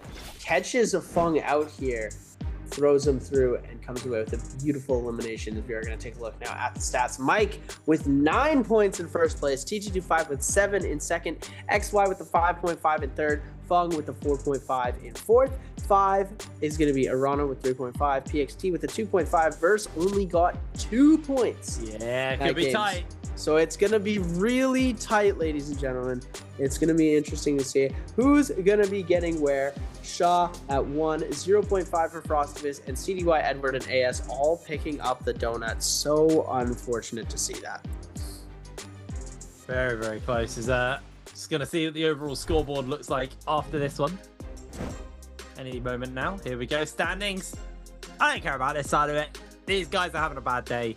Very understandable. I mean, Feng and Frostivus actually could potentially jump back up. I mean, to be fair, only Shah and CDY are having such a bad day that I worry that they'll ever be able to bring it back. But the rest of them, I do genuinely think, like from Arano through to Feng, there's a world where they can catch up. I mean, there's 2 points between them and then 3 points between 6th right now. But Verse has just been able to hold on. It's not even a point, man. It's like 0.9 of a point between TT5 and Verse. It's very, very close. Mike has done a fantastic job of catching back up as well, because he had a pretty rough start to the day. Like, he's been consistently scoring, but like his first 2 games weren't particularly high scoring, so definitely a big catch up for him, and he could potentially catch it. This last game is going to be a fight for the podium positioning at the end of this game. Verse, TT5 and Mike all could take first, second, or third here. Yeah, I think we are going to see Mike jumping through at the end. It really depends on the last game performance, right? As soon as we go over to that Morris Isle, we're going to be seeing exactly how these players are going to make that happen. And yeah, TG25's early game there, picking up those 2 eliminations so strong. And then Mike versus AS, just a full elimination here was very crazy. Even with the ult, AS was not able to survive that catch into the ball throw. Mike finishing off a very beautiful elimination there, as we're going to be seeing him go through against ASE's XY and WZ's Arano. What a beautiful pistol shot to finish off the elimination there. And then DRG's Fong and the Rama Yang versus Mike. The Justina beating out the Liam. This is an interesting scenario here, because you know Mike didn't get to use his ultimate, so it was very difficult for him to come away with anything very. I'm surprised. I'm just surprised he didn't throw the ult down in time, but here is the final couple of fights as it's TT5 finishing up Fong. Mike just about clutching the victory out here versus Zhanyuan. If Zhanyuan had held on, Mike he would have been absolutely cooked, but Genuine got himself pinned inside the building, and at that point, Mike was able to finish him up. Our final fight was obviously between these two, Mike and TTG5. Mike able to find that final shot again, holding the ultimate, didn't actually pop it down. Really, really nice performance from him. And I think popping the ult there would have lost him that fight. I think he would have been able to get away and go for the reset. yeah. If ultimate had been I mean, popped it just in didn't that pop it scenario. earlier, right? Like, he didn't use it at all. Like, he was happy just to sit on it until it was needed. And there you are. Mike, he had a Aurora burst. Didn't see it, but he had it. 21,000 damage coming out from this guy. 5 kills. A very, very good mix of, like, where his damage came from. It was all melee weapons. Like, 19k of it was melee weapons. But, like, it was a mix between, like, fan, halberds, flying knives. There was a lot of kind of spread on what weapons were being used. Yeah, I think we saw a lot of knives early game, and then closer to the end game, the Jade started to get a little bit lost into those fights. So we didn't get to see as many of those Jades coming out. But I think closer to the end, yeah, we saw a little bit more of the nunchucks coming out. Hung Sword was getting released as well. Dual Halberds coming out to play. You know, your classic weapons coming through. The flying knives, they're still a very pertinent weapon to this game, but they're not as used as we saw in previous games. Yeah, absolutely. It's been a very interesting one today on that front. Seeing, you know, what weapons have kind of been prevalent. We expect the flying knives to be the most prevalent, and yeah, I'm still convinced halberds are like low-key one of the strongest we got, man. Like, halberds they're so good at stripping armor away. Once you get the I think it's left click, left charge down, like that absolutely slams through where they do the little stab in action. Really, really good one. Anyway, we're gonna throw ourselves over to a break, and then we'll be back with our 6th and final game of the day. We'll see you in a moment.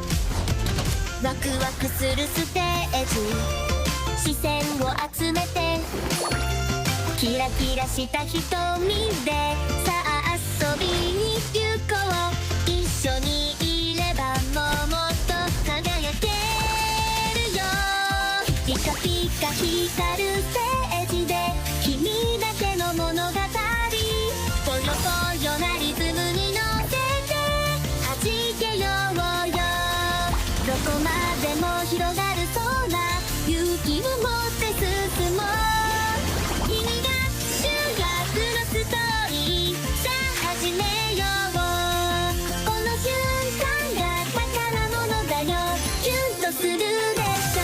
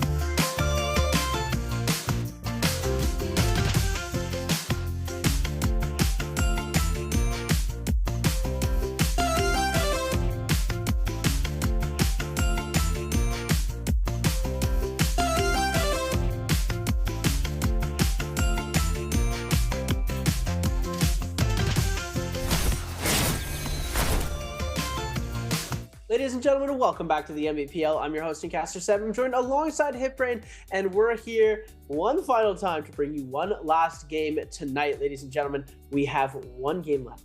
Game number 6. Everyone's going to be laying it all on the line. The double picks will be used up. The players will be fighting their very last battle of the day on the OG Morris Isle as we're going to be bringing this day to a close. Do you have any predictions for me, Hiprain? I know I ask this all the time, and I want to hear a Tarka. Do you think we're going to see Tarka in game number 6? What do you think, mate? Like, Tarka's been playing every game. I think it'd be more of a surprise if we didn't see what it. I expect to see is, you know, the things that are up in the air right now are the picks like Akos, who I genuinely think is better than Tarka. I think Tarka's just getting love because it's the reworked Tarka, so people are happy to be playing it.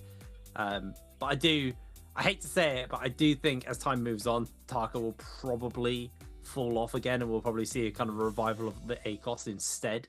I think he just performs slightly better.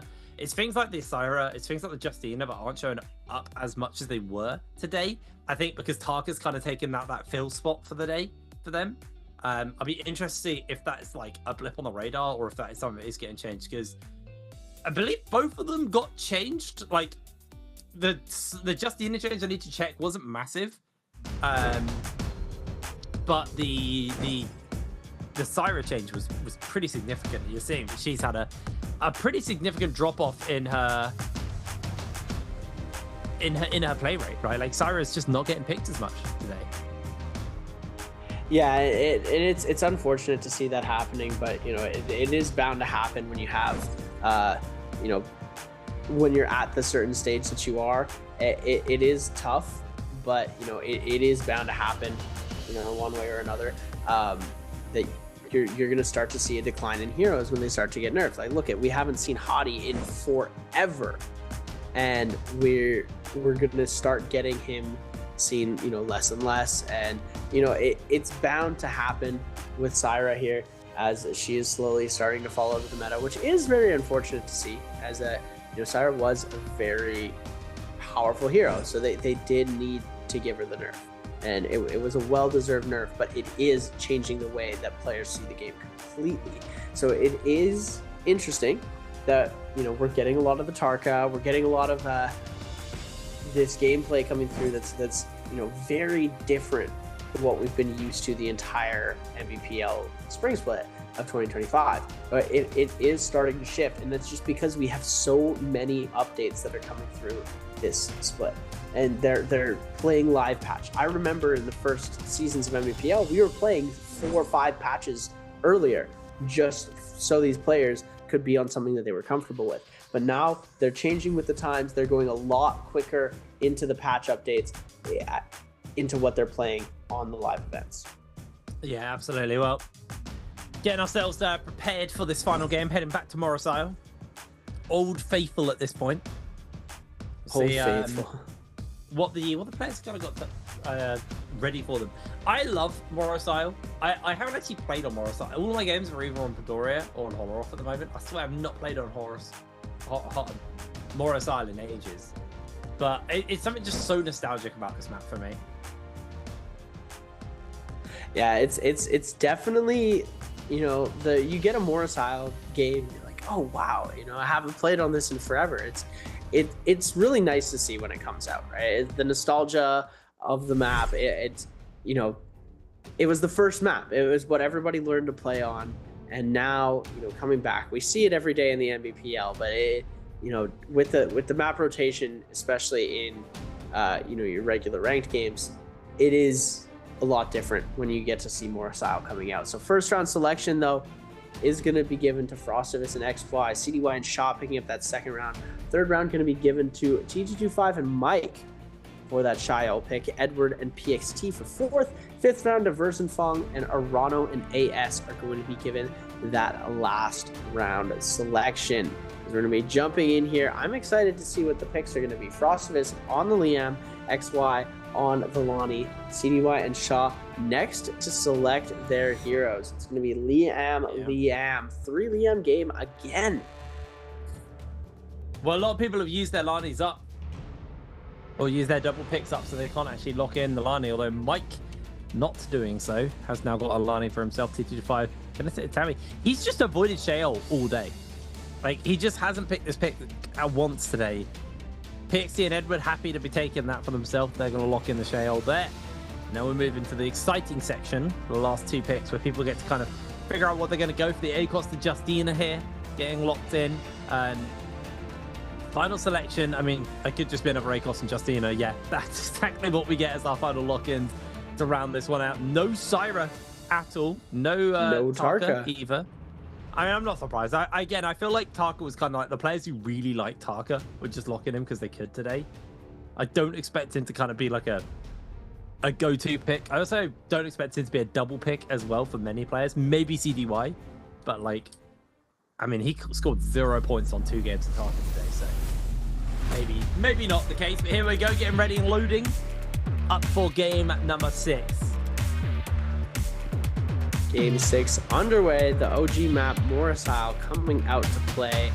This is going to be a fun one. The Fireflies are alive as well, ladies and gentlemen, so be sure to watch out for that because these players are going to be going for a very aggressive off spawn. And it is sure to be a good one to watch. So we're going to be jumping right in here. The double picks are going to be Frostivus, PXT, Fung, and Edward, all for their double picks. 2 Shyals, 1 Liam, and Fung. The double pick on Justina. You know, interesting play. Frostivus, the double pick on the Liam. It's going to be V2 for both the Liams, V1 for both of the Shyals, V3 for our resident Temi, and V2 for the Akos. We've got. I do feel like the double pick sometimes just comes down to the player kind of. I like the way the pick order works for the day. Like, I just feel like this was a point where like Thang didn't get the opportunity to double pick like a Lami or a Liam or whatever. So it just ended up being that Justina was their double pick. I think that's also plays somewhat into it. I don't know exactly how the pick order is decided. So that's just gonna be my light assumption on it going into it. Game number 6 will be kicking off fairly soon. Our final game of the day, all to play for right now. Verse, Mike, and T225 are all playing for a spot on that top 3. Well, I mean, they're all in the top 3 right now, but they're playing for their position within that top 3. That podium finishes. This is one clustered drop. There is going to be a lot of action. Oh, 100%. The action is going to start very aggressively pretty soon, as Sunwing's Rest is going to be seeing none other than DRG's Fong. YZG's T225 going for the Firefly drop on the outskirts there, as well as I believe that's WBG or WZ very close in proximity to them, as we're also going to be seeing on that side, it looks to be a JL and BBE. And the Zest Winery is going to be given all alone to GG Shaw, as that's the gold zone. The money area is going to be surrounded by wolves, and that is also WBG's verse. SS1 is Pandaman is also going to be in that vicinity. So we are going to be seeing them go for a extremely aggressive off spawn. Here we go. The Firefly spawn is going to be coming out. CDY trying to make something happen here. Is going to be able to get 72% on that alt marker as well. Edward already has that ult available though, so he is going to be in the prime position to pick up some crazy eliminations here. We're going to see, starting things off, Edward going to be losing a little bit of health right off the rip. CDY going to try and go for the scale rush. Focus attack going to come out, but is going to connect on the side of CDY. Big Barry going to come through now. Edward taking a lot of damage. He does have that ult available though. Purple Pulse Sword in the back pocket if he needs to as well. Barry going to come through. F ability invested for CDY to avoid cryo, but the scale rush going to connect into the grapple buff, into the double, into the weapon swap. CDY getting extremely low. Forced to pop that ultimate here. We're going to see him get caught in the ball. Edward 1 HP in a dream, and CDY claims the kill. Great little start there for CDY. He needed to do that, as now Frostivus and AS finding themselves in a fight. Uppercut comes through. AS able to secure himself the kill onto Frostivus, as now Shah's going to apply some pressure onto him. Catches another little uppercut with the dagger. Looks like AS doesn't really want to stick around and fight. Making a breakaway for it, but Shah continues to chase him down. Comes in with a clang. Doesn't get the full parry off right, as AS going to just force Shah away. Shah's able to jump over the top and evade AS's hit. So it's just the escape game going on between the pair of them. AS going to get himself caught by that vertical strike even, sorry. Just breaks away after losing half his armor. Continues to play the escape game. Shah continues to chase those. AS just going to use the movement tech to get away. We're going to cut over to Mike, who kills Orano.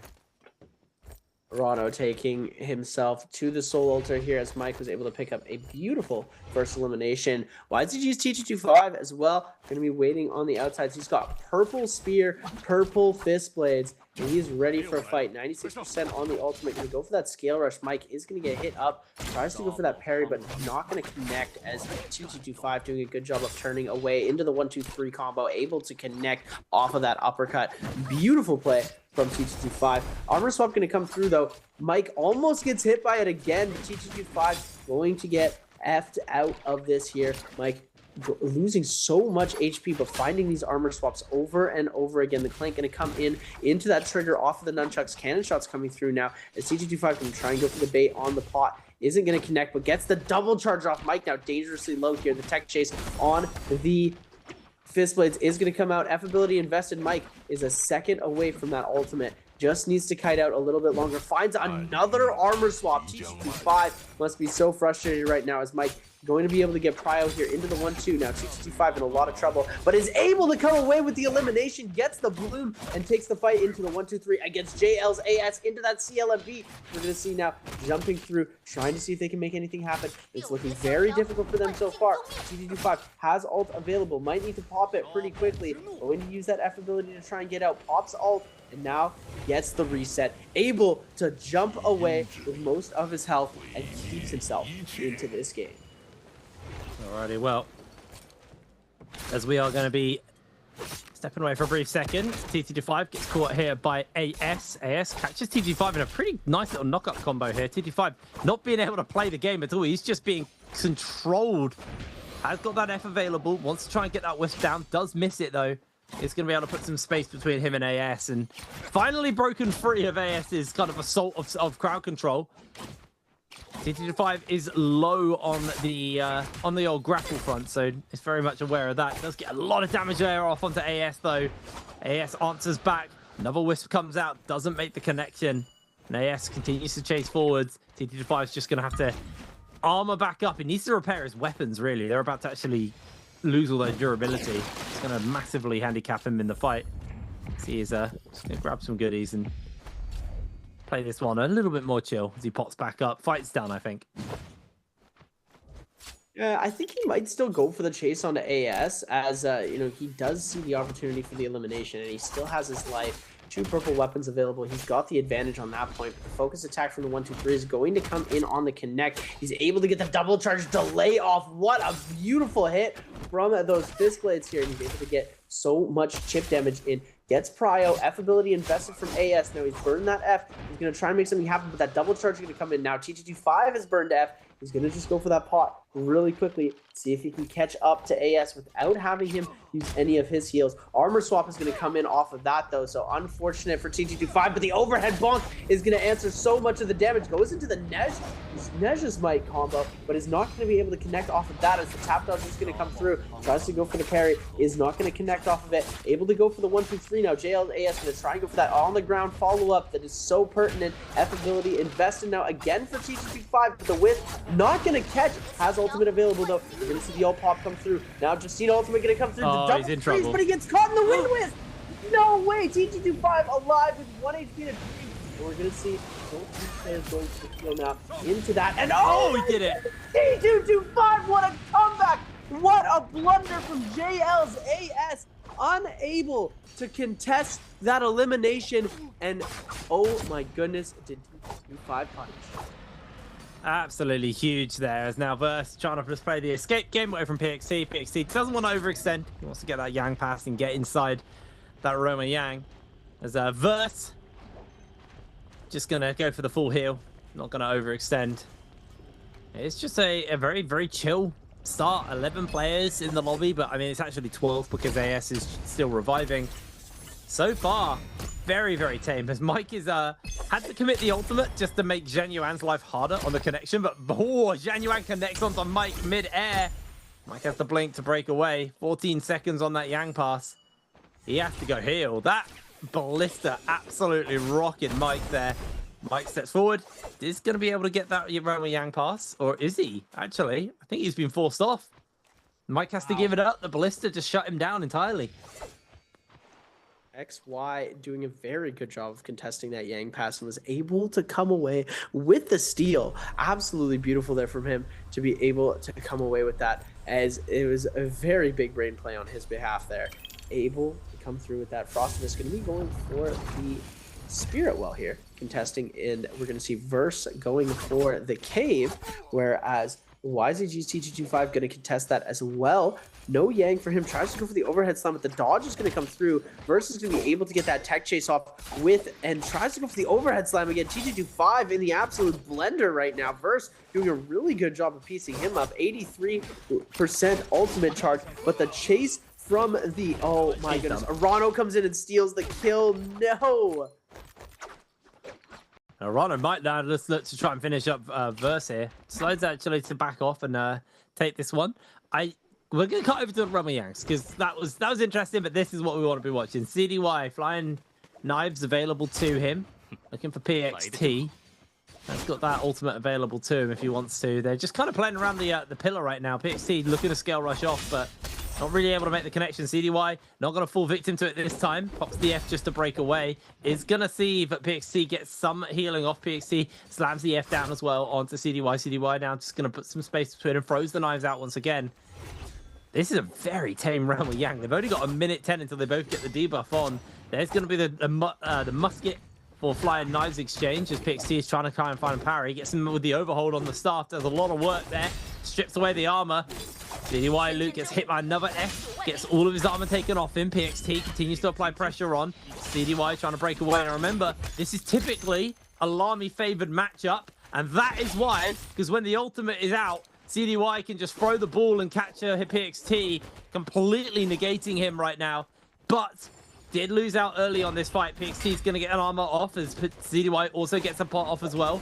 Does have himself a single capture left available if he can make the connection on to PXT. CDY tries to catch him off here. Gets caught by the ultimate. Gets a massive slam down. The armor stripped away. One more ball could come out, but I don't think it's going to make the connection. No, it's not. PXT is just got to finish this kill up. CDY, he's got 15 seconds to survive, and he's actually able to find a turnaround with the flying knives. On to one. 10 seconds left. PXT is going low. CDY, can he make the connection? Can he find the kill? Yes, he can. Just about in time. That was way too close. The smile on CDY's face, he knows exactly what he did. Blue after blue after blue. He kept getting parried, and there's no way this guy's going to throw 3 blues in a row after I've just parried him 18 times. And he manages to mind game him out of the victory, and CDY is going to take the victory in the realm against PXT. We're not going to see GG Shaw on the Yang depletion here, as OUG's Mike, I believe, might be on that Yang depletion as well. Shaw needs to find his target fast, otherwise he's going to be in trouble. It's Fong, Shaw, and PXT all on Yang depletion. SS1, OA, and ASE all with that Vermilion Bird might buff. JL's AS trying to make something happen against WZ's Arano right now. Arano going to use that F ability to try and get Prio off. He doesn't use it to capitalize too much, just trying to run away as fast as possible. Does not want to engage in this fight. Arano, no Yang depletion. AS as well, no Yang depletion. I don't understand the fight right now, as DRG's Fong going to try and jump into the mix as well. He does need this kill desperately, so Arano getting buttered up nicely for him by the JL's AS, and now Fong is going to try and still continue to keep chase. He loses him. This is a very tricky spot to fight it out, as Arano already found the armor swap and he's already completely out of dodge. Yeah, able to break away nice and safely there. We are going to see Zhang Yuan getting himself in a lot of danger here. Caught by a potential wisp. Nope, just about misses. Actually, it's a football coming out. Sharp, ultimate available to him. Has 2 minutes to cleanse his debuff on. He is caught by the football onside the buttery rocks. PXT's also making his way over. There's 4 players all just scrapping it out on these rocks right now. Nobody has gone down yet, but with the debuffers here, they all want to be securing that kill. Sharp, desperate to try and keep himself in this game, but he is going to lose all of his armor. Zhang Yuan gets caught by the ball, as that is going to be the kill for Frostivus. Frostivus going to force out the revive, get himself the kill and get away to safety. Is Shah now trying to play the escape. Not really going to get much though, because he's taking both shots. He's taking shots from everything from behind. Mike is just going to be absolutely smashing through his health bar. Low HP on Shah. In jumps a third party. PXT's trying to steal it away, and that is going to be Frostivus actually to secure that kill. And I believe Frostivus just stole another Soul Bloom. Like, Frostivus is just absolutely robbing them blind here. PXT should be able to look up for CDY here. Does have the ultimate to connect, but Frostivus decides to turn around and go, oh, this might be another third-party kill for me to steal away. CDY is on the run, and so far, only one of our 2 players with the debuff have cleansed themselves, so it really needs to happen. PXT, ultimate going out. Hits onto CDY. Frostivus looks to try and steal this kill away as well. Can he make it happen? CDY gets caught, gets hit by the knockup. Frostivus, does he steal the cleanse from PXT? No, he doesn't this time. PXT's going to get that Soul Bloom, but the problem is he's now used ultimate, and Frostivus is feeling like he might be able to take this fight and force him away. PXT on that run. Frostivus will catch him with the grapple as soon as PXT tries to make the escape away from this one. It is just a constant onslaught onto PXT. Edwards also seen that this is a potential kill option for him. PXT losing most of his armor. Frostivus losing all of his. Does get a pot off. Both of them get the full pot off, actually, just to get some health back. PXT, full armor, full health. Frostivus, think he's going to back off. Yeah, Frostivus getting a little bit too aggressive in that situation there. And, I think it is definitely the play to just back off and let everybody kind of reset here. Try maybe going for that Realm of Yang, seeing if you're able to get that last entrance in. As it looks like Edward might be getting a free Yang here. We're going to see Mike dealing a lot of damage right off the rip from the fan. The overhead slam from CDY is going to come out into that double slam. Mike not even going for the parry. The turn is going to come through. He's expecting the turn. The overhead slam going to connect again. CDY just throwing blues like there's no tomorrow here. This is definitely a strat that is not working too well for him. The F ability is going to come out, and that's why we're seeing him throw so many blues, because he is Liam. He's going to have that ultimate potential available for him, and the F ability to steal away. And oh my goodness, the TOD going to come out into the finisher. He should have thrown the third ball to be able to finish that off, but he does it nonetheless. Edward versus X-Line, the second Realm of Gang here. We are going to see the gold full sword coming out. Tries to go for the punish attack there. Is not going to finish that off. The clanks coming through. Stone form is going to get brought out from the full sword. Tries to bring it back around into a huge follow-up. Edward extremely low right now. Now, Shio ultimate invested. We're going to see the stone form getting released over and over again. F ability popped out. Now 2 charges available for Edward if he needs to throw them. There's the third one, and now he's going to be vulnerable to any sort of attack. So stone form going to get procced again. And then the throw coming through perfectly timed with the landing ball into the overhold. Very, very low HP. He needs to throw that again. And look at that. He's getting every single throw perfectly timed. Felicia's going to come out. Is going to deal the damage into the pistol shot. Oh my goodness, that was so nice. That was so clean. Zhanyuan. Honestly, this guy's been sleeper good today. There's been a lot of attention on like Verse and TT25 and obviously Mike, but like Zhanyuan has been low-key so on it. He was our Taka that popped off in game number 1, at least for a bit, and then kind of just fell off because Taka unfortunately can't compete with the current meta characters. But still, playing very, very well. Now CDY and Edward get themselves in a scrap. They've got that debuff on. Nice parry from CDY onto Edward. Edward just slams the F down, does not want to be taking much more damage. Catches him with the uppercut. CDY continues to apply pressure. Edward loses all of his armor. He's got those halberds. He's got the damage, but Mike is making his way over. CDY trying to make the escape away from this one, but Edward continues to get pressured here by Mike. Mike may just be looking to steal this kill away. Edward goes in for the blue armor swap. CDY, he's just hanging back. All he needs is to get the Soul Bloom. That's all he wants. Mike chasing on to Edward, though. Not letting Edward get away. Throws the grapple out. Doesn't make the connection on, but still continues the chase. I think Edward's actually been able to break away, at least briefly, from Mike. Although it's just taking like a squirrel, scurrying up the tree to safety. Can Edward hold the line here? Gets caught by Zhanyuan's grapple. And now he's got both of the White Tigers characters chasing him down. Edward not looking too good here, trying to hold on to the trees. These players are doing a really good job of hitting their scale rushes, hitting their grapples. Edward extremely low right now. 2 of these players, Edward needs a Soul Bloom as well as CDY. So CDY wants to find this elimination bad. He's just holding on as long as possible to see where he can go. And there you go, CDY going to try and go for that kill here. And now the entire lobby, it overchased. And there you go, there's the poison is going to get released. And there we see it. Mike going to pick up the kill, but CDY is going to get the bloom, cleanse himself, and be able to back out of that beautiful hit from the balls there to be able to come through. with a very, very nice play. Well, Frostivus gonna lose a fair amount of armor here. Mike continues to apply pressure to him. Frostivus, let's be careful now because you got that palm lightning coming out as well from off screen. 7 players left in the lobby, 10 minutes left in the game. All to play for right now. Mike currently sitting at the top, and actually it is unpassable right now unless Genuine has the game of games right now. Mike has secured himself first place at the end of today, or TTD5 has locked himself into second and Verse into third. So Verse dropped down 2 spots off this game. Very disappointing donut for him. TTD5 wishes he'd held in a little longer. Could have held on to that top spot, but it's still playing for, you know, as many points as possible. They also have one more day to go after this, so the more points you score here, the less work you have to do on day 2.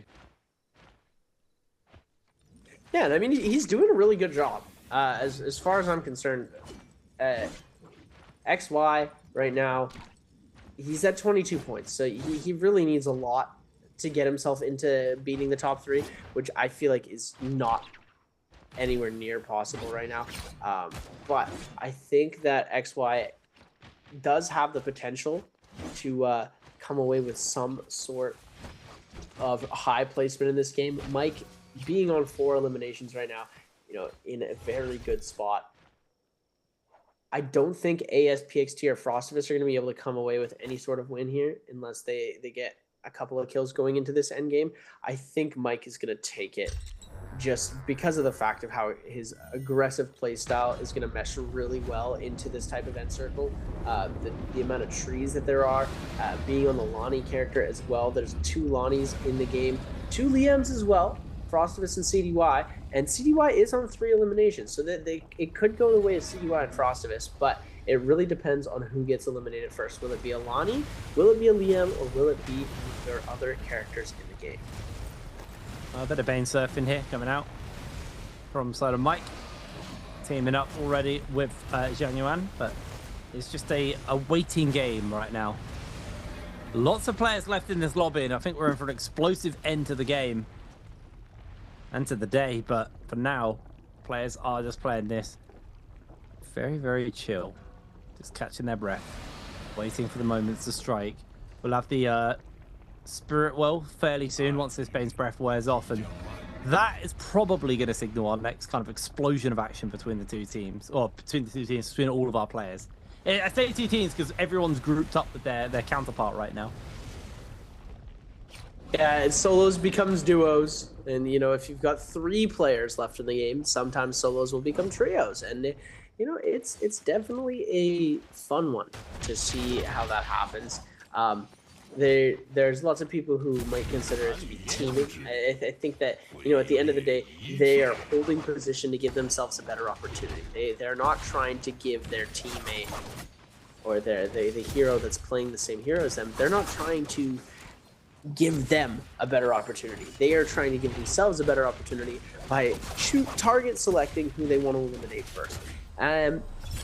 Here we're going to be seeing CDY going to be able to capture this Spirit Well, timing that ultimate perfectly to get the refresh here. So he's going to be able to go forth and attack with that White Tiger's prowess super aggressively here. AS forced to pop that ultimate and get out of dodge super fast before getting into a very tough situation there. So we are going to be seeing now AS trying to back off from this fight, wanting to go for the reset, just burn that ultimate, so they're not in the greatest position to be in right now. So we are going to be seeing them try and get back into this game. It is going to be difficult for them, especially since they've burned that ult. XY and Mike holding that top side, bottom side CDY. Mid ground is going to be Frostivus and PXT, and at the tippy top we're seeing JLAS. Looks like for the moment, CDY is going to stay up on top of the buildings. Nobody going down. I mean, there's a moment where like everyone just has to stop fighting, right? But very, very passive right now. Another Bane's Breath is going to be coming down. It's the final one of the game. CDY will find himself in that Bane's Breath. Does have that armor swap off in the distance, that golden armor, which I'm amazed he's holding so late into the game, but for whatever reason, he feels happy to. A Runner and Frostivus both take a Bane's Breath. Just going to heal up. Mike almost takes another Bane's Breath as well. People are getting absolutely railed by this one.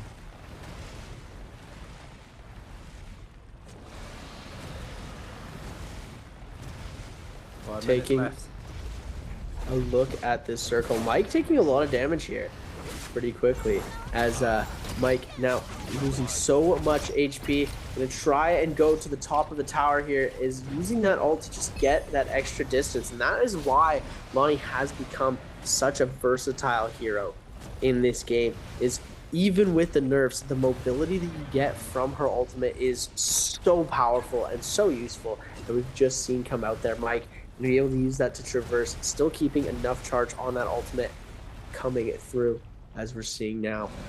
ASE's XY, Wolves PXT, JL's AS, BB's Frostivus. This is the first end circle we've had with a decent amount of players. With 4 minutes left, we still have 7 players in the lobby. Usually at this time, we've only got 2 or 3, as far as these games have shown in that trend. In fact, some of these games have been done by now as well, which is quite a big one. But 4 minutes left in this lobby. We do have the poison mushrooms, which are also going to be a real menace. If you get hit by a poison mushroom and then knocked into shadow corruption, you are just you're gonna die to the dots. Be way too much damage for you. As Januan gets caught by a grapple, isn't going to be under any real threat yet. I say that, but CDY is hunting down Januan. Januan has ultimate though, so it should be sitting quite comfortable right now. Just gonna get himself onto the tree and chill. It's just a very, very tame final circle. No action to speak of yet. Everyone's just waiting for that moment, that opportunity to start the fight. And it comes down to the zone. The zone is just so much terrain, but there's plenty of places to hide.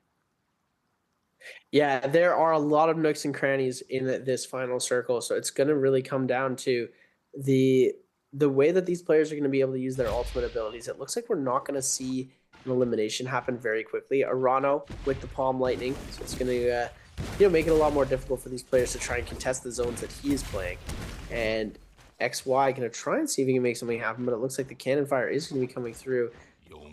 Look at that, just holding blue there. It's going to be so difficult to try and contest that. XY sees it and immediately backs off, does not want any of that smoke. Rono also with the purple cannon, going to be able to shoot that from down below. And keep in mind, ladies and gentlemen, we're in Sunwing's West.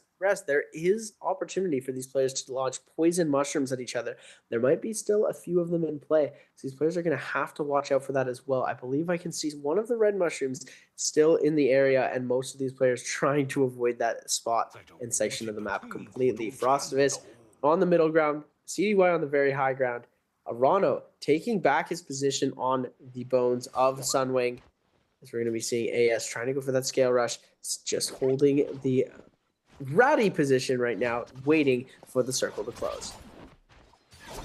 I've never seen solos this chill in a while. Like, final circles, I haven't seen one be this kind of like passive in quite a while with this many players. Typically, they're a lot more aggressive, and any moment now that aggression will be breaking out. But again, there's still a tree in the final circle. There's still places to hide. These players are probably going to just be sitting quite happy as Januan, I swear, it's had 2-0 in like the last 3 games, man. Like, they're able to constantly 2-0 back up their health. As PXT, still lose a little bit of HP. Still a bit of a waiting game. The circle is going to force them to fight. Closing them off. Once that tree loses its position, these guys have to scrap. And there's another 45 seconds until that happens. It is very much a waiting game. Mike has locked himself into first place unless Januan absolutely pops off here. He's got 3 kills. He takes everybody out and first place. He will evict Mike from first place and move him down to second, but it's going to have to be one hell of a performance from Januan to be able to secure that. But now, PXT just taking some cannon fire. Well, 19 seconds until this zone fully closes in on these guys as PXT just going to be potting up as much as possible as he is just being constantly barraged by cannons. He is not getting to do anything. Why is he standing there, man? Like, he did all that for like a single pot.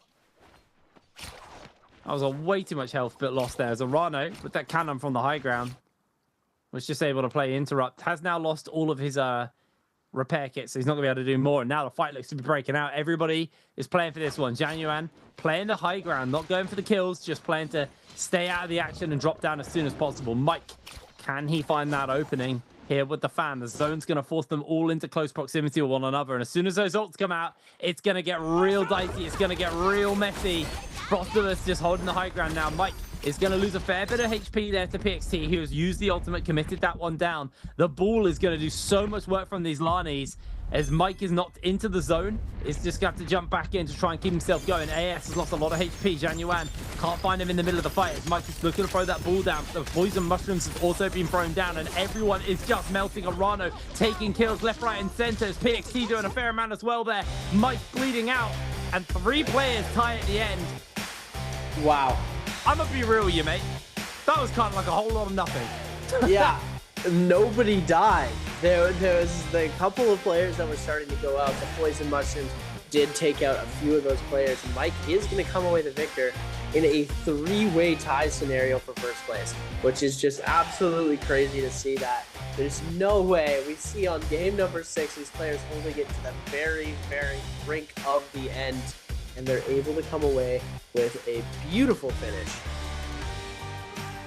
I am surprised by that final circle. Yeah. I expect more of solos. It's a very aggressive game. So surprised to see, but you know, that many people and that little kills at the final circle really caught me off guard there. A few players did catch some extra points though at the end, so it is a good one for them as players are getting themselves finished up for the day. That is solos concluded, but we'll have all our scores and our interviews and stuff still before we round out the day here on the show. Yeah, I mean, honestly, that last game was a bit disappointing for me, but like if I look at the rest of the day, that was a sick day. Like TTD5 popping off for the first 2 games, then we had AS and PXT pick up the middle games, and then Mike closed out the tail end and got 2 wins back to back. So really solid day there for Mike, and that sets him up quite nicely for this next bi-weekly. Obviously, he still has 1 more round to go. And he wants to score as many points as possible because we were saying it earlier, Mike and Spider have always been the guys to watch when it comes to solos. I mean, Mike is currently the world champion. He hasn't taken a single domestic bi-weekly home. He wants to take this last one home and then the grand finals. Like, he has some work to do going into this final month of the spring split. Yeah, he's definitely got his work cut out for him here. Hopefully he'll be able to, he's been saving stuff for us maybe. And when it comes down to that final bi-weekly, the last chance qualifier, I'm pretty sure even though he hasn't won a bi-weekly, he's still in a very good position to go to the finals without having to go through the last chance qualifier. He's going to be in that top 6. He'll do well in the pre-finals, and I think he's going to do some crazy stuff in the grand finals. We know he's capable of it. I think he could be holding back, just waiting and holding his strategy until it matters the most. But I mean, today you could see him testing stuff out. Like, he was trying to hang the Hong Sword and the Katana tech. Like, he'd go into every run with Yang with those 2 in his weapon slots ready just to throw them out. Like, he was clearly just testing stuff today, and like he's still like kind of locked in towards the end just to make sure that his points were still there for him.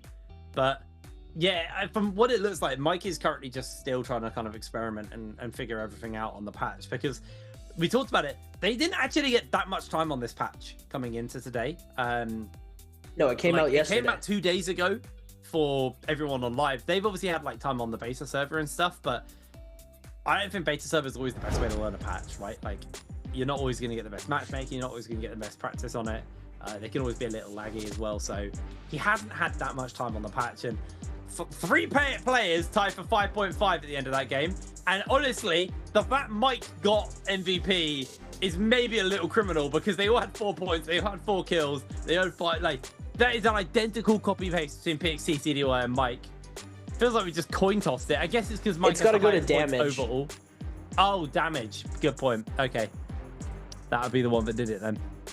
So yeah, Mike's gonna have better damage overall than CDY and PXT, and that's how they determine 1, 2, and 3. 4 is going to go to XY with a 4.5. Arano going to take 5th with the 3. Frostivus going to take 6th with 3 as well. 2.5 to AS. 2 for T225. Edward going to get the 1.5. Fong with the 0.5. And Shaw and Verse, the zeros, the donuts. It's very unfortunate to see, especially with how well we saw Shaw performing, or we saw Verse performing in the previous games. Taking a look at our overall standings after day 1, Shaw in 12th, the CDY in 11th, Edward in 10th, Fung in 9th, 8th is going to be Arano, and Frostinus in 7th place with 14 points. And he's holding the line there. He needs to put a few more points up. Game 2 with the donut, obviously not going to do well for him. But in 6th place is going to be AS with 18, 23 with 0.5 is XY in 5th, PXT in 4th with 24.5, Verse in 3rd with 28.4, and in 2nd place is TT25 with 29.5, and in 1st place with 31 points is going to be OUG's Mike. Even though he's labbing, even though he's testing out new strategies and different ways to win the game, he is still coming away 1st place on the day with 31 points. Very, very close play on the overall scores, especially towards that top end of the table. Once we get like Spider in the mix as well, I'm very excited to see, how the rest of this all really matches up. Also, Wufeng hasn't played yet today as well. He's also another one of our bi-weekly champs who is yet to put any scores on the board. So we're very excited to see how, when some of our other kind of top players also show up, like, we're going to have a good showdown between these players. We really are going to have a very good showdown between these players. I think this bi-weekly final is going to be a very, very exciting one, this next one anyway.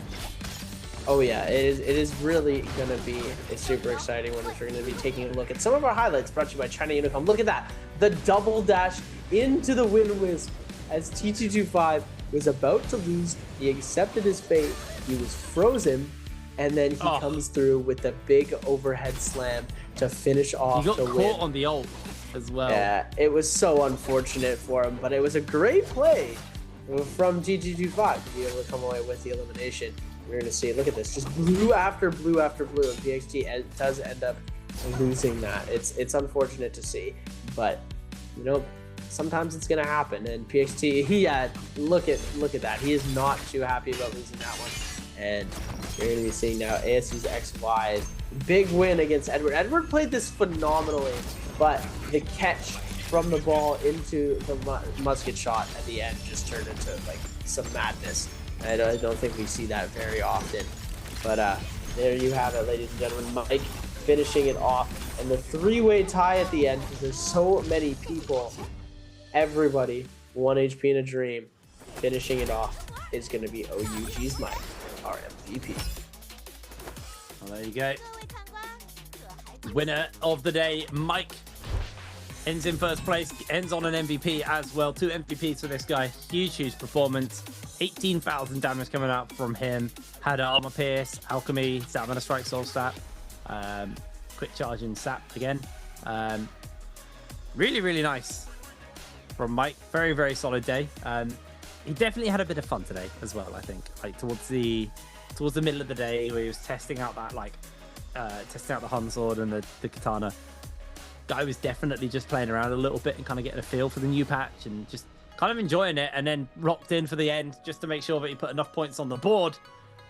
Still got one more day to go though, so still has a little bit more work to do before he is fully done with the day. Well, with the bi-weeklies, but wants to put as many points together, make sure that he takes this bi-weekly finals, because like I said, hasn't taken one yet, and he is the world champ, so he really needs to step up and secure a domestic title. Otherwise, that'd be real tragic. Yeah, I mean, it does happen though. He could just be saving. J-Team did it for like 2 years, mate. Like they literally sucked domestically. But Mike doesn't. That's the difference. That's the difference. Like, right, Mike actually has performed consistently across both international and domestic. So yeah, I've got faith in the guy, but he does need to step up. And I don't think this is like Mike underperforming. I think what this is it comes down to like the rest of the players have just gotten really good, and they've all kind of caught up to Mike's level. And I think Mike now needs to take that next step and jump ahead of them once again. Yeah, I think that the skill ceiling has sort of dropped, or everybody has caught up to where Mike was. He was on this pedestal, and these players have sort of started to climb back up to reach the level where Mike was originally. And now that we're in this situation where it's okay, Mike is good, but these other players are starting to get just as good as he was. Alrighty, well, we're going to pass ourselves over to our interview, and I'll be back after that. So see you in a moment. Hi everyone, this is Yeager and welcome to Post Game Interview. And I'm standing here with our last Biweekly Final Championship. And welcome, and let him do the self introduction first. 那先跟观众朋友们打招呼吧。大家好，我是 YGT25。欢迎T25，也是再次恭喜哇，在上个双周也是斩获了我们的单排冠军，今天也是非常荣幸来到邀请您到了我们今天的这个赛后采访环节。Okay, first I would like to know, so today you really have high score and really have good status, and I would like to know it's because of the past version or it's because now you have the hand feeling because this Biweekly Final Championship。 那我这边先问一下啊，今天整个状态可以说是非常的不错的，那目前的总积分呢也排名非常的靠前，那是今天觉得是自己这个版本确实非常的擅长呢，还是继续有了这个周冠的这个手感了之后，今天状态很好呢？觉得是周冠给我带来的自信吧，让我得心应手。Yeah, I think it's because this championship really gave me the confidence in the matches, and I think I can hold everything now in the matches. Okay, let's move on to next part. Answer for treasure. 好，我们来看一下今天的题目。Okay, so today's question is, which hero did YZG T225 use in Game 6? 这道题目呢，这道题目啊是刚才这把比赛225到底用到了是什么英雄？说到刚才这把比赛，一个非常有意思的点 ，so talk about the latest game, and I really want to know because you know when you just died in the latest game, and you're like just when two players they are chasing you, and you just focus on money, and I would like to know why. 这边就是想问那一波，哎呀，那波真死得非常的可惜，我感觉就对你是就是我们会想不到，就那波你会没有啊，但是当时两个选手在追击你的时候。眼中没有对对决的渴望，全部都是对那个地上的钱币的渴望，是怎么回事儿？我想花钱去赌那个掌心雷嘛，就想玩一把。Okay, so for me, it's because I'm really focused on the money, and I want the money to try to have the new soldier with the Plammer Thunder for me because I think it's a good soldier. Okay, I think our players prepare and let's start counting. 那我们这边应该25已经准备就绪给大家进行一个倒计时了，英文的 3, 2, 1 OK 吗？好，准备 3, 2, 1 Screenshot. Okay, let's find out the correct answer. 知道这道题的答案是什么吗？答案是 A. Okay, yes, the correct answer is A. And also because we talk about our new soldier for the flying knives, and I would like to know because you just told me the story, maybe you can share with us. 那其实我这边在采访前也跟225讲到，今天觉得跟这个掌心雷啊也是有一个渊源和有趣的故事，能不能跟我们大家分享一下？